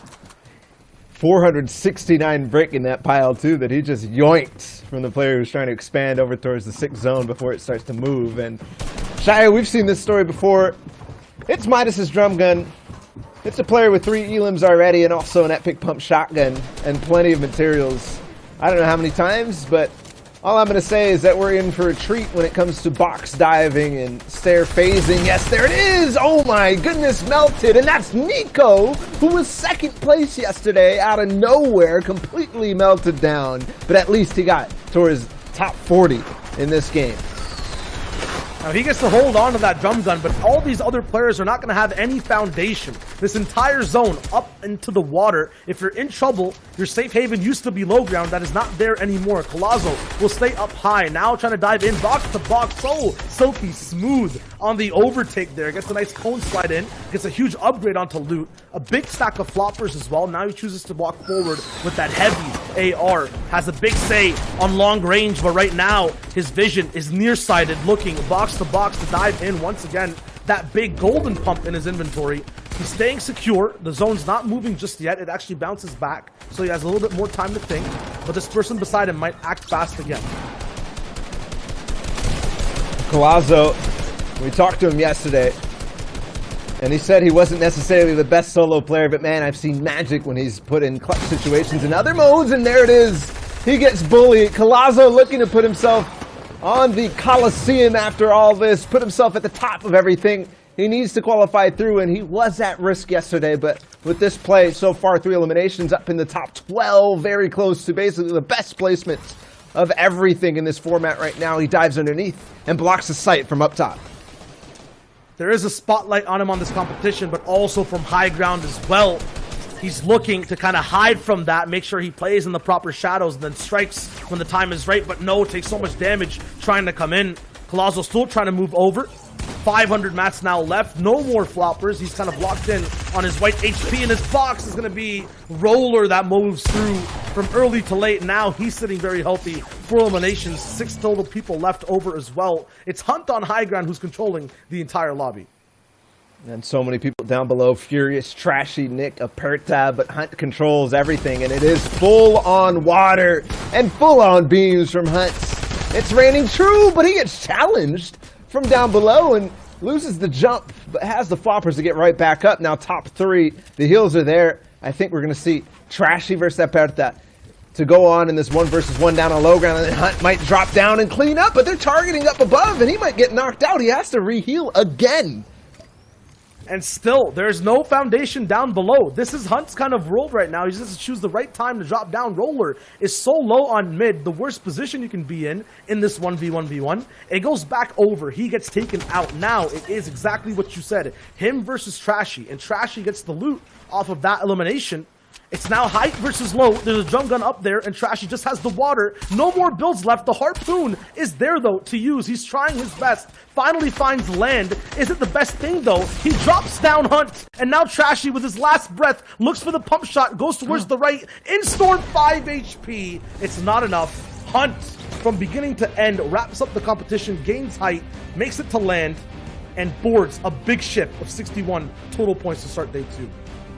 A big ship indeed, but guess what else has sailed? It's Roller again. The guy who placed 4th yesterday out of all of day 1. 4th place now on his first game, getting a 3rd place game. Zeke, that is somebody that I've got to keep my eyes on. That's right, and that's something we keep touching on, right? It's like you don't need the Victory Royale to skyrocket up the leaderboards. Even coming top 5 is still a very nice, hefty amount of points. But taking a look there for Hunt and both Trashy, yesterday Hunt was 146th with only 71 points. Trashy was 168th with 66 points. And both of these guys are 1st and 2nd. and they've got the eliminations, they've got the points. That's a great way to start day number 2. They're just rising up, man. And this is kind of just what happens when people want it slightly more, rather than the people who are just trying to hold on to what happened yesterday, right? So we'll see that balance maybe change in the more games that we're going to be watching coming up. But right now, it's all about the people who literally just want to be at the top. And for those guys, I mean, Hunt, we watched a little bit of yesterday, and then Trashy, somebody who we kind of haven't really seen on broadcast yet, but if you've been following competitive Fortnite, at least in the scrim scene, you've seen that this guy is a monster when it comes down to elite scrims. You know, the pre-DreamHack, most stacked scrims I think we've seen in solos in a long time. He was dominating, but just didn't quite make it through. Almost in duos FNCS had a breakout performance, but just shy of that. So after day 1's performance, Zeke, that you touched on, now, starting off strong here, maybe it's time for Trashy. That's right. All the momentum they need right now. They need to make something happen because it is only the top 80 that will be pushing on to grand finals next week. Now, I'm getting word, gentlemen, the next game is going to be very interesting because much like games we saw not that long ago, yesterday, we have another game lined up that is actually happening at the same time, or did happen at the same time as the one we just witnessed. So that will actually help dictate some of the settings we will see after that game. But gentlemen, it's pretty good start, all things considered. I am kind of looking for more. I feel like, I mean, I don't want to say like it's back to old NA East. That just sounds bad. But I'm just, it feels like first game jitters. Let's just go with that. You know what I mean? Like, it just doesn't feel like we're quite on yet. I mean, we're going to be seeing these jitters happen again, basically, if you're seeing, or if we're going to be going to exactly what you said, Zeke, right? Another game 1, a rollout for all these players. We saw the bottom half of that leaderboard in this game. Maybe we see the top half of, you know, what we saw before, minus Commandment, because he wasn't that game in this next one. But definitely, and that'll shake things up because it's about the pre, during, and post sections of this game, the different mindsets you're going to have to be in, right? The post is what we're in right now. For players, it's about checking that leaderboard, comparing where you are, right? Especially if you're streaming too, we're trying to make content, there's more pressure added on. Your friend group's also trying to check in. It's a lot to kind of take in. You want to be able to be in a good headspace moving forward. I do want to basically, if next game, basically what you're telling me right now, Zeke, is that it's going to be the first game for the other group of 100 players out of 300. So I think this one's going to be interesting for sure. Thanks for that, Zeke, as we get in the next one. That's right. Take it away, gentlemen. It'll be the Shark again that we watch in this game, and an early glide to it. Remember, Zeke promised us the big show. Does it happen and start an early game already? We see Hindsight and Innocence in this game, taking out a few players. But we'll be tuning in with Kel, who breaks in from the underground section, looking to rise straight to the top. Hopefully he doesn't lose, because what we saw from his duo partner, Jay, earlier in the last game was an inattentiveness and ending up getting beamed from one of the players on the backside of the Shark as he made his way out. So hopefully Kel can work with that and work with his experience here at the Shark, playing well. He does spot Sky. I'm wondering where the other player is. There's one on the Shark head itself, and then there's one down by the basketball courts above the prison. But Kel off to a good start with the Sky's loot, but that just means he's now a target for so many. He's up the card behind as well, and I don't think he missed a single shot in that box. The SMG tracking almost otherworldly. I can't wonder why.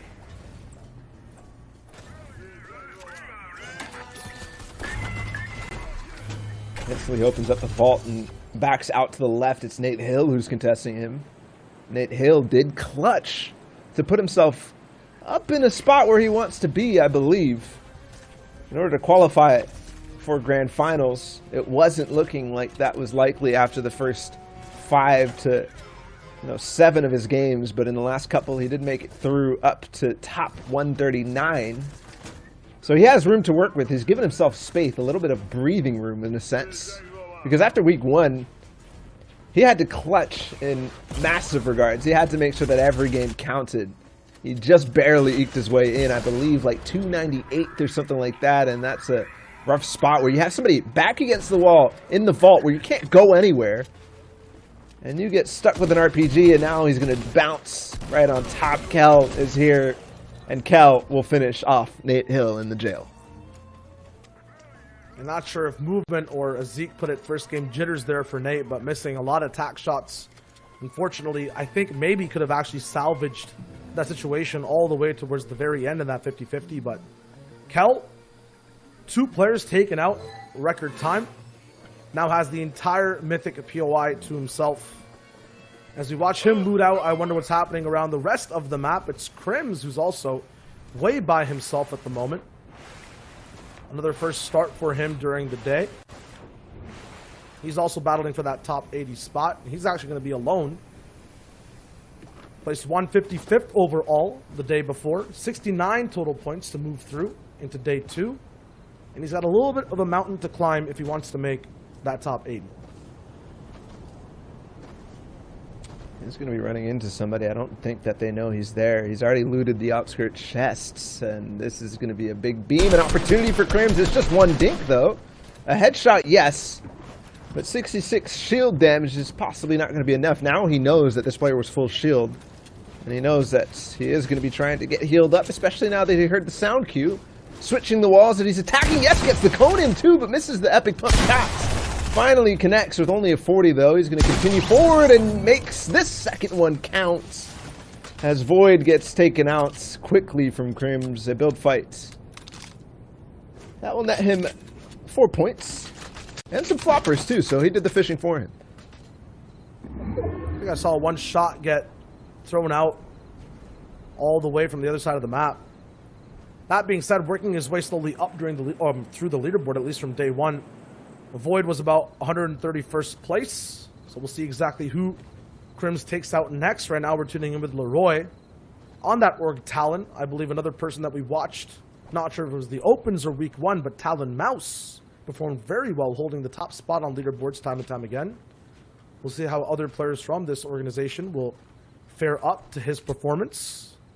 Right now, 271st is Leroy, so at the lower end of the pack off of day 1, he's looking to rise right back up, and with 29 total points and 5 right now, he could actually just surpass his entire 10-game run that he had the day before with just 1 game right now. If he picks this up, this next elimination, just a third of what he accomplished yesterday will be done right now. Trying to break into the box, the SMG Classic in play, but getting traded out by the defensive Classic of the Pump Shotgun. Now Leroy will have to think about what to do next, but my thoughts will just go right back in. Especially after he gets back up to 200 effective HP, but this player being very aggressive. He's actually going to let that happen, the wall and the cone. He gets placed into it, but thankfully there was actually the safety from the opponent's cone, which is not something you see too often.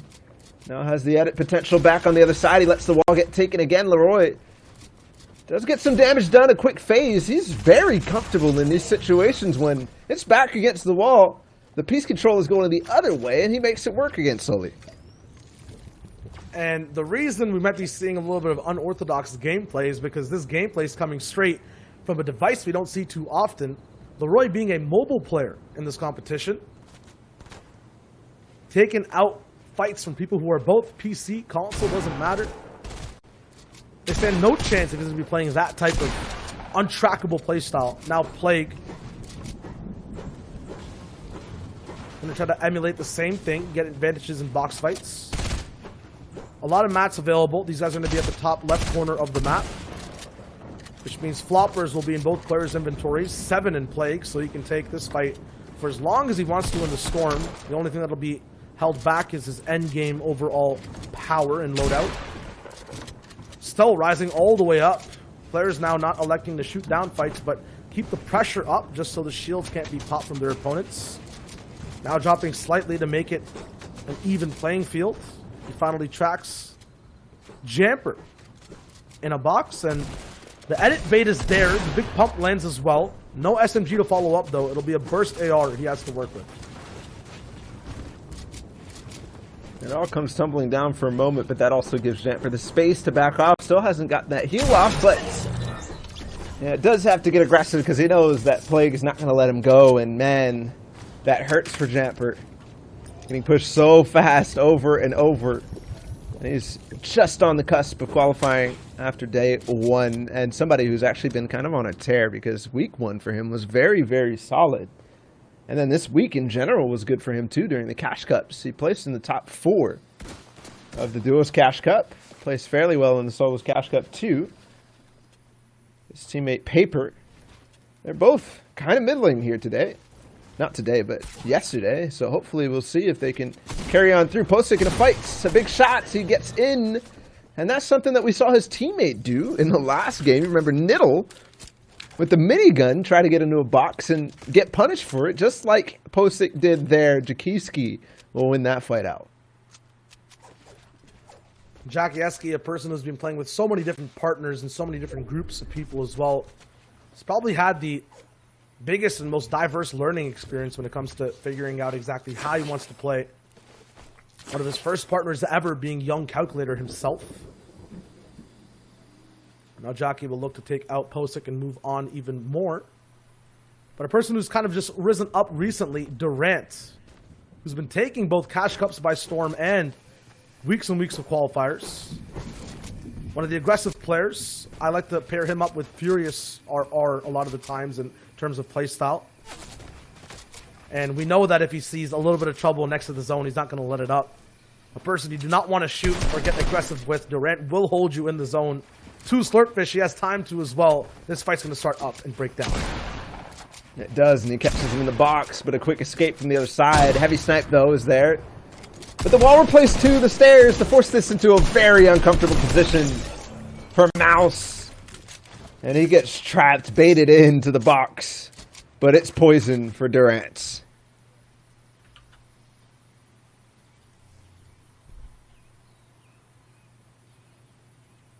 And now he's going to move straight forward. We're going to get an overview as to exactly how his journey is going to be rocking in towards this side of the map.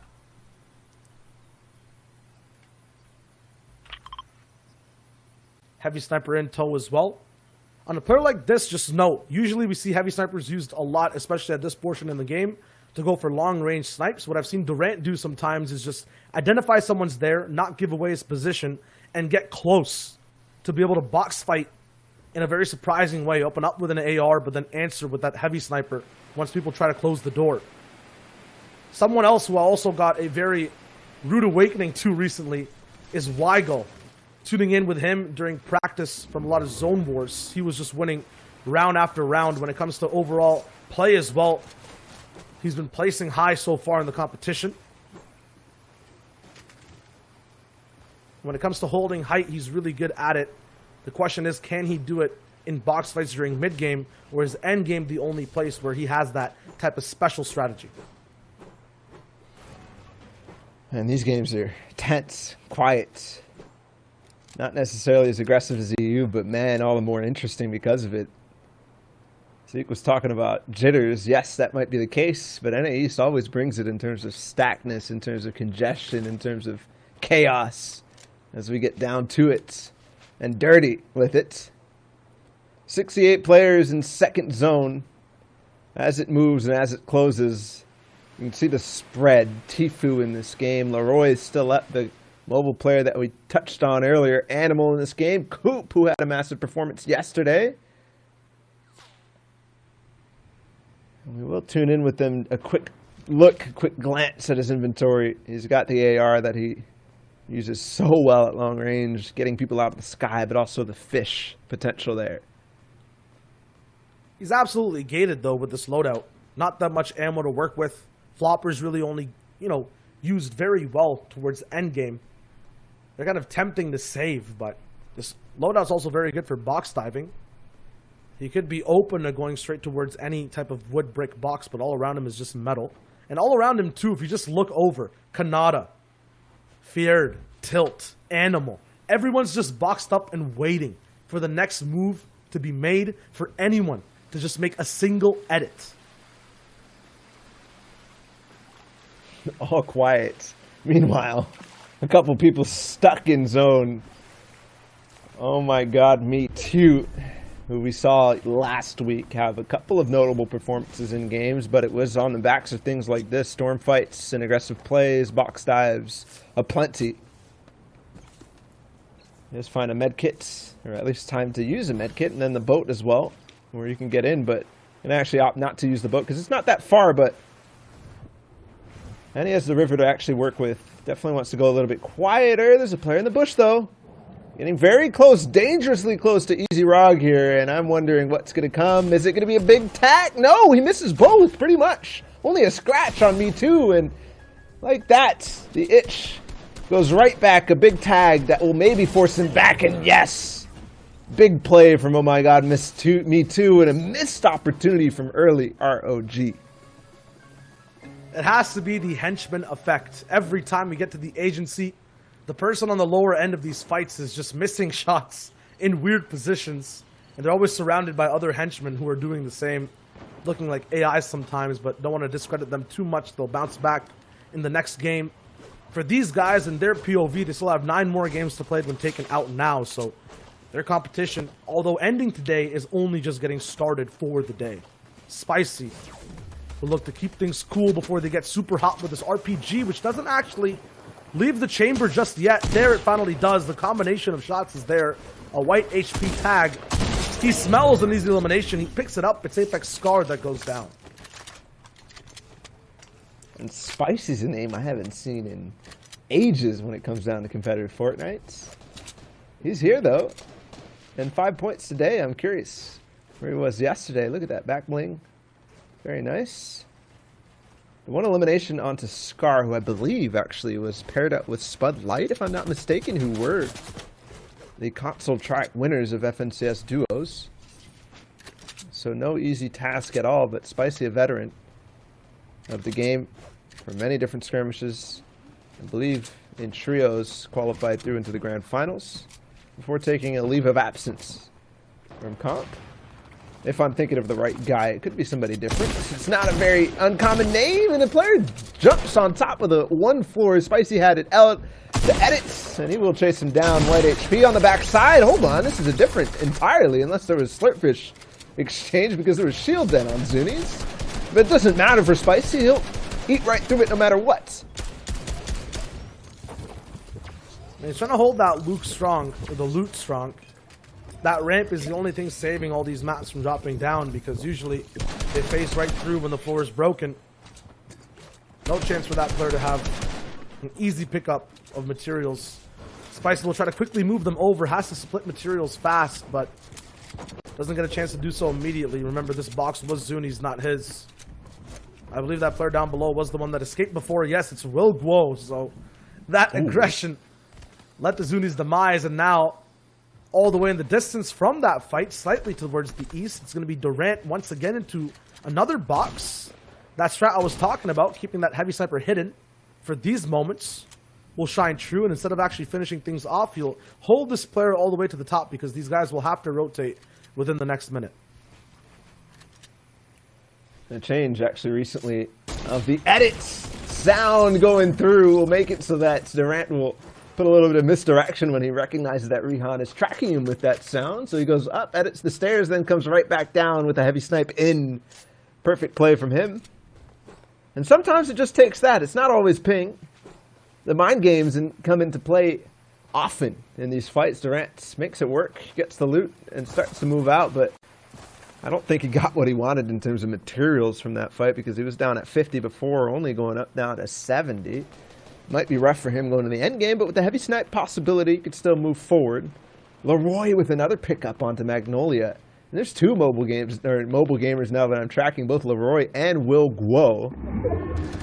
If I remember correctly, I saw take out Booga in the early instances of this game. So, both players showing up on this one. Kanata up on top. Probably one of the best positions I've seen in the zone, but center fourth means he will have to move. And it's not as high as I thought, as there's players right below the flat hill up on top. I'll make it so that he can't really do much off of this, and I guess he does end up getting beamed from the back. Players have the advantage on him. Now it'll all be about these long-range beams. Mami gets taken out by Kanata. And you might be wondering, things are still way too quiet. Yeah, Surge is alive, but people aren't getting too stir-crazy for it. That's because throughout this entire game, people have been keeping their distance, looking for tags. Most of these guys in the lobby are way above Surge. There's just maybe a few, one or two players. Avery might be one of them, going for a big box dive and winning it to get a bit of more context onto the game, there's Stretch, Punisher, who are both here next to Tfue and Durant. Jack as well as in this game. Just a real quick clarification. The Stretch with the X is not the Liquid Stretch that we're thinking of. It's two different players.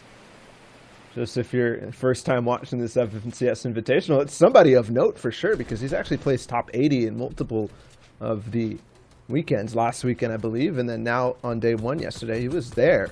He was playing. But it is not Liquid Stretch who sits at the top of the leaderboard right now.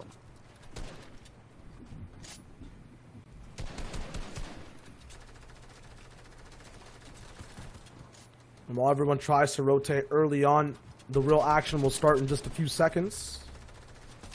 When everyone else has to launch pad all the way to this side of the zone, which once again is influenced by low ground rivers and water, although very close to those natural fields of Frenzy Farm and Risky Reels. It'll be Clarity G, who's caught on rotation immediately. His loot gobbled up by people up at low ground. And while everyone else moves in, Wiggs is distracted by how the server is developing. He's trying to make his next plan at the cost of free eliminations from beams. He's just looking at what everyone else is doing around him and the weak spots in people's builds. Potential for those to appear. As launch pads go across, as players try to make their rotation, there's definitely going to be a few lost. Fellows in this one, Punisher got taken out. Wiggs with a nice long-range shot onto, I believe, is Panito from Team Timbers. Tilt also picked up one. And I'm wondering who else is up on high. It's Thresh. Jack in this game. Still Tfue and Legetian up. Animal as well. Wiggs going for another one. With the help of others, somebody has been selected to leave the lobby. And we'll see if it's actually going to go down. Durant on the Stretch as well. The Stretch. Although not the Stretch. Confusing, I know. One person who's not really confused as to what's going down right now in this game, you mentioned him, is Thresh. He sees all and knows all around everyone on the server. Thresh also kind of sounds like Stretch, so maybe people are still confused. But Worm with Coop, that'll be easy to track and follow. Remember the skin, remember the shotgun aim. If you haven't seen it yet, you're about to. He's going to be connecting real heavy and hard, actually waiting, I think, for someone else to launch. There's one beside him, but I don't think he's going to be able to find it in time.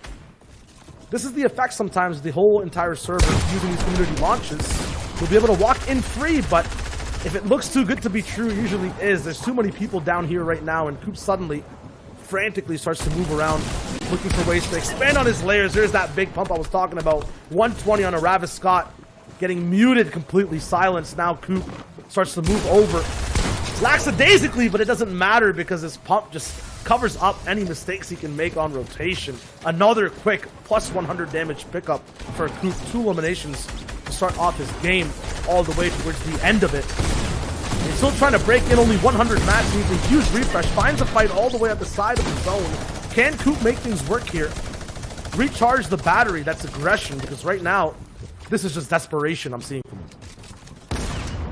Yes, it is. 6 builds still. He's trying to play these old builds so smartly, and so far so good. Now up to the top 25 from a position he definitely shouldn't. And we've seen him in this time and time again. It's Jack who he takes out and gets a couple of upgrades too. More floppers and the legendary AR, but more importantly, materials. More importantly, room to build out his base in towards this end game and his lair that he now controls and now can play from. Now he finds a new layer to operate off of, still though very close, low to the ground. Coop has 1 flopper, a lot of minis, a lot of shields, but he's going to be very healthy moving forward into this, looking back towards the zone, trying to make a painting of zone right now.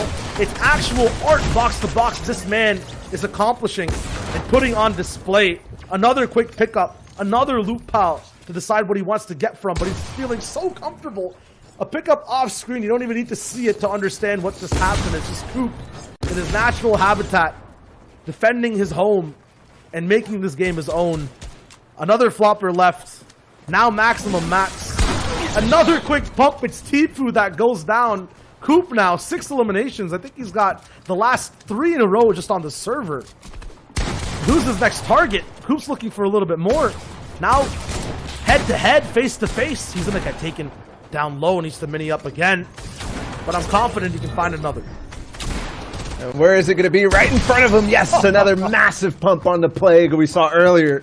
Take out a player, now up to 7. There's still 5 for Coop to find. It's a possibility here for him to clean up the entire lobby because he is feeling it, and every single one of these pump shots is hitting for magical numbers that you don't quite always see unless you have the aim of a god. He baits one in. Yes, it's a full trap. No builds on this player. 120. The zone coming though. Yes, he connects on the Keox and moves forward. Still one more flopper available, but down to 46 HP. He's got to find himself a refuge moment to take these heals.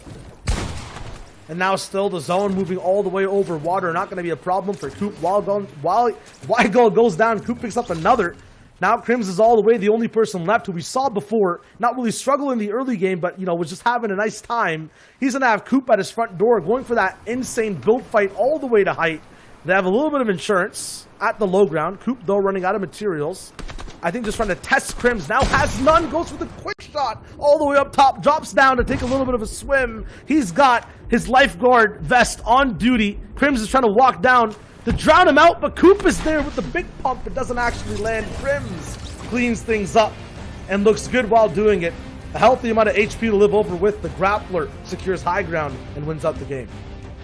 And we saw Crims at the beginning of that hanging out by the edge of the map and made quick work of that one elimination. But then we see basically Coop dominate throughout this entire end game. You see him from beginning to end of that hit massive damage pumps. But at the very end, it just barely fails him. But still, a good performance for Coop, who, Zeke, you have been typing furiously all the standings in the chat for us to really know what's going on. 69th place for Coop, 100 points on day 1, but that pushes him almost double what he had in day 1 off of one game, 80-some points. Yeah, and I mean, the same can be said for Crims, right? Day 1, 155th place, 69 points, so he's well off on his way. Let's take a look at the standings, though.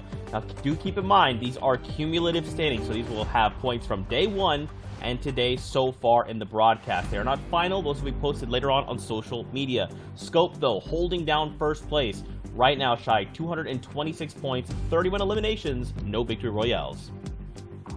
The winner's pattern kind of just continues here, 20 points ahead of the lead from everyone else, and they usually end up holding it out towards one of those later games. But Scoped is here to party, man, and we saw it, or didn't see it just yet. We saw a few of his friends do exactly what he was doing, but 31 elims, he's ahead of the competition.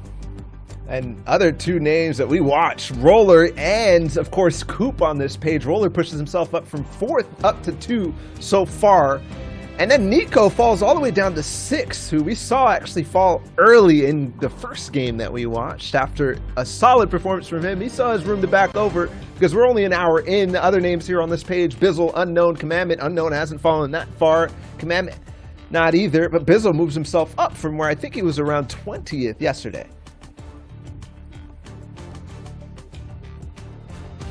Take a continued look here. We got Graska, we got Illis. Let's hop on over to the top 30 right now.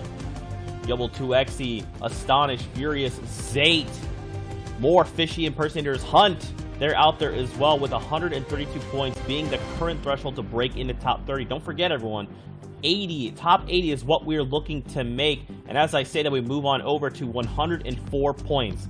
As of right now, that is the threshold combined total we are looking to break. There's people out there, Trashy, who we just saw not too long ago. Avery as well was in that game. Zunies was eliminated. Jaith. These are all people that are on the very edge of that bubble right now. It could take a simple misstep, a simple mistimed shot that would send them back into the lobby and leave them wondering if they're going to push through to grand finals. I think one thing is that day 1 is essentially the space, or you're basically trying to build a buffer. Because if you do that, then you have room to make mistakes like you're talking about. And then if you aren't there on day 2, you've got to have good games like we saw from some of the players like Trashy in that first game, getting 3rd place and pushing himself now up into the top 80. It's possible. That's right, awesome. Fortnite fam, thank you guys so much for hanging out. Shy, Balla, thank you guys for casting those games. If you haven't already, give these guys a follow. They are absolutely incredible. With that being said, though, these are the first 2 games down in NA East. We are going to go to a break, but when we come back, we'll have a different set of casters, more games, and more Fortnite action after this. See you on the other side of this break.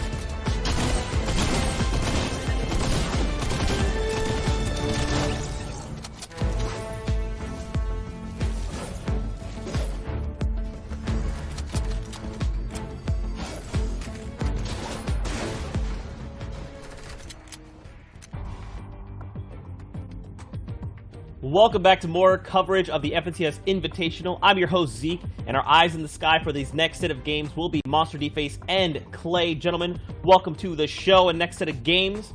Now, obviously, guys, NA East is coming alive right now. We see players outside of top 80 with eyes set on pushing up through the leaderboards. We just saw them. We got to talk about this, as well as players at the top. Top 3 right now are the same exact players that were exactly the same from yesterday. And Tom himself earlier said, you know what, I've got my eyes on Scope, and right now he's still locking it down, Monster. Yeah, literally, Scope is someone that we didn't get too much footage of. We kind of saw him middling around, and that's because he didn't take a victory royale yesterday. He hasn't taken one quite yet today, but breaking through with top 10 performances. I mean, Clay, I know you wanted to also touch on some other players that are up there, because we're driving this all the way through the next games. What are other players you're looking out for just in general? Because it's getting closer and closer with the top 5, and I mean, it's consistent too. Yeah, I want to talk about Rogue Shark. Hasn't had the best of performances. 16th place today. This is his best performance. Look to see him stepped up. But Crim's really coming out in that last game. Love to see that happening.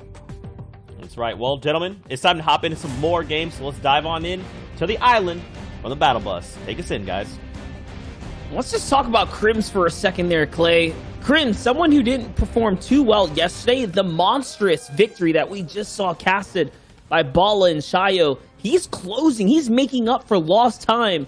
The question is going to be in this game here, can other players do the same as we're jumping in with the NA East region? It's day 2, more games going. What's on the line here, you might be thinking? It's top 80 for the grand finals positioning here. And or we'll see you in the review round. Take a look, Clay. It looks like he's trying to run around like a bot right now. Yeah, I think he is disguised as a henchman. As you see him getting very aggressive, all of a sudden finds a player out. It's going to be FaZe Sway going down.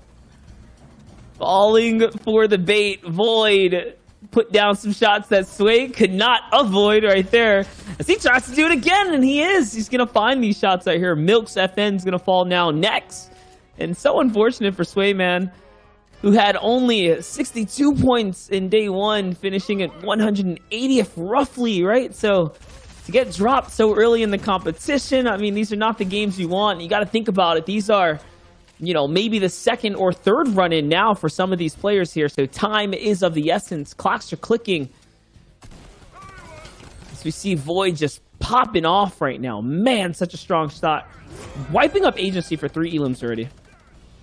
Yeah, such a strong start after not that bad of a day yesterday. 131st with 75 points, day number 1. He's starting to get up there now with that. You see the points starting to build. May have not had the best a couple games here in day number 2. We'll see as we move over to Twaxi, who, again, same as, actually a really good thing, flipping the things around. 15th place, 136 points for Twaxi. We'll see if he's going to be able to capitalize on that. As shots are going through, he looks to get this elimination, and he is. Derpy is fishing, should have been building there because he just didn't even see Twaxi coming. If he keeps up this kind of rates, this pace, he will be going through the grand finals for any fans out there.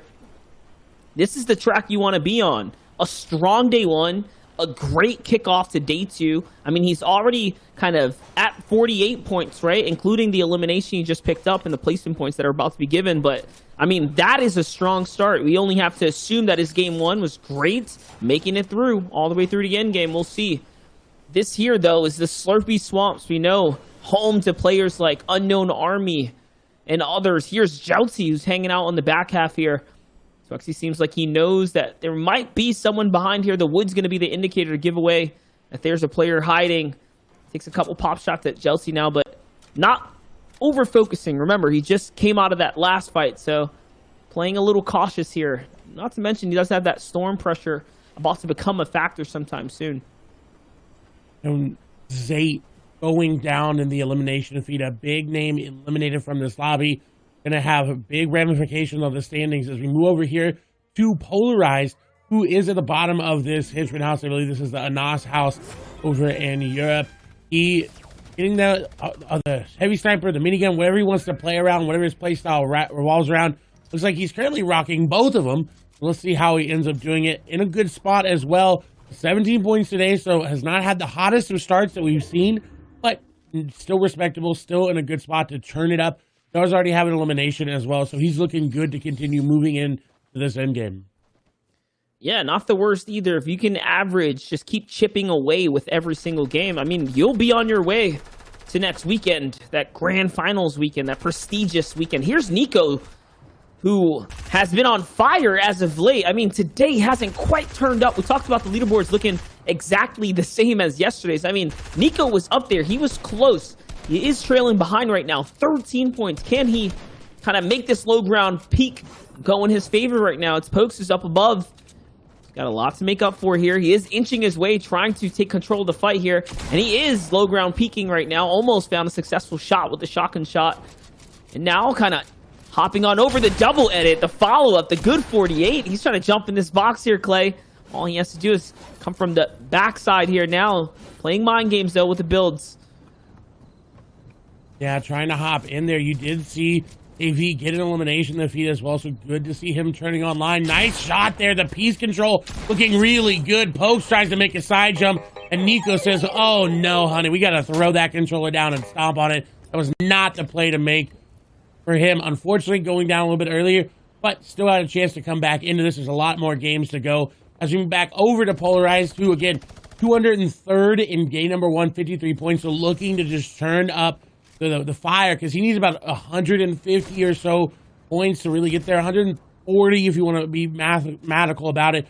Skittles going down. Polarized, though, losing the high ground and the advantage he had in this fight. All of a sudden, now he's in a situation that I don't think he wanted to be in. He wanted to be putting the pressure down, and now pressure could come back onto him. Yeah, Polarized is going to have some huge strides to take here if he wants to break his way up.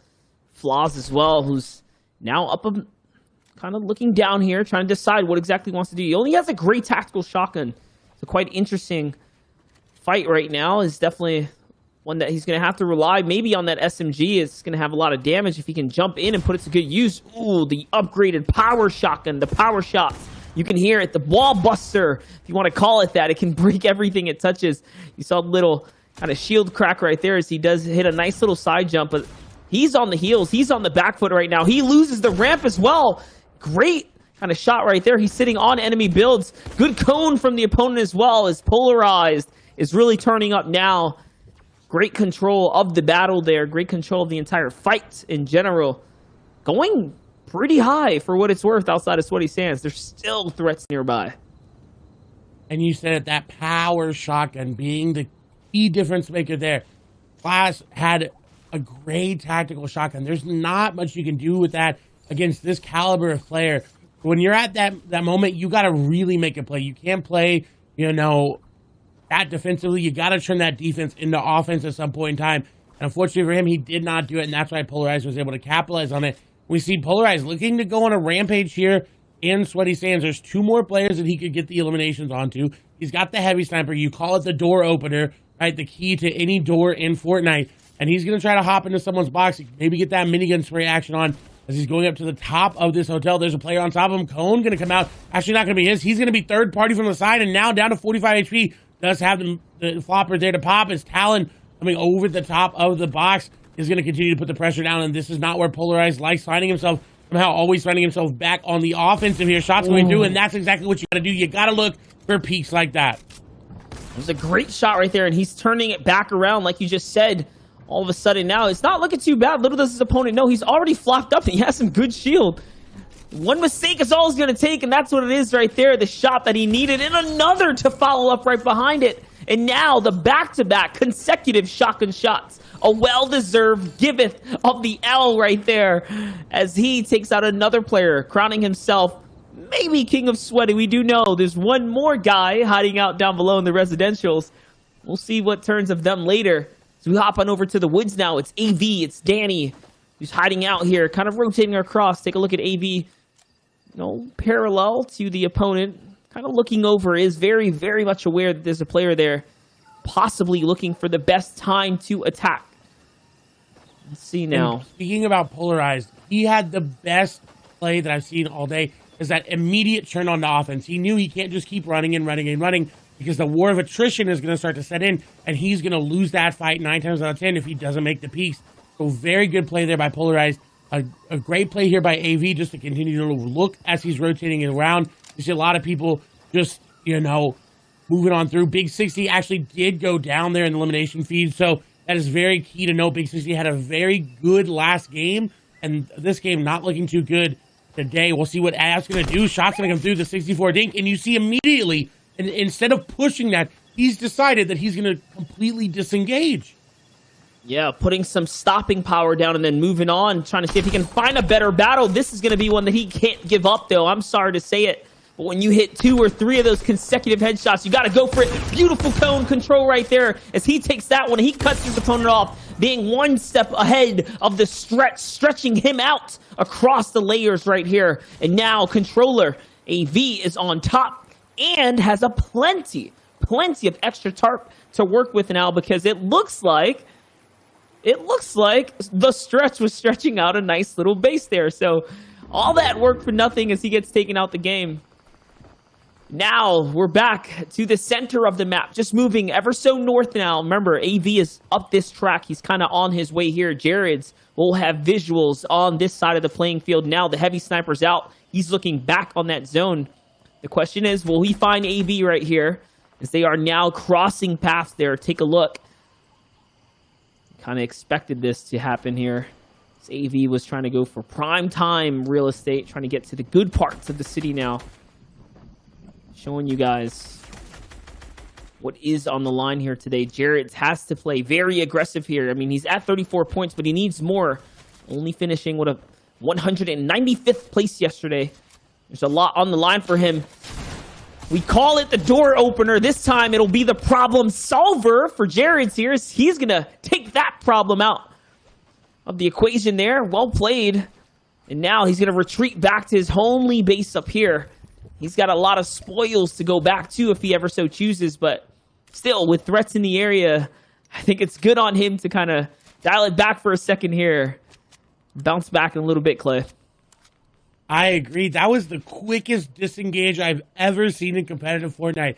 My man got the elimination and said, you know what? No, I'm out. I'm getting back into my base. I'm good. I need a point. That's it. 4 more points added to the total. As we move over to someone we wanted to see today, Scope, to see how he was doing and how he was maintaining his dominance today. You see 65 points already, 1 elimination in this game, and he set himself up for success. Early rotation into the middle zone, really maxing out his loadout as well. Scoped is looking really good in this game.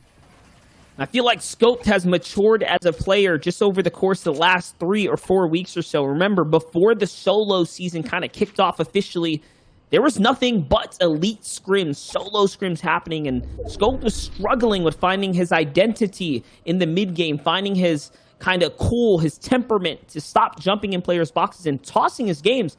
These last couple of performances from him, it seems like something is clicking. The gears are turning, and he is just putting things together for himself now, because the way he's leading the competition right now has been absolutely incredible. The question is, can he keep it up? Can he continue to hold his temperament and not really throw his games? He has the power to jump in boxes, right? Follow up with those shots, but it's end game. It's positioning that he's been lackluster in, at least prior to the FNCS solos. Now I'm seeing why there's a lot of fans rooting for him, as he's trying to break away, like I said, build that identity as a solo player, his own individual player, apart from his counter duo, Tfue. But here's Knight in the zone right now, third zone, dangerous, so dangerous to be rotating around. If you really think about it, look at all the bases that are set up here, Clay. This is Death Valley that he's in right now, because if just one wrong mistake, he can get focused, but oh my gosh, he's actually going to initiate a battle down here. He doesn't care. The shots are going to connect now. Clay, he's jumping in the box. He's in the box already. You said it was the elimination valley there, but it wasn't for him. It was for everybody else around him, really hopping on that opportunity to push his advantage and try to get this elimination. You see immediate disengage because he realizes, okay, I got my tags. I don't need to go too aggressive here. I don't know exactly where he was, so I'm not going to push it that much. Casker already back up to a relatively good amount of HP as well, as you do see Nico there alive. I want to point out that the Scope never won a game yesterday, but his consistency and top place finishes were allowing him to be 2 points ahead of Nico yesterday.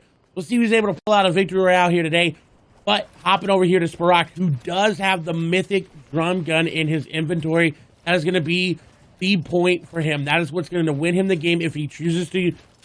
If he tries to win this game, right? I mean, we're all trying to win the game, but if he's all revolving around that his gameplay, is going to be Mythic Drum Gun, Mythic Drum Gun, Mythic Drum Gun. Yep, definitely is looking kind of crazy right now. I mean, I think we kicked this game off of Void, who had controlled the agency after taking down Sway. Now, seeing that Spirok has the drum gun, we can only assume that Void was swiped clean from this lobby here. So, now, Spirok, he's got all the momentum he needs. He's got loot that he didn't land for, but he sure definitely earned himself in this lobby. I mean, look at, he's sitting on an additional big pot. He's sitting on quite the catacomb of builds here, as you can see. And it's also at Salty Springs, so it all makes sense. The story's all kind of piecing together here. He found the elimination close by, and this is why he has such a massive base, great loot, and extra loot to kind of feed off of. Let's see, though. The zone's going to cut just outside, moving west, halfway through the major city here. Spirok's going to have to get out of here.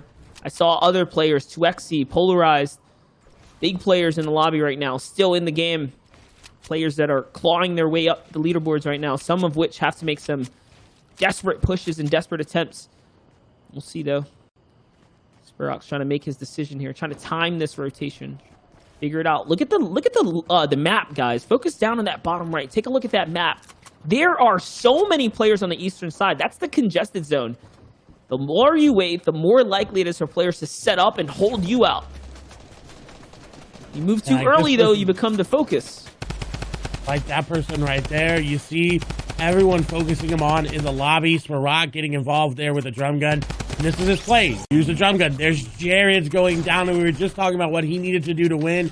And unfortunately, not playing to their strengths, is now Spirok is going to drop his AR completely and just focus on the drum gun. And that shows the strength of it there, but he got caught trying to be a Luke Goblin. Someone in his tarp, he's getting down to 20 HP, getting shot from everything. He's trying to get out of these builds. They're not his, but he's panicking just a little bit now, finding a little spot so he can maybe make something happen, but Aiden gonna take him down, and Spirok did not play to his strength there.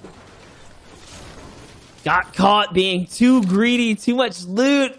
He suddenly felt the need to bring it all with him, and that's going to take him out. My gosh, there's so much gear right there, so much floppers. I think I counted out, including the ones that Aiden had coming in. It might have been like 8, 10, or 12 floppers, something around the sorts. Because I know there were some spares laying around. My gosh. We'll see if we see that. Aiden make it through the end game now. Here's AV, though, someone who was in Weeping Woods, like we said. He took out the stretch just on the river bend there, and he's been coasting ever since. That was a big refresher for him. He's already spent 500 materials since the last time we tuned in, and he's still dwindling down some here. You got to think that he's feeling A-OK right now, though, as he picks up another elimination. There is some loot there. This is where the harpoon will come in big handy now. Trying to decide if it's worth jumping for. He's inching out, making his way towards it, pressuring opponents, trying to take control of the field here. If he can jump down and grab this, he might. Jumps down one more layer, not giving up too much, though. He is being very much cautious here. Remember, but if he gives up this high ground, then he gives up the potential to recycle a launch pad. This half in, half out's already revealed itself. He's going for the mid-ground fight right now. It's Clicks who's backing up. It's 2XC who's on the other side of the wall, too, just listening in ever so closely. Take a look at Funk, Arab, Casker, and many others who are at the half in, half out already safe. And speaking of others, Knight there as well. Good disengage, though. You don't want to fight Clicks in the box fights. That's probably the one player in the whole lobby you really don't want to fight in those box fights. You know he's got that prowess there. Knight, on the other hand, looking to get some long-range beams here with his AR. Did get 75th yesterday with 97 points. But we'll see how he turns that into a better day today. Again, 37 points, not that bad, but really needing to push it up. We saw about 190-ish points. And EU gonna need a little bit more. He's about 90 points off that top 80, so hopefully he's able to get something going, like right there with that beam shot doing through this player launch padding, and Arab unfortunately going down there tonight. Just a little bit of a misplay from Arab's perspective. See if he can turn it around in his next couple games, though. I love this. Remember, these pro players know other pro players. You drop Arab, everyone knows Arab lands at the Shark. Of course you're going to W key for the loot. He went over there and snatched up that Sky's Assault Rifle, the grappler, so quick. And that's what doing your homework does for you right there. Knowing the lobby, knowing your competitors, knowing your competition. Forget that. Just knowing that ESRB is a key player to get taken out in this game. And now for Knight, he's setting himself up for success right now. I'm listening to a heavy sniper being clocked, though, readied up around him. He's got to be careful. I don't see him pulling out his mats. Return to that. Okay, it's Kaz and Casker who are close by, one of which has something big. Casker actually jumps in the base up above. Those are the shots we're hearing, so he is using that heavy sniper. You can hear the shotgun shots happening. Knight kind of scrambled in the mix here. He's like, all right, skates on out of here. He's got the grappler. Good time rotate. He's safe now. He is safe in that box spin. Going to take down Void there with an elimination. You do see Knight using that grappler very effectively.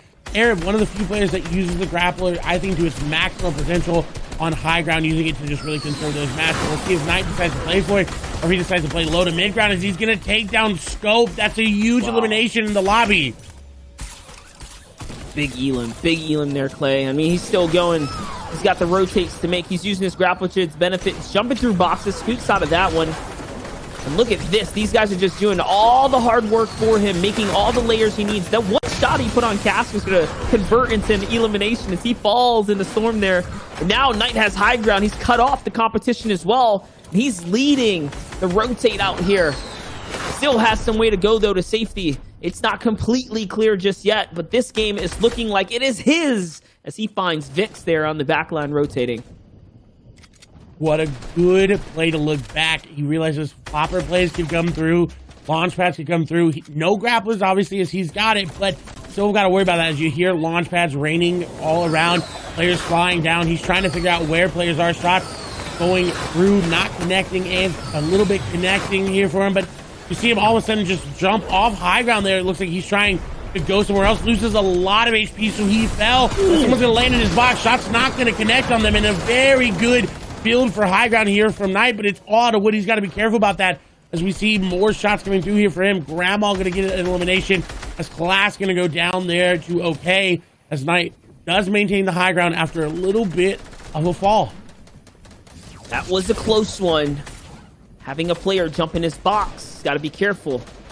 Good usage from Knight now. Connecting back to the builds here. Deciding here, he wants to put down the pressure. There's players in the air, though. Shots to be made. Hits to land. It's Avery who falls now. Or it's actually Danny, excuse me. He's just racking up elims, racking up big names after big names. He finds another one here. It's Grandma, a 30, who was in top 10, somewhere around the sorts. Playing out of his mind early on in the game, the competition today. Let's see what Knight can do here. He's continuing to pressure that lobby here. You know, it's the shots he's putting down right now just doesn't give anyone an opportunity, a chance to even get close to him. They can't even look up here, Clay. He's not giving them the opportunity. He's not giving the opportunity at all, and that's a very good point to make. Doing everything he needs to separate himself from the players down below, put as much distance there as he can. Doesn't want any chance of it going against him. As Zone is continuing to pull against him. You see already pre-turbing out, looking at the backside of Zone. Player's going to be in a bad spot to get tagged up just like that. Knight looking to get the last 3 remaining eliminations already on 6 here. We'll see if he's going to start to drop down or work his way down. He's decided to stay ultimate high ground. We'll see if these players down below start to fight, and then Knight gets involved. He's still got the grappler, so in case he loses it, he can make a play back for it in that final moments as TJ going to take down Storm. Just Twaxy going to go down. Knight is going to start to drop down. TJ going to be the last remaining player here. Knight and TJ. Twaxy going down moments ago. We'll see if TJ going to be able to make anything happen, but the effective HP advantage looking way too good here for Knight. This is just the last little bit they need to put in. I think the builds have run out there for TJ on the low ground. Knight going back in the zone. He's got flopper shots going through. Does deal a lot of damage, but takes enough himself. I think this is going to be it. I think that's going to be the last shot, and it is. TJ going down. Knight with an 8 elimination victory royale. Played it well, realized he had the floppers as well, and just used it to his benefit. That sidestep was so clean and well played. He had a lot of kind of options to make plays with right there, and he flexed them. He flexed a few of them. He pulled a couple cards out. Eventually, ultimately, he made it all work. Good victory royale. You'll love to see it, gentlemen. That was an incredible game. Massive congratulations there to Knight, taking down none other than TJ. TJ was actually 6th yesterday with 152 points. So you see a lot of these guys, because Knight himself was, I believe, 75th place with 97 points yesterday, looking to aim for that #1 spot, trying to hold down top 80. Massive props tonight, though. I loved his play in that last game. There was a lot of things that he did very, very well. A lot of heads-up plays. For example, kind of when he did get his hands on that grappler, which I love that you called out, because the moment he saw Arab drop it, he was like, I need that. But when grappling through that mid-ground tarp, like, most players want to use the grappler and go high. He just used it to go straight to where it is he needed to go. Very quickly, we'll take a look at the standings. Frosty right now, now keep in mind, cumulative points here, 494 points with 3 victorials to their name. This is, wow. Sorry, this is for Brazil here. Excuse me, I misspoke there, guys. Great there, though. Techno Viking, King, Sheko, all very familiar names there, Monster. Definitely some big names here. Remember, there's multiple kings in this region, too, so to see SNG King up top, that's really nice. That's a new kind of come up for him here. You got to give respect, though, for the eliminations on first place Frosty. There was a 79 elims on the gap here. Take a look at your second page, guys. You see players like Moljak, Bulga coming up on top there. Players that we recognize. Majin Buu in 25th. I see Clipnote up top. Leleo. These are favorites for Brazil. Kind of coming in, doing very well for themselves. These are grand finalists kind of in the making here. In the making, indeed. And good to point out that Leleo is up there. One of my favorite Brazilian players. Seeing him perform is really, really good. You do see Tome over there, who was an NA West player, going down to Brazil to play, doing very well. 45th place, nothing to scoff at, still in that top 80. Your Cons there from C9, qualifying as well. Again, these are not finals, so there's some tiebreakers to go through, so in 59th place should be good to go. You see Tino, Luku there, Lord, and this is your final page. Paid and Vincenzo right below, 177 points. So a little bit lower of the threshold for that top 80, but still 170, 180. That's what we're looking at here for NA East. I just wonder for all the analysts out there, what does that mean? 177 point threshold. Does that mean that the competition was a little tougher? Does that mean the players at the top are breaking away with it? I don't know. My brain can't wrap my mind around it, but there's got to be something kind of correlating there for sure. Yeah, I mean, we've seen that number kind of fluctuate, right? Like 163 was one of the regions, I believe, saying earlier, as Clay, unfortunately, DC's there. We love you. Please come back soon. Yeah, but Monster, kind of going back to that game, I just kind of want to talk more about Knight a little bit. Just kidding. Can't do that either, because we're getting ready to get into games, Monster. So we're going to send it in. Good luck, and we'll have Clay back to you in just a second. It's all right. We'll take this one away right here. But it's all good. I'm a veteran. I got this. We're jumping in. It's NA East. It's day 2. A lot on the lines right now. We're jumping in with Straw Hat Charlie. I actually love this name. It's a little One Piece reference right there for those anime fans out there. You got to appreciate players going out and putting their own little personality into their username here. So, man, looks like we are back with Sweaty Sands for some early games right now.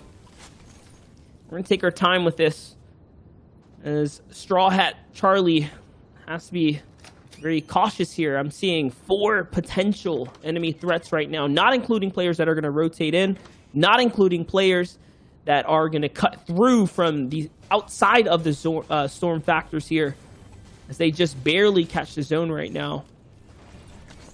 So it's a pretty decent start, though. He's going to kick things off with a nice little mini here. He's got a shotgun and a pretty much full loadout here. Take a look at the enemies in this location with him. It's Evasion, Stony, Purrs, and Teke.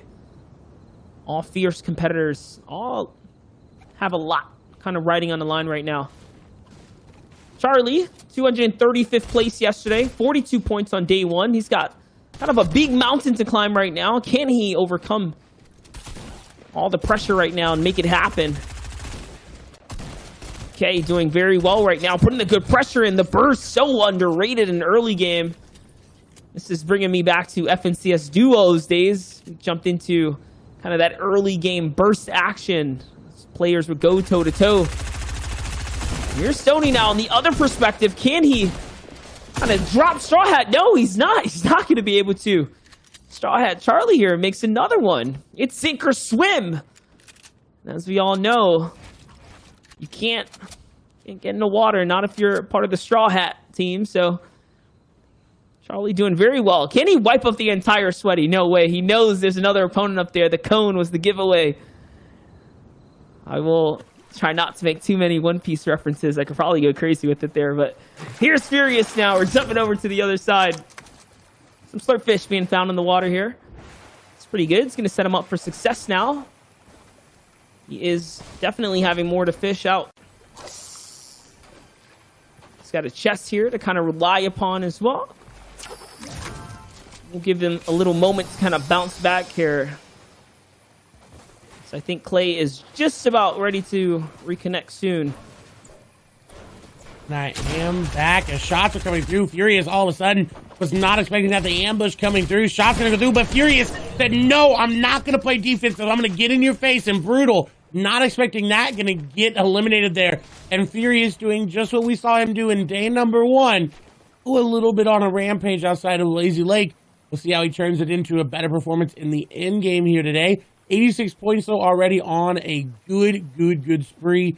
We'll see as we move over to Bully as he's fighting Adonis. The shots going through. Bully losing a lot of damage, but Adonis taking a lot himself. Came into the fight about 150 effective HP, but now at a 90, 100 effective HP disadvantage there. Bully now going to be able to heal up. Should be good to go. 48 builds is concerning. He doesn't have an AR as well, so he can't put that pressure down. He does have that SMG, though, which we all know is very powerful up close. He can get that damage off very quickly. We'll see what he's going to be able to do. Playing that low ground warrior style that we all know and some people don't like, some people love. I know Monster loves that low ground style to take advantage of the angles and the peaks that you can. We'll see what Bully's going to be able to do. Is it seems like Adonis just continuing to build up and up and up. And it's right. It's all about reaction speed when you're down low. You try to bait players into your world, have them come down into your territory.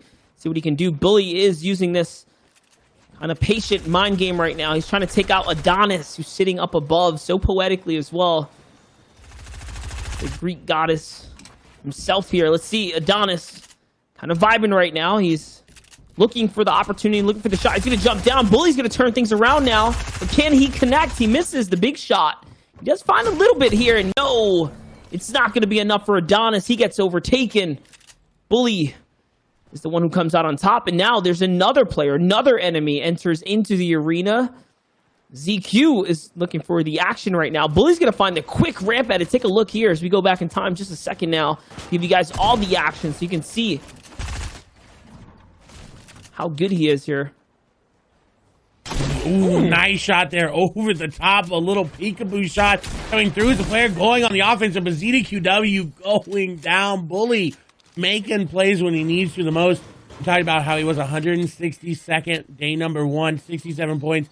So really needs to push the aggression here today to get towards that top. You can't play too passively, otherwise you're going to start to fall back down the bottom of the leaderboard as you move over. It has the great rotating out of what looks like that a shadow base up top, the weather station there does have that heavy sniper, so he did in fact go up there. Such a phenomenal weapon to open so many things, start so many engagements, end so many engagements as well.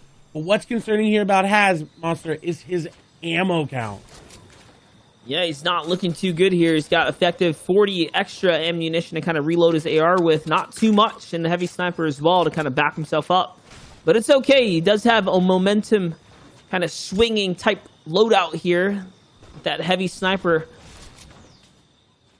being able to open up any box here. There was an enemy inside that farmhouse right there, by the way. He kind of hopped past, if I'm not mistaken. I thought I saw a silhouette in there. It's not going to matter, though, as he sees the first piece of moving player now. It's a pixel in front of him. He goes for the heavy snipe. It's not going to connect. But the AR is going to find its home here now. And the pressure is on. The push is on. He ramps up and over. And that player is going to roll over and kind of admit or give up. Submit the low ground here. Heavy sniper is ready. The ramp boost is ready. But he takes the wall instead. And I love that. That was like a clean little fake out right there. Puts the ramp behind him, making that player think he's just going to jump in, but instead he takes the wall in the process. Very good fake out indeed. Your opponent gets in that mindset, okay, he's ramp boosting in, I got to edit out. But Haz like, nah, we're just going to sit here. We're going to do a normal wall take. Takes the ramp as well. Very, very smart from Haz as we move over to Sully and Inspire. who are near Weeping Woods in a fight. Sully going to be on the back foot there, and even more in the back foot with that pump shotgun as Inspire's in the box. Sully up and over the top, continuing to try to put the layers vertically between them, and now horizontally again, moving on up. This tree going to cause a lot of issues here for Inspire and Sully. This is going to be very hard to fight through. They've broken through. Wall trying to be taken. Nice play there by Inspire. Double edit coming through. Not going to be able to connect. The player didn't put the cone over the top. I think Inspire's going to be able to capitalize on that, but no, continuing to get out. This is a cat and mouse chase. Inspire finally going to get the shot that he needed. No, it wasn't enough. His shots continuing to be traded back and forth. Inspire, though, I think has finally found him where he wants him. His edits coming through. This player trying to go over the top. Shots coming through. The SMG is hitting, but Inspire just not able to capitalize on the situation when he needs to the most. Yeah, he's got to get this shot here. He is hunting him down, though. Even with the exchanges, still doing so well. Beautiful usage of the cone as well to take control right now. And, oh, man, as this fight drags on, you can see the material count slowly but surely trickling away, but it's all right. Sully's going to generate some extra mats as he goes down here. And there it is. All that just for a couple of points. And, I mean, hey, at least it was ended before any more damage was done to the resource count there. Inspire now has to bounce back into this game. So a little bit of metal here, though, so lucky for him. The hardest material to come across. He's going to be able to scavenge just a little bit from the woods here before he leaves now. Here's Bizzle, one of the more exciting veterans of big tournament names here. Bizzle, someone who we know struggled kind of, you know, when it comes down to these open style lobbies, but as the competition gets stronger and stronger, as more and more greatness is piled into a lobby, Bizzle tends to shine. For some reason, he finds his stride all the time. As yesterday was his 19th place. Very, very respectable positioning. And oh my, he's barely missed the headshot, Clay. Barely indeed. And he's one of the few people we've seen take advantage of these silent snipers. We saw Wolfie's heavy snipe and then immediately switch into a silent sniper and get an elimination. We'll see if Bizzle's going to be able to hit this shot, tracking perfectly, but the tent going to be in the way, so Bizzle not going to be able to capitalize. But that player didn't really seem to notice where it came from, and that's the advantage that he's got to being silenced, and that's going to be a shield tag there for him. 100 damage is good, but it's not what he wants. Is a headshot narrowly missing as well. Bizzle, he may be in phase with the snipes, just not hitting for him today. Hey, but Bizzle is well known to catch those mid-game peaks with this silent sniper. It's literally his playstyle. It's almost a preference choice pickup. It's this storm surge that he relies on when it comes down to those super stacked games, the ones that I'm referring to that he tends to shine somehow, some way, find his way up to the top, even if he's not in the discussion. Those are the plays that he can make with that heavy, or the silent sniper. Here's Inspire, though. We know, like we said, was needing to find something as that last fight kind of set him back a few steps than where he needed to be. Good shots right here. Hey, at least it's a 30 pop. If he can find another, get that shield popping indicator, he might just hop in here. I think the pressure from the other lobby is enough for him to just go all in. He's kind of, I can understand in a desperate situation, the need to kind of recap now so that he doesn't have to do it later. What better time to do it than before the lobby actually gets here? So whoever he is pressuring right now, I'm sure is wondering, why is this psycho pushing me right now? Spicy it is, who's on defense right here. And Berserker's jumping into the battle, getting from behind. This edit is fresh. The wall is weak, and he's breaking his way through right now. Spicy's on the run here, Clay. Can Inspire find this Elim? I think he is going to get it. There it is. It's the shotgun he needs. And now he catches a big upgrade. My gosh. Big upgrade indeed. I almost thought for a moment he was going to pickaxe him there when he came out of that box. But able to find it. Innocence nearby, though. He's going to have to run away from that. Does not want to be involved in that fight. As we move over to see Bludge, who is running from the zone. Also want to point out Shark over there as well. Again, was in third place coming into today, but has not had the best performance. I mentioned it on the beginning of this. Right? A 16th place was his best performance. We'll see how it transitions here into this game. Obviously, running from the zone. Bludge, though, does have two floppers in his inventory, so he's not too worried about the zone. It's only a one tick right now. But you see him constantly scanning, constantly looking. He's looking for any sort of shields like he's going to find there, albeit only one. That's going to be such a huge difference. When you get tagged and someone only tags you for 10 damage or 23 damage, it's going to be like, oh, they still got shields, I can't push. You see Newell right in front of him as well. Bludge, though, is going to have a hard time rotating in as we saw a lot of congestion happening on this side of the zone. Yeah, hard time rotating in, hard time qualifying as, yes, he is in the, kind of the day 2 kind of stride of things right now, but man, he's behind. He's off to the wrong foot, especially considering he was just outside the 150 bubble yesterday, so not a terrible performance, but definitely not a great one to really propel him up. Not like Crims, the way Crims was able to close that gap, make up for lost time by taking that victory out very early into the competition, setting himself up for tracking here. But we'll see, though. Can Bludge make the big plays that he needs? Can he close the gap? Can he pull back just mentally as a player, as a pro player, as a top player? Let's see. He's going to pop this flopper out in the open now, kind of ghosting behind the builds here, deciding if he wants to take the fight. And yes, he finds Berserker. And now we know why Berserker was firing all those shots before. It was because he was desperate. He also needed a frag, just like Inspire did when Inspire found Spicy. So it's probably Spicy who's down here as Blood is trying to pick up some loot. Let's see, is it Inspire? It is Inspire. Okay, so Inspire now, who's feeling it, 200 HP. He knows Blood just came out the zone. He also just kind of snatched up some desperate loot right there. Let's see, Blood kind of jumps around. It's the shotgun trade right now as things load up. The heavy sniper, the problem solver. And he's on the run now. Blood is on defense here. He did pop one of the floppers though, so Inspire already knows he doesn't have any shield. The fall damage, oh my gosh. Almost taken out there. Clay, these are not his walls. This is not his territory to be playing in right now. It's not, and yet again, he is in zone. He had to use a lot of his stoppers already. We'll see if he's going to be able to get out of that. We'll keep our eye on the elimination feed. But two big titans fighting right now are Zayt and Calc, as Calc is going on aggression. He's got Zayt on the back foot. Is the harpoon being used? Just break the walls and try to get in. Zayt going to know how to counter this. He just sits in his box. Shots coming through. Calc gets the not the best end of that trade, but he's continuing to keep it up. He already had Zayt weed, so he's overall in this fight effective as the stare comes through. Catches Zayt. That was such an effective as the wall comes down. 200 pump. Calc gonna take out the veteran of Zayt. Such a big shot right there as well. Good plays by Calc to kind of wait it out. The fact that he waited for Zayt to make the edits on that wall, the reset edit means that the wall was weak. He took it. He threw the ramp in there. Sneaky, quick, calculated.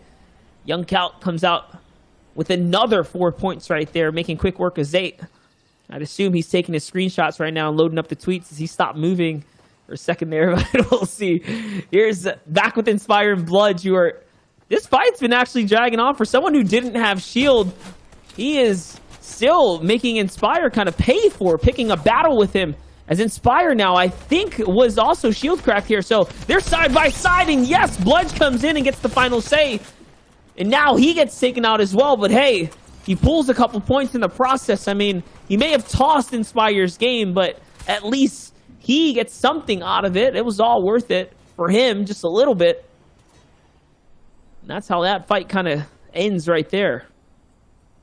As we swap over to look at Bully, Astonished, Nobu Beef, Evasion, and Yuz there, all on this side near that Slurpee Swamps bridge to the north side here.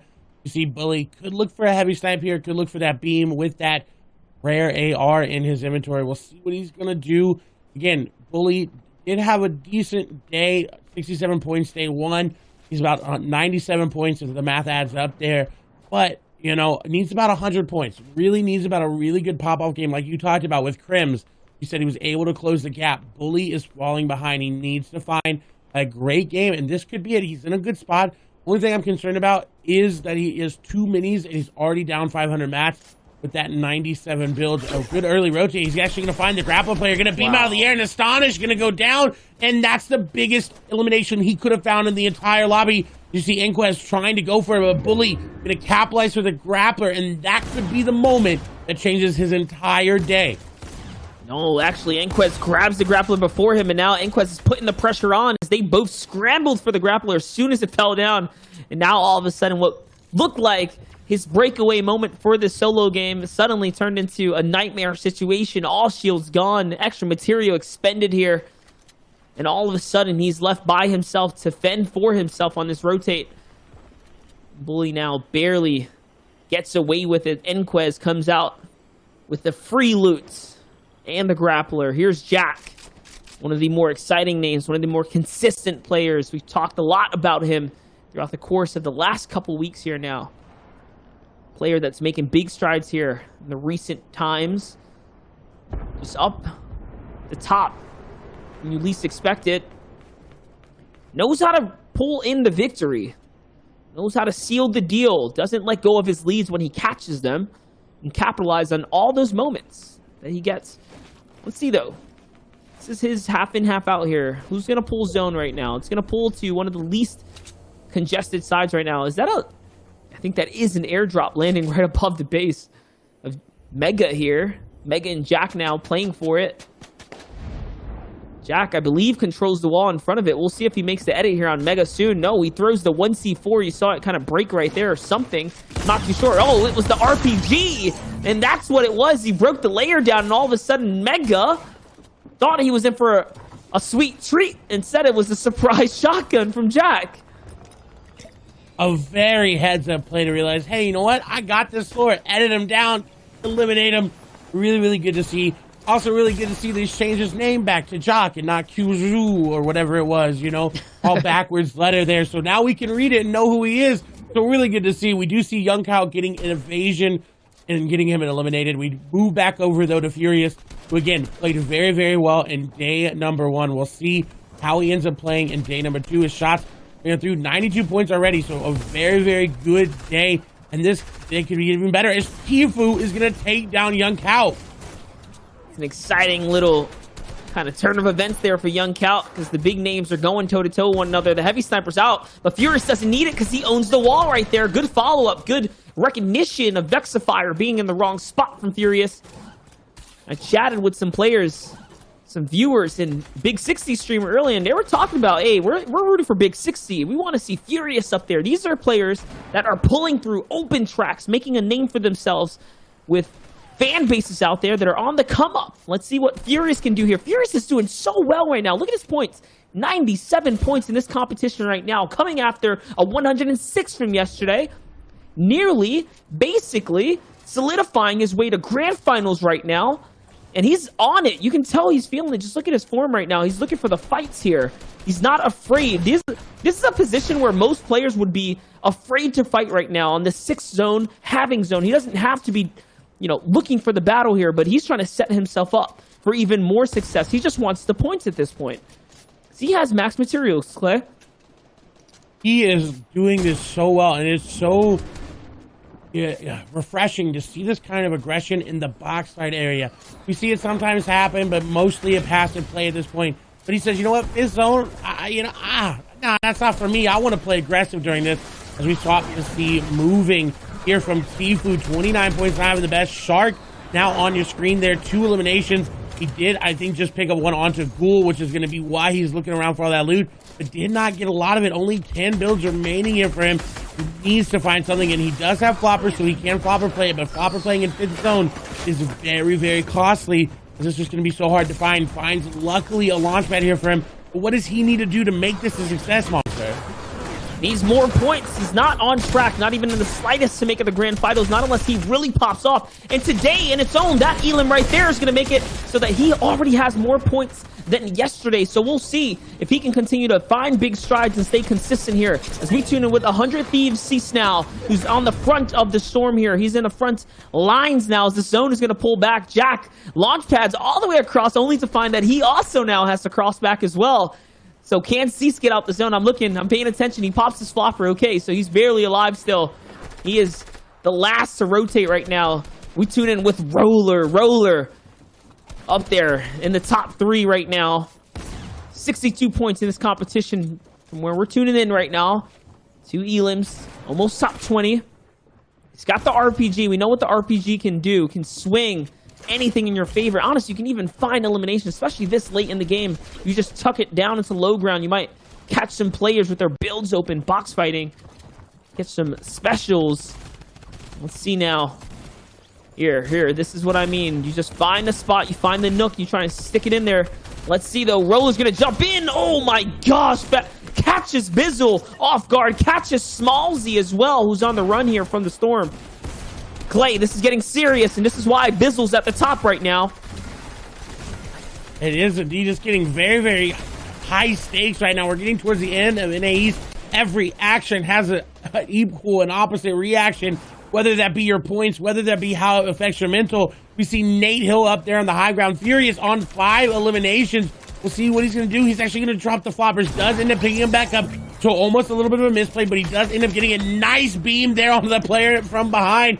That player more likely going to go over to zone. They do end up going down. I don't think that was the player that he actually ended up tagging up, but someone else falling a top 10 scenario. Furious doing very, very well to try to take high ground here. He's just going to crank for it, and he gets it. I mean, do you blame him with 400 metal? It's what you got to do here as he finds Nate Hill, who is just trying to play his game. He jumps down. He sees something mythical. He wants it, and it's the shotgun upgrade as well. Now he has a pump. Was it worth it, though? He's going to lose out on a lot of HP for that one right there. But it's okay, because 5 players are remaining. This could be Furious's game here. He's jumping down. There's a launch pad nearby. He doesn't care about a Straw Hat. Charlie's going to fall as well here. The heavy sniper's going to really crack things open for him. And he's just hip firing away now. Attack down here. He knows there's the grapple shots. There's someone trying to take the height. But he's not willing to give it up so easily. He's going to crank right back up. And now we're in a top 3 situation. Furious, Roller, and Use, Clay. Roller has been playing out of his mind today and yesterday combined. This man coming out of essentially nowhere to make these plays. RPG going through. That's going to be another elimination. Roller now with 6, dropping down from the high ground. Should get the pressure down. He does. A good damage trade there. Furious, effectively the same. Getting more damage, though, onto Roller. Furious with 7. Roller looking for number 6 or 7 there. Stops him with the RPG coming through. Furious with a nice bump, but he makes the wrong edit, and Roller is just going to steamroll him there, and that's going to be elimination number 7, and the victory royale there for him. It's so big, the 7th elimination, and like we said, the placement points that you get from 2nd to 1st is kind of monumental. It's worth a few eliminations. That puts them on par for 2 great games from each of the 2. Regardless of what, well played to Roller right there. I mean, showing why he's in the top 4 right now. Man, Assiduous is Roller is very assiduous in his end game tactics. Now, guys, what we need to do is take a look at the standings. This is where things are going to get crazy because we only have a handful of games left in NA East. Now, of course, Roller putting on an insane performance yesterday with a 4th place, and on the other side, though, Furious in 55th. So the question becomes, have they pushed into that top 80? Will they hold down that spot? For Roller, you got to assume yes. He was already starting off to a grand start. There you go. No surprise there. 273 points there, and 2 victory royales to his name. Showing that he is the most unassailable player in the lobby right now. Cannot be budged or moved here. He's at the top with good point threshold lead as well. Over 30 points, 270 right now. Take a look at everyone else, though. These guys are doing so good for being midway in the competition. They're set up very nicely right here. They are indeed. You see Scope, Bussy, Shark, TJ, Knight, Tradix down there. Stretch in 11th. Nico in 12th. Commandment moving down to 14th. Coop, Bizzle, Doxy, a lot of names that everyone knows. We did see Bizzle go out a little bit early that last game, but still in that 80th threshold is where he wants to be, what the games want. And Bizzle, we know, is going to destroy those stacked lobbies. That's what Bizzle lives for. That's the kind of gameplay he loves to see. We'll see how he does if he makes it to grand finals. Keep an eye out here, though. I see Miro, someone that I was keeping an eye on since last week. Always hefty with the eliminations. If he could just find his end games, if he could find his rotations, he is also on his way to grand finals. New names to keep an eye out for. Here's your players in the top 80. On the cusp, just on your last page.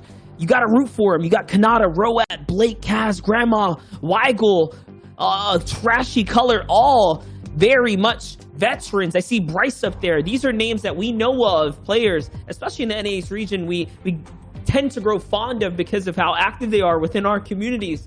This is so close right now, and there's going to be upsets. We saw it in EU. There was upsets, people that just barely did not make it. So we're going to see that here today. I got to prepare for it, man. It's getting closer and closer. It is indeed. I want to point out, that was the lowest threshold we saw. It was about 124 points. This could get really, really interesting. That's right, guys. With only 3 games left, who will be the top 80 pushing through to grand finals? When we come back after this break, we'll wrap up NA East and know who that will be. Stay tuned, Fortnite fam.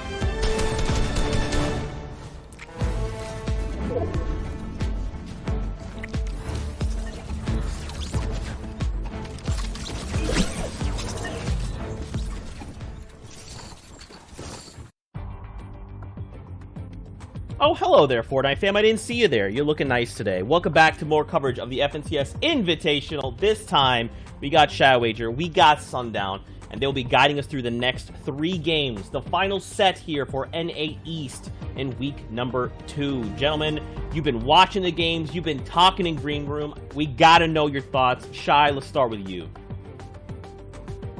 Controllers. All right, Sundown, to you. I know Shai was very succinct with his point there, but honestly, I'm a little tired of the sesquipedalic words that you guys have been throwing out. We're in the denouement of the penultimate event here in NA East, and really, I'd like it to give us this kind of serious tone that we really need to focus on as we watch all of these players just continue to jump into box over and over again. You know, they're doing a great job making sure they're holding down that RT and keeping the pressure on top of each other as we go through. It looks like I just made Zeke Big Brain rage quit the stream. No, there he goes. He's coming back over here now. But you can see, in all seriousness, we're getting down to the final ends here. We have about 45 minutes left in the queue, so these are going to be the final matches to determine who's really able to push up into that top 80 and kind of make a name for themselves. We've seen a number of players be able to carry over their success from day 1 to day 2, but it all comes down to these final moments. I don't even know what to say to you right now. I'm so mad. I'm going to step away. You guys take us into the next game. Hey, Yeah. you've set the theme. You know what we're about to watch. It's going to be, hey, there it is. Some Spar Fishy Grawl RR. The last 2 letters going to be the operators at Lazy Lake here. With 10 people, Sundown, I'm not going to even ask what you're going to expect because we're already going to be seeing it. Close range box fights and all shots hitting. Yeah, and everyone's just looking to run at each other right off of the start. As we talked about kind of these last games, with this many people over at Lazy Lake, we can assume a couple are going to go down. 11 already down across the board. You can see kind of each elimination being the 4 points, causing a lot of this aggression to go through. Additionally, though, placement points begin to be gifted out once you hit in the top 10. So if you're playing for placement, you're going to want to be playing for that late game. But as we've seen with NA East, like kind of once you get into that like top 30 or so, people don't really want to fight anymore. So it's kind of like aggressive bursts, and then everyone kind of just chills.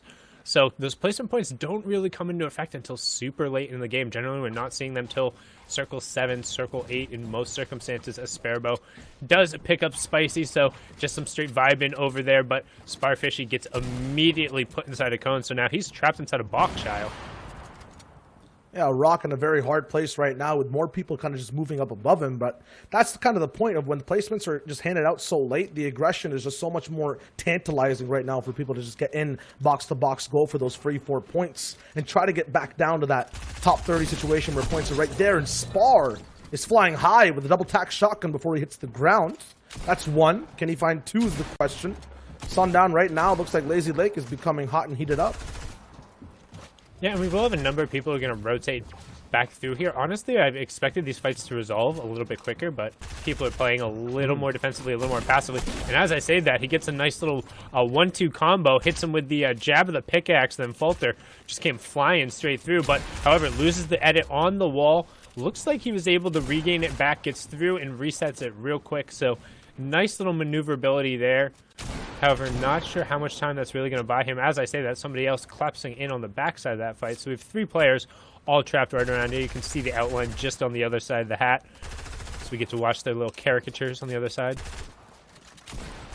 Yeah, they're battling it at hard as Spar just waits out 36 total builds, but he's not using a single one right now, while Clicks and TFTI get into a big fight that actually doesn't have much of a say in total health pools. Maybe just a 50 shield shot on the TFTI. He moves back. Now Clicks is on the walls of Spar, looking to get straight in. Controls his wall once again. Spar, though, gets it right back, and a big clap back, too, that he can't actually land. Clicks is angry, and he wants to end all these fights, but he's caught between 2 different people. Finally, getting in the box, and he can't actually land. What happens afterwards with the spray? Spar somehow surviving, landing shot after shot. I've never seen an early game go down this way with these big players getting taken out so fast. He's still trying to survive just a little bit. Half these builds not even his. He's finally out of that jail cell of a basement, and he's moving forward to get into hopefully clearer territory. And Sign's immediately going to come over and re-engage the player, so he should have enough space as we hop on over to Straw Hat Charlie, hanging out on the beach. Want to make sure you don't get too close to the water over there. You can see I him actually just trying don't to get the pick up. reference because... Oh, because you don't watch anime? I watch anime, but just not One Piece in general, you know. So I'm trying to. So you have good taste in anime. Got it. Okay, understand. Oh yeah, 100%. I'll agree with that one. No, I'm kidding. I watch very little of that anime, so I have absolutely 0% to judge on anything other than Fortnite action in most circumstances, and even then, some people question my qualifications as Charlie immediately gets ramped over, tries to throw a cone over, but kind of gets stuck with that awkward metal ramp his opponent was able to throw in. Doesn't really actually have a floor either in there, so kind of interesting angles. Rocket is going to knock it down, and he's immediately going to retake the high ground. Drop in, gets a white tag too, so not really sure what this opposing player is doing. I think he might have rocketed himself there, but Charlie now just going to continue to play the aggressor, gets edited into the box, still continuing to try and force phase his way in, gets inside the cone, but not quite able to follow up, double edits in, just relentless, not giving him any chance, and there it goes, finally taking down TK, but not after a decent expenditure of materials. A lot of materials taken out right there, but at the same time, he gets a lot of good loot to be able to walk off with afterwards as well. We tune back in with Spar, who is not having an easy time whatsoever. Still trapped in the depths of Lazy Lake, and we never actually see such underground battles go down, and apparently there are no rules here whatsoever because he's been in a 2v1, a 1v1, no shields, less health. The odds stack the game time and time again. Sinez, though, is going to try to move around and see if he can even out the favors. Maybe not even fight Spar at this moment. Maybe just move on afterwards. But we know how things go down. He finds a random launch pad. Not sure if he was saving that for later. We all know how hungry people get for rotations towards the end of the night or the end of the game. Because, I mean, that's really what it's all about, trying to maintain enough control that when you get in those late game scenarios, you're safe enough and covered enough to get to the next spot. Because that's when typically you're going to end up facing the most threat in the most potential areas you need to cover. We talk about just how valuable tarping and being able to find a safe path is. And that's something that kind of gets easier the more experience you have working around kind of those stacked lobbies and knowing how to move around. But also it's easier when you have more tools at your disposal. When you have extra shields and you can take some shots. When you have the ability to spray down somebody's wall a little bit quicker than somebody else. So you have a launch pad and you can set up a short launch. But right now you have Sparfishy Growl RR trying to pull a Savage Classic, sprinting out of the cone 160 and immediately follows it up with the spray from the ever so valuable blue SMG. He's going to sprint in the corner for a little bit to celebrate, but picks up all of that loot. Will also have a big pot to top himself up to 100, 100, and a nice little ambush coming out there. Might need to toss either a 100 Thieves or a Mister in his name somewhere as Koi Fishy picks up Velocify there in a clean little 1v1. We're tuning in over at Weeping Woods, but Spar's still confused as to what just happened. X-ray bullets breaking the bones of that individual. He has none left to walk with, and now he's going to be taken out of Lazy Lake. Fishy, though, looking to get his second. A new pattern we're seeing in these games. Big third parties, but the people who are actually getting knocked down and done damage to first are the ones who are actually winning these fights. A huge kind of takeover in builds by Jackiewski. Now the king of Weeping Woods today. I want to just make that claim right now because this is the third game we're seeing him just take early game by storm, and no one can stop him. He's just getting this piece control into the box and leaving everyone behind in the dust. Yeah, honestly, like, if he had lost that fight, I would have been impressed, but after eating the big pump shot, he was only one other shot away there, and he's going to need a solid day today. After scoring only 38 points yesterday, he's going to need to really push forward. As we see Scoped, oh boy, what a time to pull a med kit. Are you kidding me? Are you kidding me, Scoped? So right now, he's chilling out in the grotto. This is something you'll see a lot in grotto fights because players are desperately trying to kind of chase and find the siphon and do everything they can. But Scoped, out of the med kit with about, like literally 2 health left before he would have gotten ticked over by the storm, is able to find a med kit from an unlooted chest, which generally doesn't happen. So now he should definitely be at the advantage here. Has the Brutus minigun as well, and in this close quarter situation, we only know how that ends. Scope takes out Thresh and just absolutely rips him apart. And he was so smart in that fight as well, blocking off the floor, which is what people immediately go for, that you actually can't see, especially when Bricksters are in play. He instinctively knew that Scope wanted to just escape, and they only had one kind of option. But Scope, at the end of the day, is the owner of that grotto. You say, how does he pull that chest med kit? It's because, you know, the spot knows him. It yearns for him, basically. And Thresh was just a mere visitor. He got kicked out. Even making the best plays ever, you can't really do much against Brutus's minigun raining down on your head, shot after shot after shot. Spar, though, once he's finally freed from his little bit of a cave held back by so many people in Lazy Lake, he'll try to traverse the map, use the anger he had built up possibly on other people at the moment right now as well. He has someone in his sights. The AR ready to shoot. It's a full blue loadout except for that mini, and he looks to upgrade it going forward. The launch pad is there too.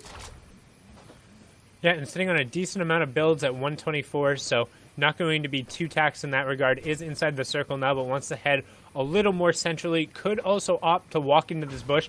It always terrifies me too when players opt to do this. You have no clue that somebody's not opting to sit inside that bush right there.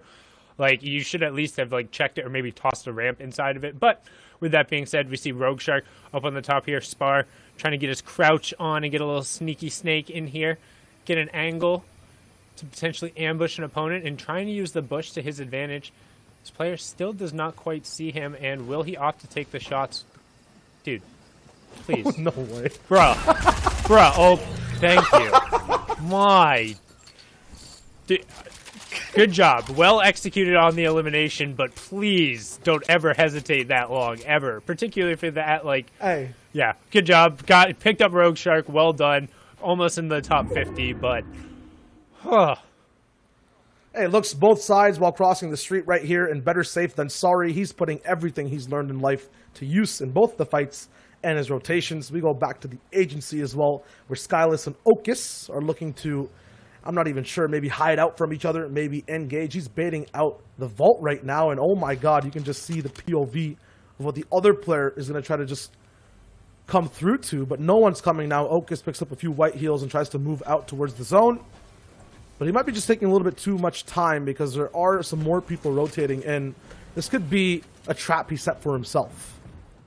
Honestly, if you're Okus and you hear all the people rotating through and you see there's a player directly on the other side of you, this is going to be a really good ambush opportunity for him here. Should be able to clean this up because owns all the build in here. Can't build, obviously, where that vault door is. He's going to have the 3 medkits. He has all these additional heals. He can wait as long as he wants. This is only a 1-tick zone until it turns over. Then it's a 2-tick. He has 2 bandage cannons in there, a full set of bandages, 3 medkits, and a stack of floppers. Like, he's chilling. And while he has a lot of fish from the sea, we'll see Commandment actually driving across the ocean all the way to the rig, getting some free loot from the vault, basically, because you can't really camp out here too long, especially when you don't have zone. And there's not too much loot for one person to basically take and move on with.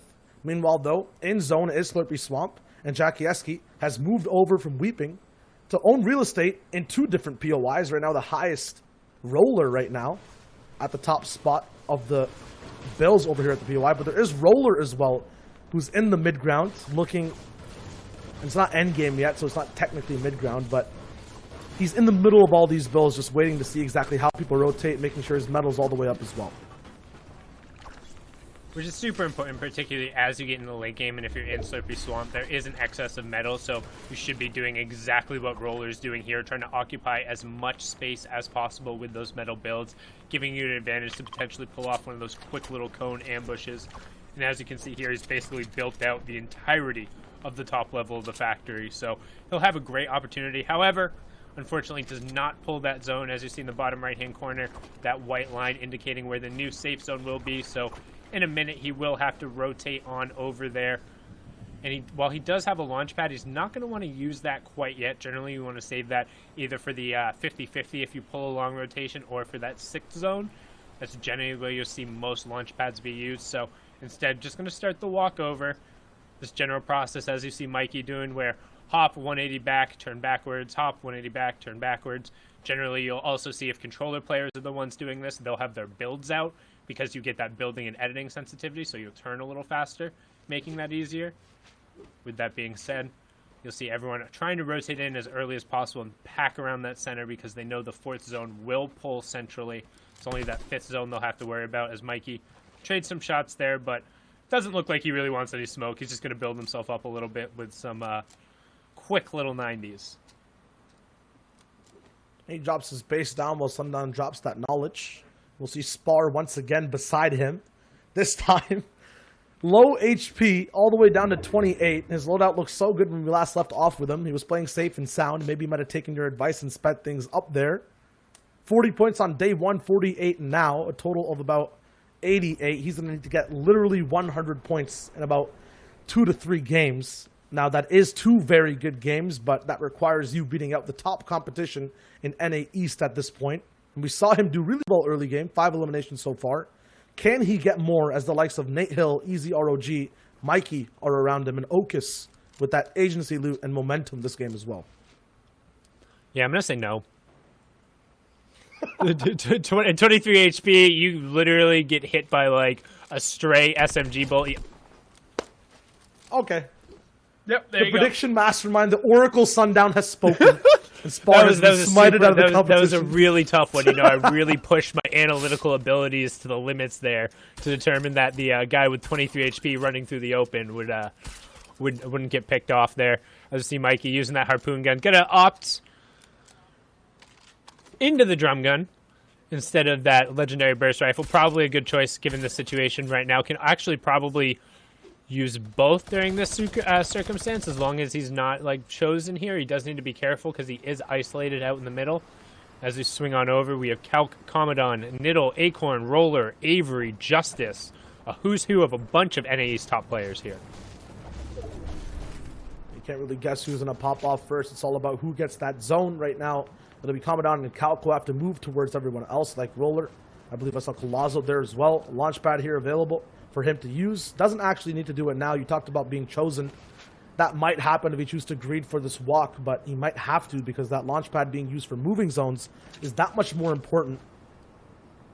Right now, Commodon is, I would say, 100% guaranteed to qual so far. He could get maybe outplaced by a bunch of people, but yeah. Alive this far, 68 points, 151 yesterday. It's all about looking at who he can push out right now, how much damage he can do to other people, at the same time, how much practice he can get, because these games are going to get a little bit more stacked before like all that W key madness starts to happen and people really push for the end of the day to get big points. And I also think Commandment's the type of player who generally he takes pretty much every game relatively serious. He's not somebody who really goes into the hard W key mentality or like, oh, this is a throwaway game. Like, he's trying to generally play for late in almost every game I've seen him play. There's very few times, unless it's like a very calculated, hey, I'm playing in this game for 5 minutes, I'm trying to push. And even then, there's sometimes he'll pick up a couple of elims and he's like, no, I'll play this one out instead. But we have Calc pinned down the corner here. And as you check the bottom right-hand corner of the map, 45 players left going into what will be Circle 5 after this. Only 2 or 3 players aren't already inside that safe circle. So odds are good. We might see Storm Surge crop up in this game, kind of going towards that 30 threshold coming in through here. But probably not a lot of action that's really going to be occurring as most people have rotated in. And one thing I do want to call out about this general spot, or one thing first, for Calc's points, 60 today, had 101 points yesterday. So still needs a decent performance or two to really guarantee himself to be in that top 80. And the other thing, we were talking about launch pads and their value. In Weeping Woods, launch pads actually become slightly less valuable because they're that much harder to execute on with the amount of trees and kind of the variable verticality that's going around. If you're short padding and you clip a tree, you will go nowhere. Like, you will actually go nowhere and effectively like make yourself a worse position. So you almost are forced to full pad, which gives you the vulnerability of getting lasered, or you have to like very tightly execute a short pad, and then it's like that's really hard to do. I'm not sure every one of these players can confidently do that as we see the half in, half out zone pull over the river. Yeah, right now it'll be a waterfall game for a lot of people on this mountain. If they hit that no pad Sundown's talking about, or even a short, it will be the best thing to get to this position. They have to go over an entire mountain, so that full pad is also going to act as a short if they just clip the tip of the mountain. At the same time, there are a lot of people alive. It's 45, and a bunch of them aren't in zone. The ones who are kind of blocked off. You'll see it from Acorn's point of view. There's a huge hill in front of him where he doesn't have a say on. A bunch of the people trying to rotate in, and as I say that, the bridge is open. He finds 1 and 2. That's Jack that he takes out, his own duo mate. I don't want to be in that call right now because it might be getting really heated there. These are some of the last games of the competition. Acorn, obviously the better positioner of the two. Got the better luck of the draw this time on where his base is going to be. He's bullying Nico as well, really hot off the press on all these shots that he's taking. On the other side of things above him, though, people fighting. for high ground. Nate Hill still trying to rotate in. Beef will look over to where he is. A heavy sniper in hand, trying to land shots, but if that misses, he opens up so many more doors with this purple burst AR, which we know can rattle boxes and bones all the same. He's trying to shoot, has some white tags, will reload that heavy. The combo shot again. He's still landing tags time and time again. We talked about Beef yesterday. He was playing so well in the end game. We're not even there yet, and he's just racking things up together. I was talking about Nate Hill trying to rotate in. Now I guess I don't have to talk about it anymore. He's been taken out of the competition, and Beef looks for even more. And some really good picks here. I was about to say, it's unfortunate that none of these are actually resulting in eliminations because he's putting down a ton of damage. Had the 64 into a double 32 tag with no elim, and then also back-to-back 30 tags, but then hits Nate Hill with that snipe and the burst follow-up into the take the L. Had to assume the eye probably swapped onto him for a second there, so letting Nate know he had it a little bit there, which is relatively unfortunate because Nate had been clawing it back a little bit there after a tough day one. You can see Cease, AJ, Okis, and Calc all below Beef in the stack void, just off to the side of him. You also have Commandant, Niddle, Seam, Origins, Avery, Ghoul, Platinum Rates, and Assault all along the side too as well. As the 6th zone now gets revealed, this will probably be where you'll see some launch pads go out, but we talked about it. There's a tree literally right in the way here. This is the second time we've seen Calc try to find these launch pads. This time, though, instead of trying to find them, uses his own as endgame breaks out. He actually does his best impression of a box diver, but doesn't actually connect with the next shots of his tactical shotgun. Unfortunately, now pushed over into his own base. Doesn't need a refresh yet. Tries to find a few beams. Misses a few shots there, too. Above Storm Surge, 8 people need to go down once the zone ends up clocking in. Calc now with 2 eliminations has to start to move all the way up on second height. No one's focusing him just yet. He falls down to a lower mid-ground layer, still trying to move. His game plan is to try to get into boxes. If he can't, then delay with floppers, but he might not need to. Those are the 2 big shots onto Tilt, who gets taken out, and now Calc has a good base that someone else has made for him. He gets to now choose his story on where he wants to be.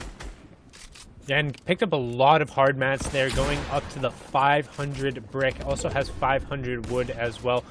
Decent amount of metal, but largely going to rely on the brick to kind of expand out.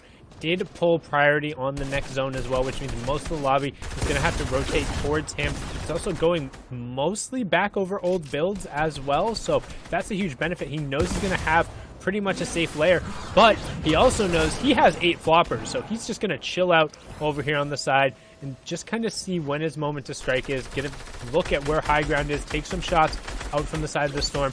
He knows he still has plenty of time, still 6 more floppers. He'll be able to decide when he goes, when he commits, as we catch up a little bit there. He's still just playing around the outside, and honestly, at this point, I think he'd dip in and just save that other 4 stack. You know that you have the option to go back through. Big 107 on the replace, chase for a 33. Needs to hit one more tag here, still going forward with the attack, and he finds it. Scope gets taken down, can't put up with the pressure from young Calc, as we have our top 20 here, and a really solid play from him. Yeah, stepping through from a different dimension, all the way from the storm to catch Scope on his side that he was just trying to allocate mats not to, just to save for the rest of the game. But because of that, Calc sees an opening, clamps up top of it, and right below him is Sizlucky, who's also trying to be as economical as possible, found his own 1 elimination. Now taking a little bit of damage. There are 2 floppers left in his inventory, but it's not going to use, or not going to choose to use these just yet, just because there are more siphonable eliminations available all around him. Still, though, 8th zone, 12 people left alive. One of the most stacked games we've seen today thus far on the NA East region as it winds down. Tiz is going to look around, and there's someone knocking on his box. He finds the first shot afterwards. It's Commandment that goes down, and now it's down to the top 10. This is where the real placement gets handed out, and Sizlucky is a part of it. Yeah, and NA East, man, just going deep into each one of these circles. You see a lot of flopper gameplay going through, but Calc up on the high ground, Sizlucky just below it. Cease, Niddle, Bryce, Ved, and Fearful all on the low ground right now, as we see players beginning to drop out in the storm and begin to drop like flies, as Niddle picks up 2, 3 right there going on to Niddle. Sizlucky goes charging out in the storm, and instead he falls down to Calc, as Calc gets Cease as well. Calc from the high ground. Can we clock it in? We can, as Niddle falls to the storm. Young Calc with 6 eliminations going through, and the victory royale well executed with that storm push from the side with the floppers in order to get the victory royale.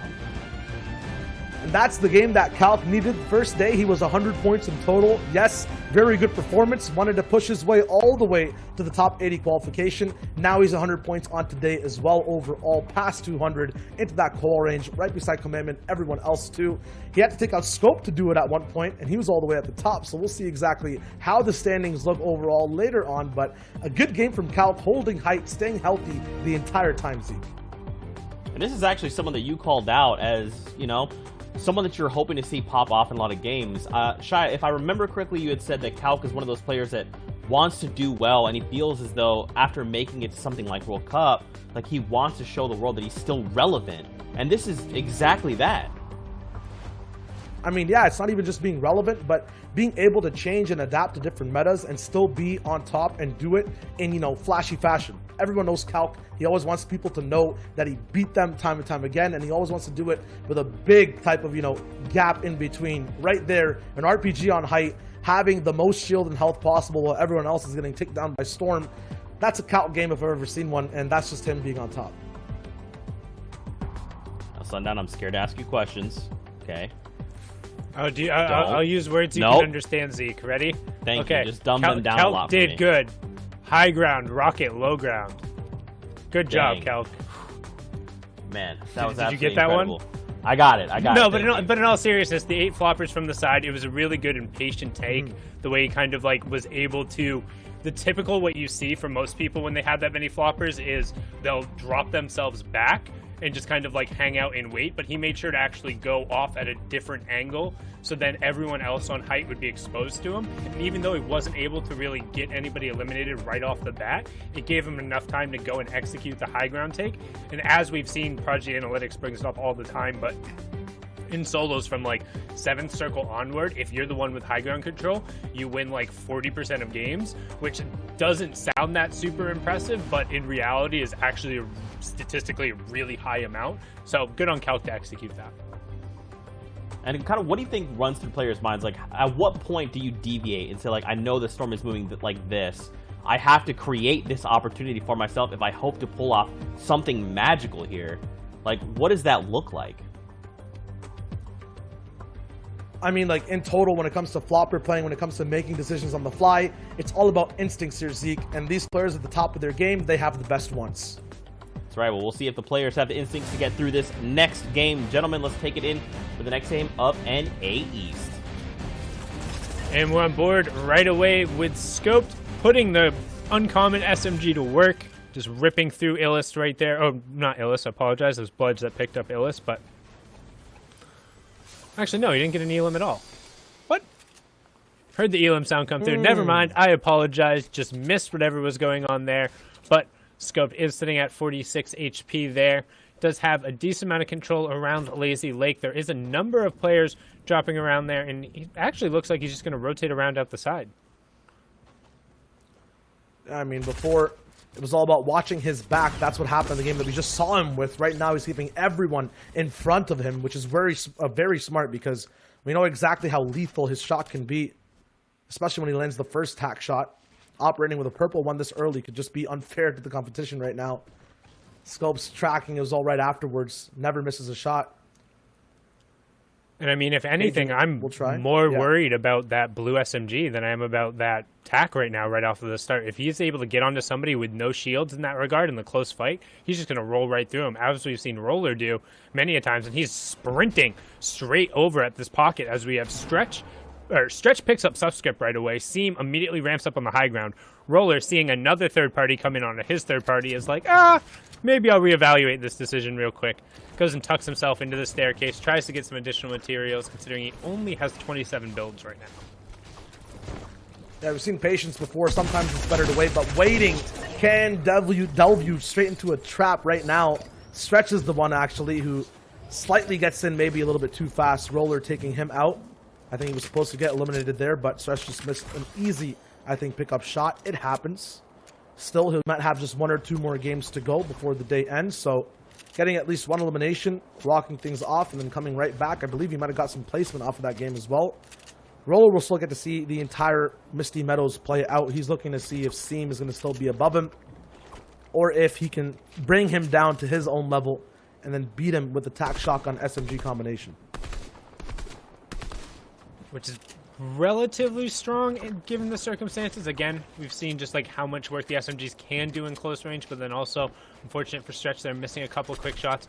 Interesting decision to not opt into going with the blue pump there over the green tack, considering he does have the SMG to swap to. You'd think that would be the normal combination, but opting to stick with the 2 higher rate of fire weapons. We've seen Roller pretty much almost exclusively roll with the tack shotgun. I actually don't think I've seen him pick up a pump pretty much the entire time unless he had the option. Again, opting to swap into that gray SMG and just rolling right through Seam.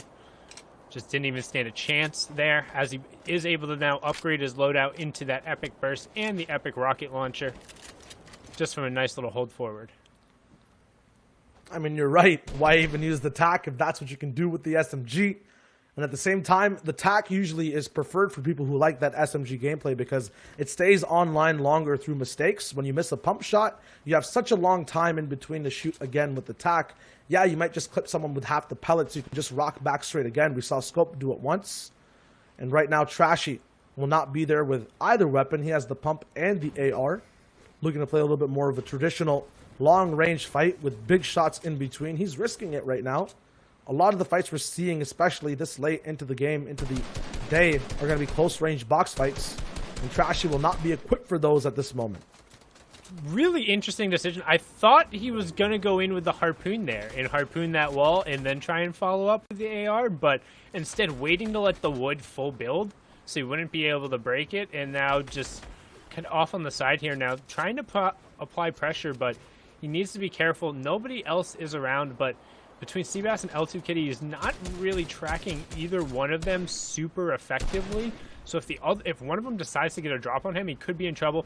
Now going forward with that harpoon gun, using it to destroy the walls, hits the 72 tag onto Seabass, I believe, and yes, it is able to clean it up. No, that was L2 Kitty on the low side, so Seabass still hanging out over there as well, but a nice little refresher coming out from Trashy, and he finds that Seabass was the lower health player. Really good job finding him through that ramp there. And again, I know, so one thing that you might see a lot of in the broadcast that you might not see in regular Fortnite with your playing is what appears to be players being shot through ramps or through walls. This is something that competitive Fortnite players will do intentionally a lot of the times, or what they'll try and do to their opponent, where by rotating a wall or putting it on top of them, it'll phase, and the wall, even though it appearing to build, will actually be tinted yellow, which means bullets will still pass through it. That's because if a player is occupying the space, the build won't fully complete. That's to avoid players being thrown all over the place in different types of scenarios. But it's just something in those situations, it's like, oh, well, how did he shoot him through that ramp? Well, he was standing in that ramp, so that ramp wasn't actually quite there. That happens in moments of desperation. Right now, Jab is in a very similar one. He gets taken down. Roller, once again, we've been tuning in with him all day. Using yellowed ramps as well, mostly though, it's this SMG that's been the operating factor for this man's game plan for every single elimination he's kind of got from box to box. Doesn't matter the color. We started with gray, now it's blue. We talked about how dangerous this one can be, the highest damage output, since those purple and yellow ones are not in the game at the moment. Roller still, though, looking to use this RPG, not even to connect, but just put pressure down. Make this individual's players' builds run out. Which is particularly effective when you are over the water, forcing him to go back over the land, because if you break out that structure and catch him out, it's going to cost that many more materials to connect. And honestly, as you saw the first Elan, if you are able to drop somebody in the water, it's just so disorientating and easy to pick them off. Just trying to deal with the swimming and shooting in the same aspect. There are very, very few players who will do that, honestly, at a competent level that we've seen before. But right now we see another player able to come over here and Roller getting backed off a little bit. I think that's a smart decision, especially considering he's down to only 15 builds. He desperately has to find one of these players and resolve this quickly. But even then, the player he's been chasing has also been burning through his materials, so there's no real promise he's going to get anything out of this. And the way this other player is moving as well, I think it's Kadrent. He's actually looking like he has no more builds left. I thought the RPG hit over there, but it was the tactical shotgun from Roller. I think one of the first times we saw him actually shoot this one in this specific fight. Now Kadrent is down to his final metal builds, dodging another RPG. Roller uses the classic SMG tactic to take him out. baited fully in, but you're right. That was a lot of rockets used for this. He gets about half of them back, up to 6 from I think the 10 or 12 that he started with, and at the same time, a lot of his builds are no longer here. He's only down to the basic 50-50-50 you get from a Siphon. He's going to have to farm up again or hop into another box. And again, don't forget, Roller was one of the players who qualified from the console and mobile track. He placed 4th yesterday with 163 points, so a really successful day. And he's honestly set himself up for success here, getting kind of those win conditions put together. Has the rocket launcher to break through the builds, has that legendary pump to immediately follow it up with kind of that pump shot that you see that controller players super favor right after they're able to hit kind of that rocket launcher combo, and then the SMG to really kind of follow up and apply pressure. The only thing we've noticed is there's been a trend a little bit more for players to rock 4 weapons if they're playing a little bit more aggressively, which I'm not necessarily sure is correct, because if you're playing that much more aggressively, I feel like you should have more utility. However, it hasn't necessarily been punishing a lot of these players. We saw over in EU, some of the double snipes come out. We've seen a lot of harpoon gameplay, so that's kind of like mixed utility and a weapon going through. Right now, Collazo opting to hold on to a fishing rod relatively later in the game than generally we'll see, but so far making worth at least finding 1 slurp fish from this fishing hole. Can he get another? That'd be pretty lucky. I think the statistical odds of that are low, but I think he'll take a flopper and a slurp fish for his trouble. 100 effective HP, and honestly, gonna take his fishing rod too, saying, hey, maybe I'll get another shot. I mean, it's all about options with those big 4 weapon loadouts, and it's like you can basically do the combos of the heavy sniper rocket launcher. You can do a lot with the SMG as well in tandem with the AR or pump, whatever 3 things you're rocking with the complements of a big explosive weapon. It makes you just a highly offensive character on the map. That being said, you're right. When you do get tapped a little bit, the defensive options aren't there, but usually people with full weapons have a huge boost in power. Right now, Fiber gets taken out.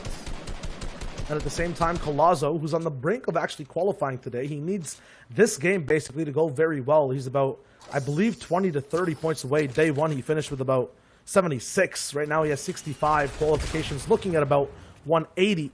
He needs every single elimination here, and at the same time, he needs to survive. Has the floppers to do so, has fish for them, and at the same time, got them off of bodies, but it's Roller who he's up against, who's using that RPG tactic once again. Can Collazo survive? No!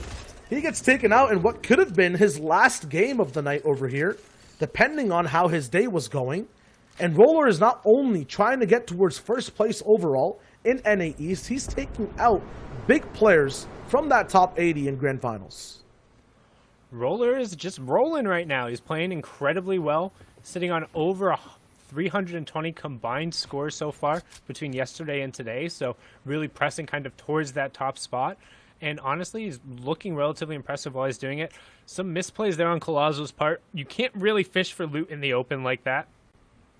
Especially even if it is just second circle, like, you are going to get abused in that regard. Doesn't matter how safe you think you are. It was unfortunate that Fiber did get picked off in that regard, but you can see everyone kind of playing safe already. We see pretty much everyone has made their way into the zone. We are over by kind of the Gorgeous Gorge, with Agency being kind of the top left side of the circle, so a lot of variable terrain and water that is going to be in play, but most of this map will have been looted, so largely we're going to see players trying to get refreshes, but Ronaldo immediately heavy snipes into the box. Luca is underneath the cone. Will he be able to reset it in time? Luca against Ronaldo, and Luca will win that one. The SMG in close quarters going to take that one out. So despite the heavy snipe, Ronaldo didn't come in on an angle that actually threatened Luca, because Luca had 2 layers in between. You wonder why. Well, why is that guy just sitting in a cone inside of his box? That's why. Because some player might recklessly come in and just try and push you, like Roller is doing right here. However, he got all the way through, and Uzi just gets ripped apart. Again,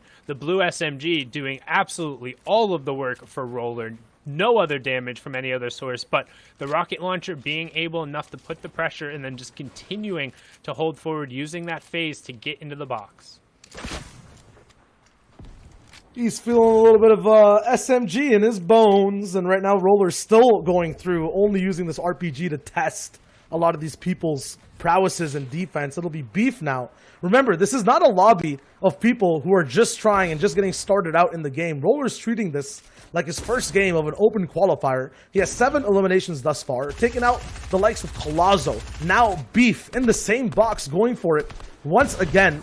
The 4-gun loadout, and from medium range, a quick scope of the gold AR. He lands it once again. His mats are fully refreshed. We just tuned in with him having none, now full once again. And he'll move on to his next target. I am scared if I see this man's name and hear someone get eliminated beside me in the elimination feed.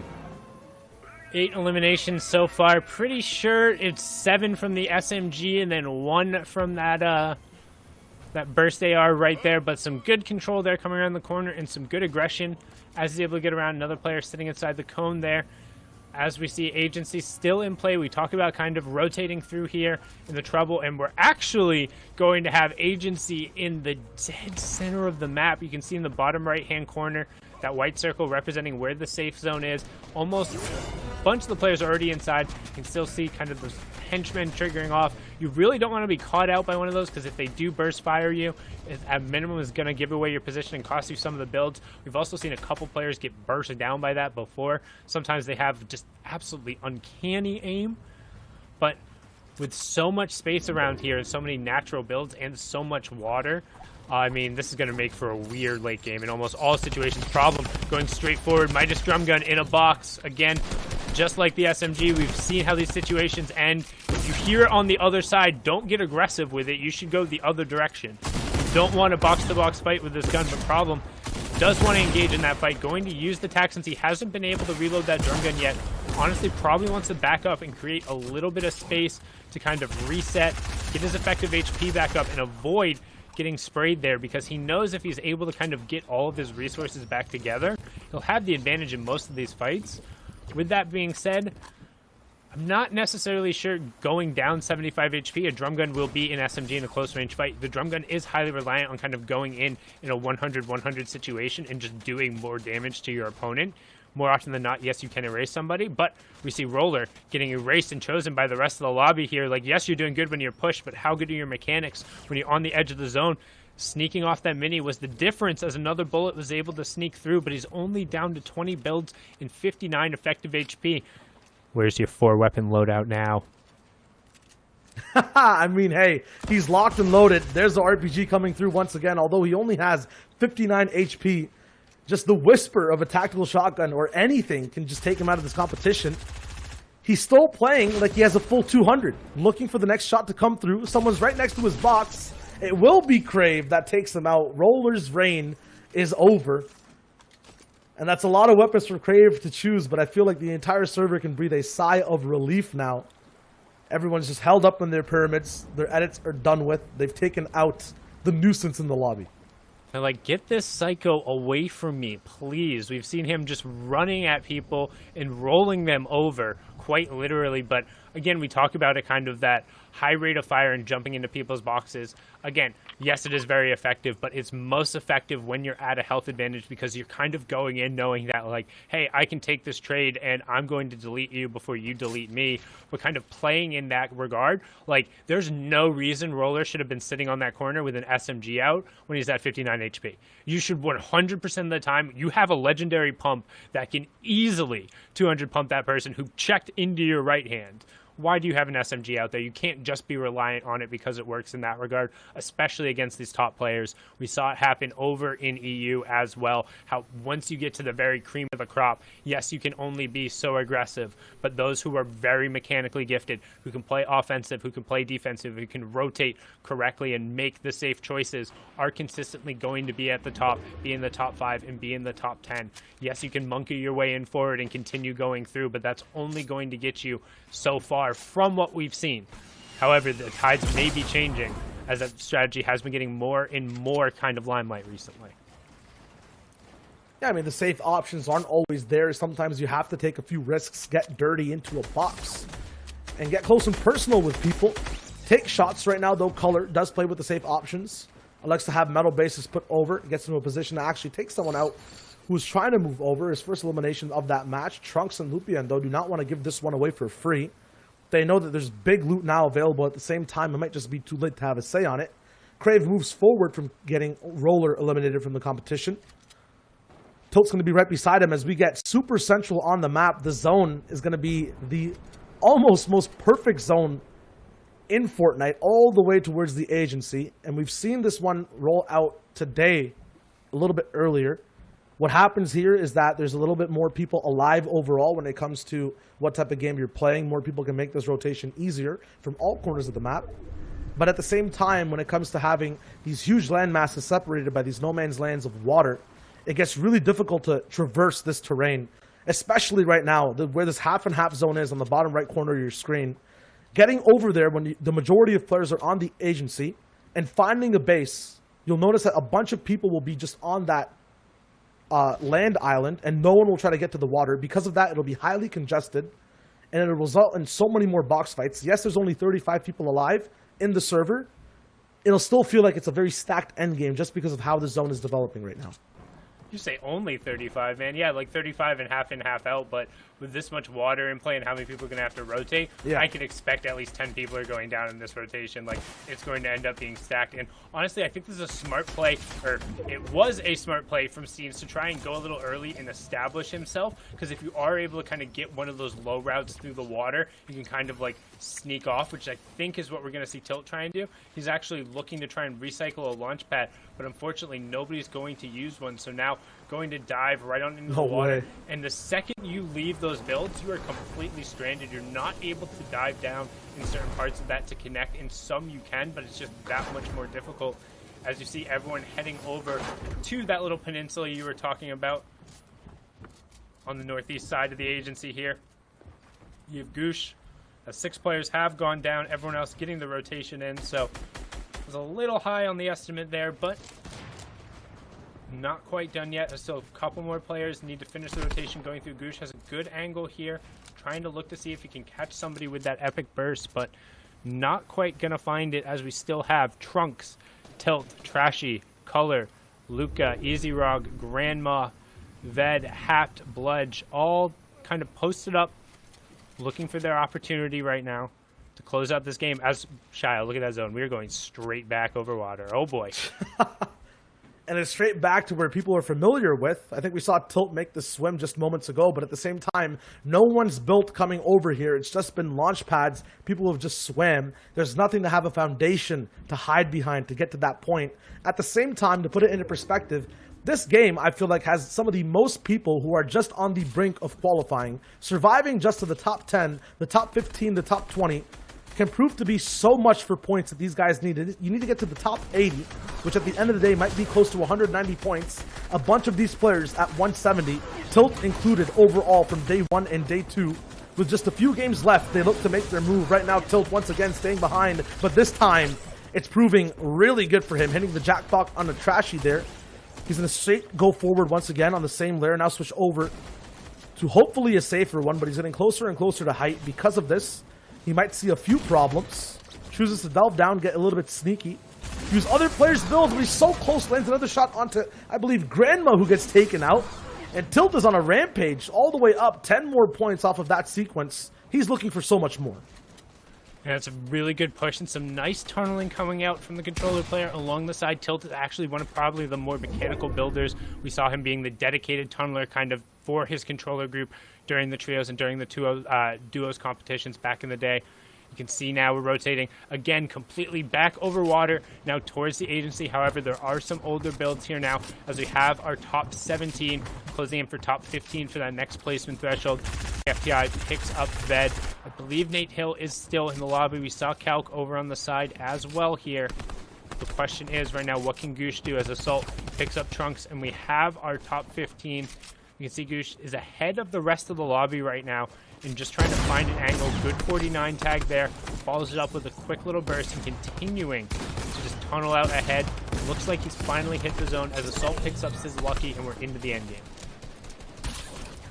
Now in the final moments, Goosh looks to get all his inventory up in order, but at the same time, people are jumping into his box. Can he defend? Yes, he can. It's TFTI, who we saw at Lazy Lake this time, completely inactive, out of the competition. Goosh picks him up with that tactical shotgun spray back-to-back. Now he gets another big weapon into his inventory. It's a heavy sniper. Doesn't need to use it, though. It's Nate Hill that gets caught once again, and it's the third person coming through. 3 wishes. Can he get some more? Not possible. Good defense there from Goosh backing up, actually going through his own builds. This entire tarp is his. Moving in this mid-ground layer, still surviving, has 4 floppers to play in the storm. 8th zone right now. Uses 1 already. Mini's back up. This is his moment. 5 people left alive. Goosh has to pop one flopper. Moves through once again, methodically. Going from box to box, layer to layer as Tabs G controls this entire lobby, moving completely over the water, bouncing back over to old builds as well here, Sundown. Ubel's in trouble. He's running so low on resources. Incredibly low, down to just 5 builds and moving back over water again, and we're still going over all the water. We talked about kind of what it does, but a really heads-up play with the harpoon gun to give himself an additional 35 builds there, picking it up from the eliminated body, giving him room to work around to the front side of the storm, and then finding some more additional. Was that a flopper he was able to grab? No, just I thought there was some on the corner there. Tabs. See Tragics on the high ground, but Tabs took it away. Was that a grapple? But he gets knocked down. However, the fall damage wasn't enough. Goosh looking to reposition. He takes the high ground away from him. Yubo uncontested on the low ground. Does have the bandages if this goes all the way. We are on the absolute final circle, and Tabs gets the quick edit on the floor, caught in the water. We talked about it. You don't want to be the fish in the barrel, which is what Yubo made him there. And if this goes to a heal off, Yubo should have the advantage. I don't think Goosh has any floppers, so it's on Goosh to make the aggressive play here. Yubo is the one with the bandages, and he's just going to try and ride this one out. It's Yubo, the low ground submersive survivor, who's playing this water zone, his resources running low, versus Goosh, the high ground warrior, who overtook it from Tabs earlier on and held it the whole way through. Now everyone playing that heal game. Is Yubel bandaging in the storm? Yes, he is. Popping those bandages, brother, but it's not enough. It'll be Goosh on height, who survives the most treacherous zone in the game, and Yubel could not out-heal it. Still, a lot of points accrued by many people in this game. It'll be Goosh with the most placement and with that victory royale. Yeah, and well played there to just kind of ride it out, making sure he was able to close it. We've talked about just how efficient high ground is once you have it in the later game, and despite the bandages coming through not being enough to hold on, Goosh coming out the winner. Unfortunate there. If Yubel had a better loadout, things might have turned out a little bit differently. Gentlemen, we've got one game left, and the standings have been shaken up quite a bit. We see a lot of these players going head-to-head. So many have been almost crawling over each other, being forced in and out of that top 80. I mean, with one game left, what do these guys need to do? There has to be something for these players, right? People like Yubel was 116th, 36th, excuse me, yesterday. So maybe not the best, but what do they need to do? Okay, the last thing we saw was endgame, and our focus is probably on that endgame and how to survive. Yeah, Yubel needed a better loadout, but the thing that we saw the most in that game were box dives, especially from Roller. It's all about defense right now. That's what people need to work on the most in this final game. They need to be able to survive the onslaught of people just coming in box after box with their SMGs, just trying to take out as many people as fast as possible. You need to hold for as long as you can against some of the hardest weapons in the game. What do you think, Sundown? I mean, there's got to be something, right? I mean, at this point, I know a lot of players are going to be looking to come back and run it back in the reboot round, but for those that are right there on the edge, we're talking 81 through 85th, they've got to have something on their minds, right? I mean, it's all about just how many points can you get in that last game. Yes, you want to be trying to push for eliminations, but as we talked about before, you get so many more opportunities the later you survive into a game to maybe get those pickoffs and make those easy 4 points, in addition to kind of the late in placement points that will end up coming through. I think if you're kind of one of those veteran players who's right on the outside looking in, buckle down. It's okay. You know that there's going to be tons of psychos out there who are desperately looking for every elimination and looking to grief other people's games and looking to just go flying because it's the last one. This is the time where you need to deep breath in, deep breath out, get to your drop spot, make sure you get everything you need, head to the center zone, and execute on your game plan. Get the people you need, get the things that set you up for a win condition, whether that's getting an SMG and a pump and making sure you can push somebody's wall when it matters, or it's getting 4 floppers and 2 slurp fish and making sure you can get to the back. Just stick to a game plan and don't be forced off of it because of what somebody else is doing. Well, let's see if that works out for a lot of these players as we get into the final game out of NA East. Take us in, Shy. Take us in, Sundown. I mean, it'll be Kanata dropping in. We haven't seen too much from him today, except a few cool early, late, mid glimpses of how his fights are going. This time, though, he'll have 2 shotguns to boot. Not exactly what he's going to be looking for. I would say, yeah, pick up the tack. Use that as the primary roller in this fight, and he's trying to get right through. But right now, a few speed bumps in the road. The last game of NA East, and he doesn't have the speed to take it in this box fight just yet, Sundown. No, and I mean, this goes from being really scary, or like right off the bat, you think, okay, I have the tack, I can go, let's do this. But then all of a sudden, you see that the other person drank a couple shields, and you only have 4 builds, and now you're like, do I really want this fight? Can I win this fight? He takes first damage, gets 40 back over onto him, but it doesn't break the shield, so you know he had at least 10 more health there. Like, you're at a deficit here. You kind of want to disengage the situation, but something about landing on one of these scavenger routes and having another player closing in as you see that dark purple or dark pink, whatever color that is on the map, coming over here. You don't really always get all the resources you want, and you kind of have to press forward. But he makes it happen. Casket going down right away, but can he cover himself? As Pulse Fishy trying to get in immediately onto Canada, knowing that he was low, hearing the fight off of the start. But Canada having the refresher of mats might be the big difference. They're immediately going up to 8. Pulse Fishy trying to force through the wall, and this is huge if Canada is going to be able to take down an early 1v2. 78 tag comes through, evens up the HP a little bit, but he has to be careful here, Shy. Yeah, he doesn't have that much to kind of hold off with so far. Now just half a mag left in that shotgun, but it's right there. Pulse goes down. He picks it right up. 2 eliminations total for Kanata now to roll in with the competition. A lot of materials that are yet to be acquired as well, and he has the time in this early game. He'll have a big upgrade for loot as well, just for the end game, that purple tack that a lot of people farm to upgrade to. This time it'll be right into his inventory. He'll control the northern side of the map next to the lighthouse as we move over towards a little bit more central. Frenzy Farms in the hideout next to it. It'll be Kaz, Zypha, Mero, and Kotal looking to find ways in, and oh no, Kaz, who I saw teetering near that top 80 spot, taken out for just right now. Miro will look to third party even more, landing 100 damage past what he should have, I think. Kotal should have known exactly where he was after we saw Kaz get taken out. He's now knocking on the door at the same time.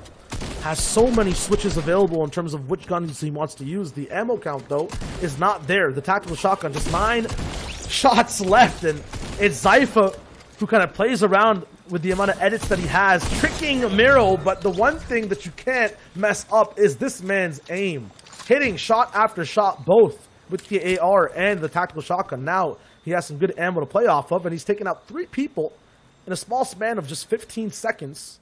He's pushing himself way up there for points, Sundown. Yeah, this is very well done. Pushing him up to almost nearly 180 points on the day. So nice little triple dink going through there. And that's basically going to guarantee him up into that top 80 overall. He was 89th yesterday at 91 points. So kind of pushing himself forward there today. So really good job making sure you show up on day 2. You have Donnie, who's on Twitch. Make sure you go check him out here if he's able to win this fight. If he doesn't, then don't check him out. That's how it works.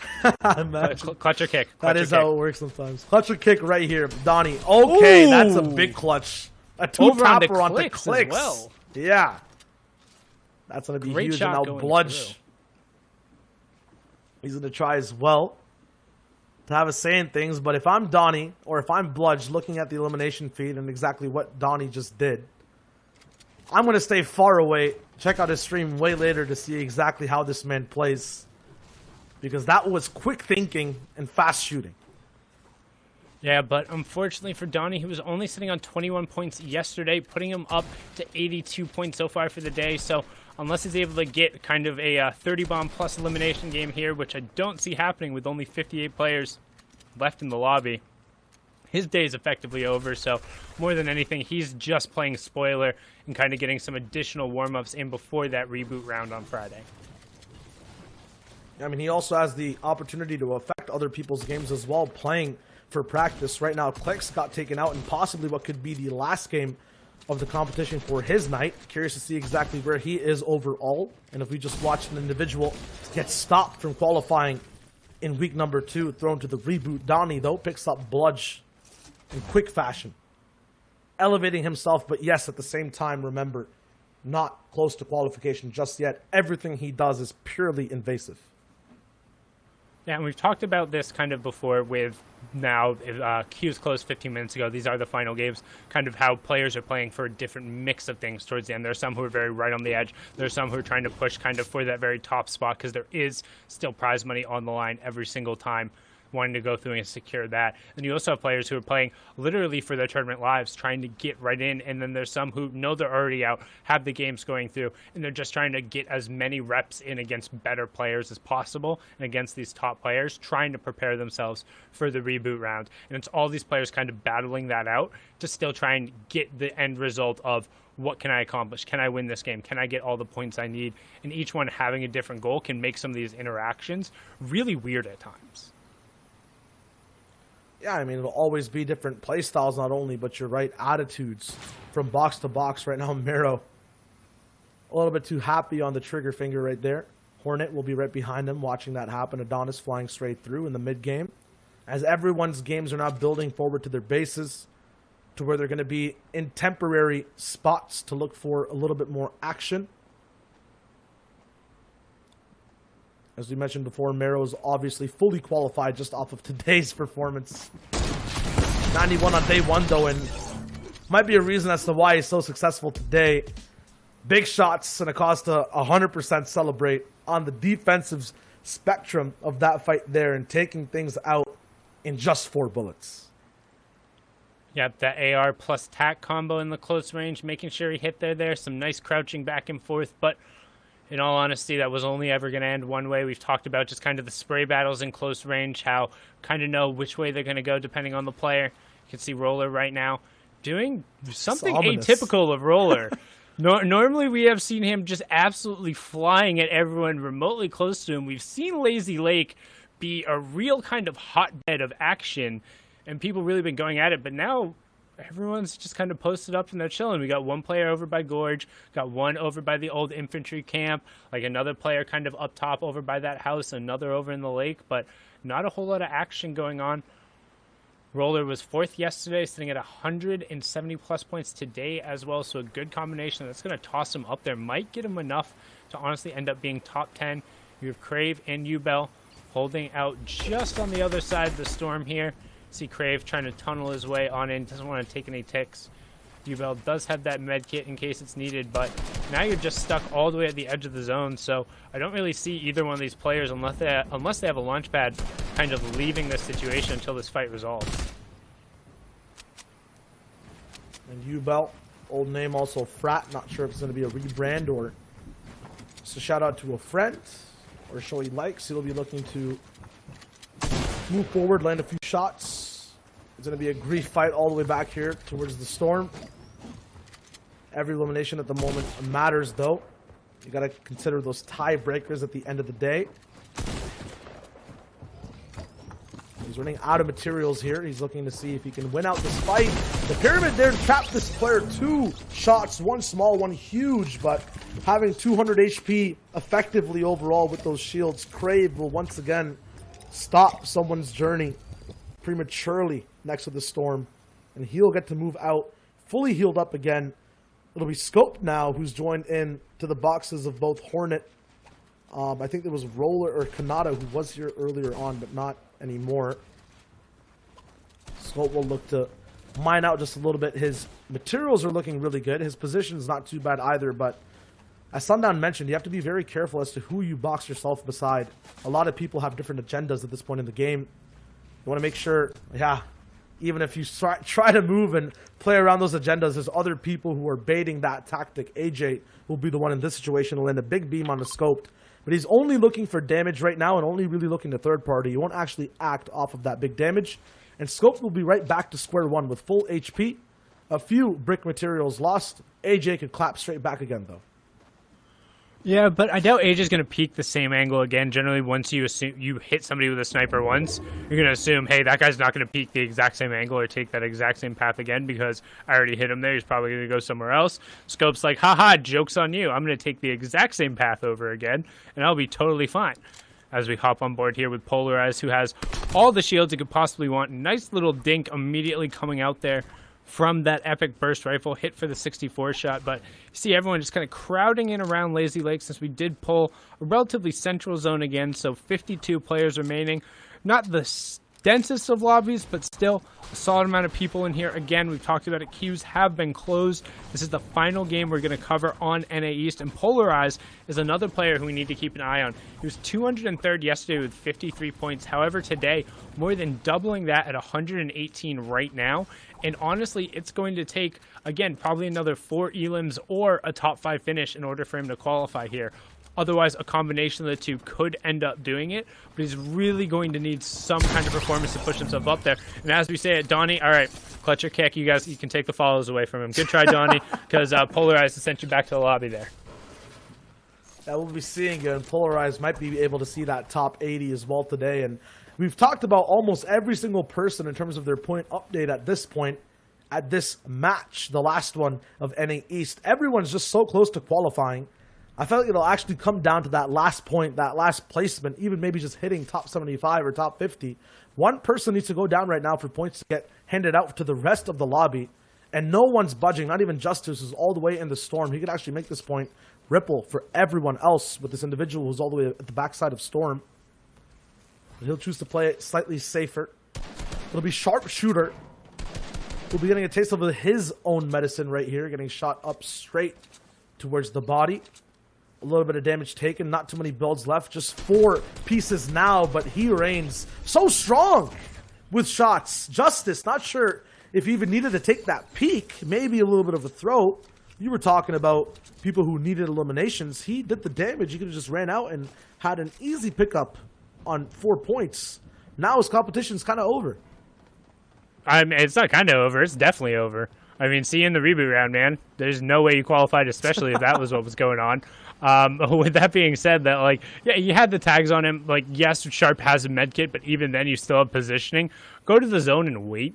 Like, the worst thing that happens then is he goes away and you lose an opportunity to get the elimination, but odds are good. He still has to run on a straight path from you unless he has multiple med kits, as Luca tries to put some distance between himself and the Psycho Miro, who's continuing to just kind of fly at people, making sure that he's not like overextending away from his space, but if somebody comes close to his space, he's like, hey, nope, watch out. It's like the angry dog at the fence. He's not going to leave the fenced-in area, but like if you come remotely close, he's like, hey, no, back off. I will fight you at this wall. Stop it. This is my wall. Go away.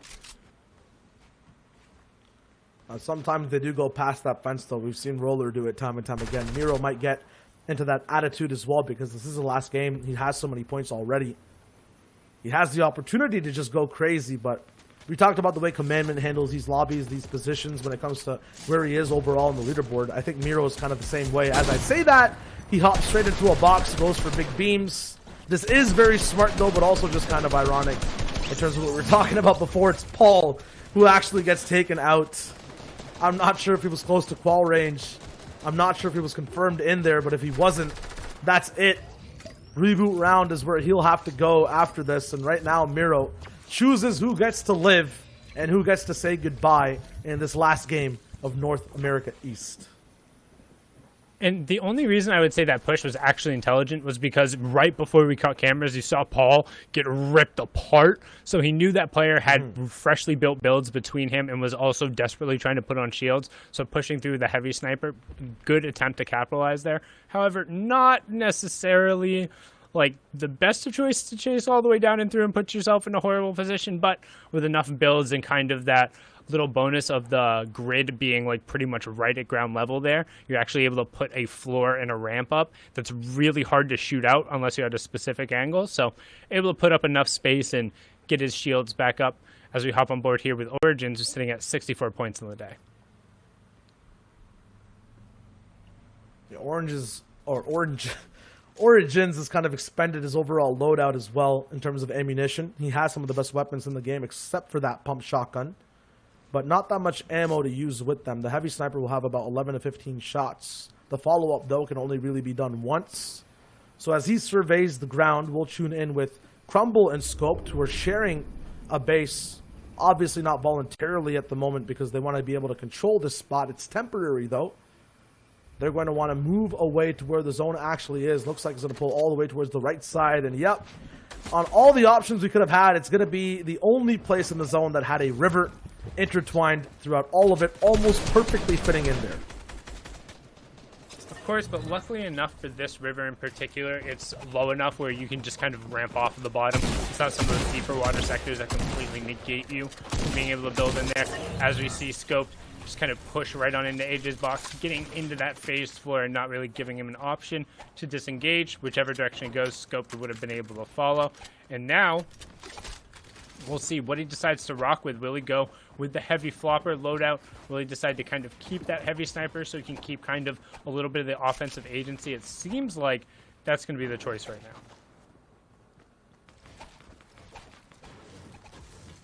Regardless of the options, which he has a lot of, he's still not in zone just yet, so he might not have a chance to keep everything. In terms of shields as well, he only has about an extra 50 to use with 2 minis. Overbuilding in mats, you might wonder why this isn't that smart, but he has about 2 big boxes of individuals who've left their loot behind. Assault, though, sees this as an opportunity, Snake as well, to move in because his entire tarp will not have anyone threatening behind. They understand that the individual who's making it is going to go back to collect those materials. It'll be offline for just a moment, but when Scoped comes back, that's when he'll look for more people to take. He's already taken out the surveillance of that entire region. AJ, as we tune in with him. Right now, Miro, who's kind of surveying the entire province of this 4th zone that's locking in, is going to look for shots. The heavy sniper shot out there kind of just misses narrowly. Miro at 5 might get his 6th one box to box right here. We've seen him be smart and go for these long-range picks and shots, but at the end of the day, it's always a box he dives into. And Vedon Legacy is slightly above him. Vexy's right there, though, next to his box. He might choose to go straight for him. He has the option of looking downwards as well. A very interesting place he's actually in. He could just drop here with the heavy sniper. He's going to try to. And surprise, surprise, the combination is there. You can't even jump over him. He'll still be able to track you. Miro, with 6 total eliminations, now though focused and chosen by the whole lobby. A tricky situation to get out of, but his old base is so close, so nearby that he can hop straight right into it. It's a whole metal, basically starship in the middle of this map, and everyone's just kind of hold on to it because no one wants to be central zone where the river is and be subject to playing in water. Yeah, though it will highly depend on where that 5th zone, the half-in, half-out pulls. That's going to dictate a lot of the action. You can see, as we talk about that, it does pull due south. You see Scope trying to line up a shot there, but not quite going to be able to hit that one there. A little difficult going through, not able to line it up, but will have an edit angle if he decides to try and take some additional shots over on the side. You can see him setting it up so he can kind of shoot down and shoot at anybody who might launch without really getting poked at from the side. So really good job covering himself there. Hit some white tags, but unfortunately the Elim is going to go over to Assault Degen instead, trying to line up another snipe shot, but nobody necessarily overexposing as pretty much everyone has now rotated into the circle. And Scoped in this position right now is basically all in. If he ever takes damage, only Siphon can really save him. Yes, he can go all the way down for those floppers, but I'm pretty sure he wants to save those for the storm. Save those for later on. Gets a big elimination. That's so important because he has, as I mentioned, no shields. Now he'll be at that full effective, almost 200 HP. The movement now, when this half-in, half-out zone locks in, will be a lot more safer for him, at least. We'll have a little bit of insurance in his HP pool. We tune into Astonish, who has a lot of extra shields, possibly stolen away from Scoped at the moment. And right now as well, the Grappler Sky's loot in play. He'll be using it to be troublesome to height. The question is, when will he start to let the server know that he has it available? Because as soon as one person hears it, the way they play just changes. Yeah, it's a really, really, really obvious and loud audio cue as well. Like, the entire lobby will focus towards it. You'll be aware of where you are.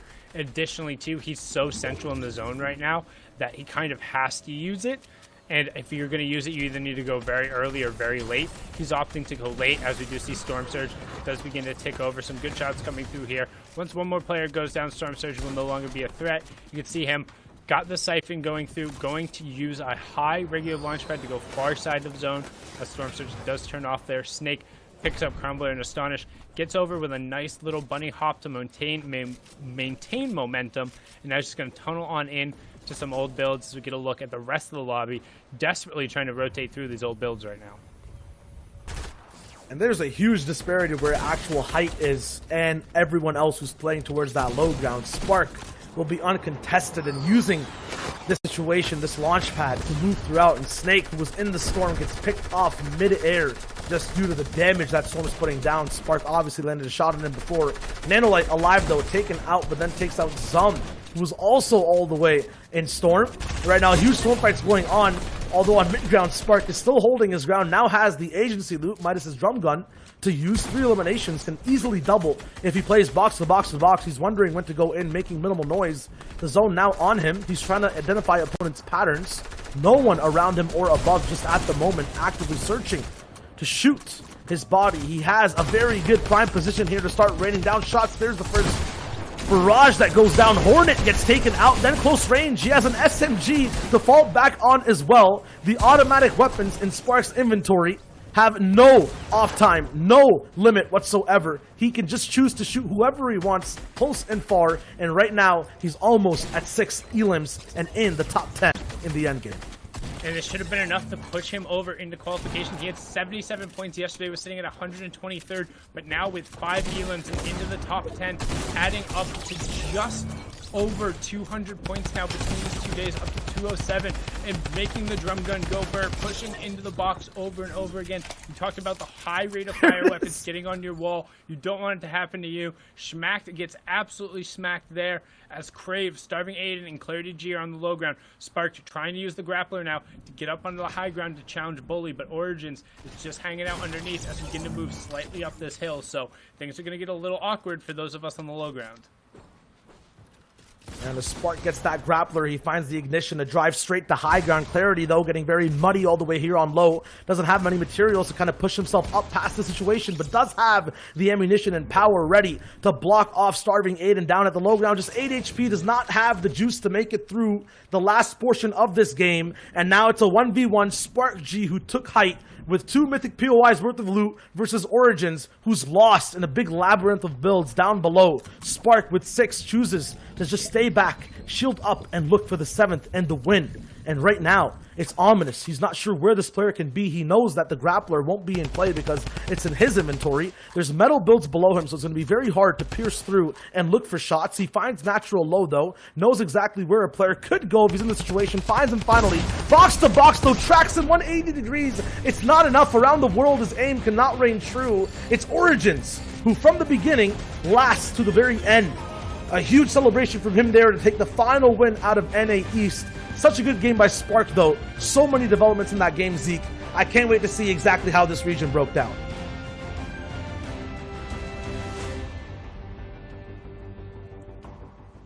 That's it.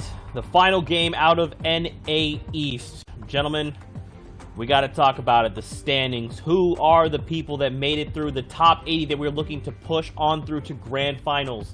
Now, of course, a massive congratulations there to Origins. He was 282nd yesterday, but still showing it doesn't matter. I can still make something happen. The ultimate question is, was it enough? Let's take a look at the standings and see who holds that number 1 spot.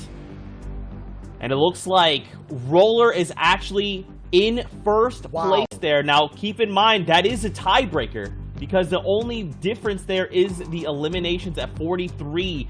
But still, there are so many people there at the top. Stretch, Scoped, we've seen them all day. Illest, Mara was in that last game. Light, excuse me, 2XE. There's so many. Also, the Victorials actually are the tiebreaker as well. Gentlemen, we got to go through the standings. We got to take a look at the list. Shy, what do you think? I mean, I was going to mention, it's that Victory Royale that we saw just play out. Roller, all the way from Aggression, will stay at the top, still in the top 10. Stretch is up there. Scoped is there too.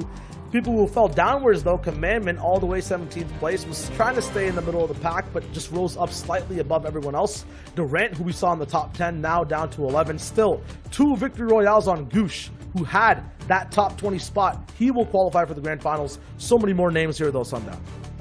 Yeah, we had God Pump on the last page as well. That's Saf being able to represent. You have Unknown Army, Astonished, Legendian, Young Calc, Assault all up there, as well as Outcast Hunt, Sharpshooter, and Jelty, Roat, Stowe, Acorn, Zate, Niddle, Nico, Icy IV, and Coop. So a lot of names who we've seen pretty much all over the Cash Cups on NA East. Pretty familiar there. Yubo, Canada, Shaz, Mickey, Storm, Bully, Ved, Booga, 48 sneaking on in there with 22 elims. Doxy Fishy and Plague rounding out the top 50. And right now, as we move our way more towards that 80th slot, just look at the points overall. Jack, Bizzle, AV, Keox, Weigel, Ghoul, Zoom, who we've seen got taken out a few times, but survived till 60th place. It's about a 5-point differential just in those 10 places. And as we get lower and lower, it's even closer right now. 4 points from 191 to 187 down to 70th. Avery, Assault, Eclipse, Newell, who we saw, Tilt, who I thought couldn't have made it, finally did all the way to his very end, all the way down to 80th. It'll be Bank at 184 points, who makes it through. At the same time, remember, we haven't had all those tiebreakers be broken down for these overall standings. We'll have an official list out on Twitter at FN Competitive to see exactly who is up top. But Arab, Hornet, Showbeans, Polarized, Leo, some people who were, especially Arab, said that, hey, you got carried through squads right now here as a solo player, rising, qualified for grand finals. Shout outs to him and many others. I've seen a lot of cool things here today, boys, and it's been insane in aggressiveness and smarts all the way from early to end game. Yeah, I gotta say there, big shout out to Arab, man. He does great on his VOD review series. He's been putting out a ton of content. He jokes about being a content creator, but for how seriously he takes the game, for how much he applies himself, big props to be making the grand finals in there and squeaking on in. And everyone on NA East, that's a lot of people who've been putting in a ton of work on their solo gameplay. And those have been straight grinders. Also, shout outs to Waz for making it up there, kind of the open hero who we saw going through, putting up a great performance, finishing up in the top 30. That's right. Well, gentlemen, that's it. That is week number 2 in the books. Now, of course, Fortnite fam, do not forget, next week we are back with the reboot round. With only 20 spots on the line, who will push on through to grand finals? Please don't forget to check out FN Competitive and give these guys a follow over on Twitter. Till next time, Fortnite fam, we'll see you guys on the Battle Bus.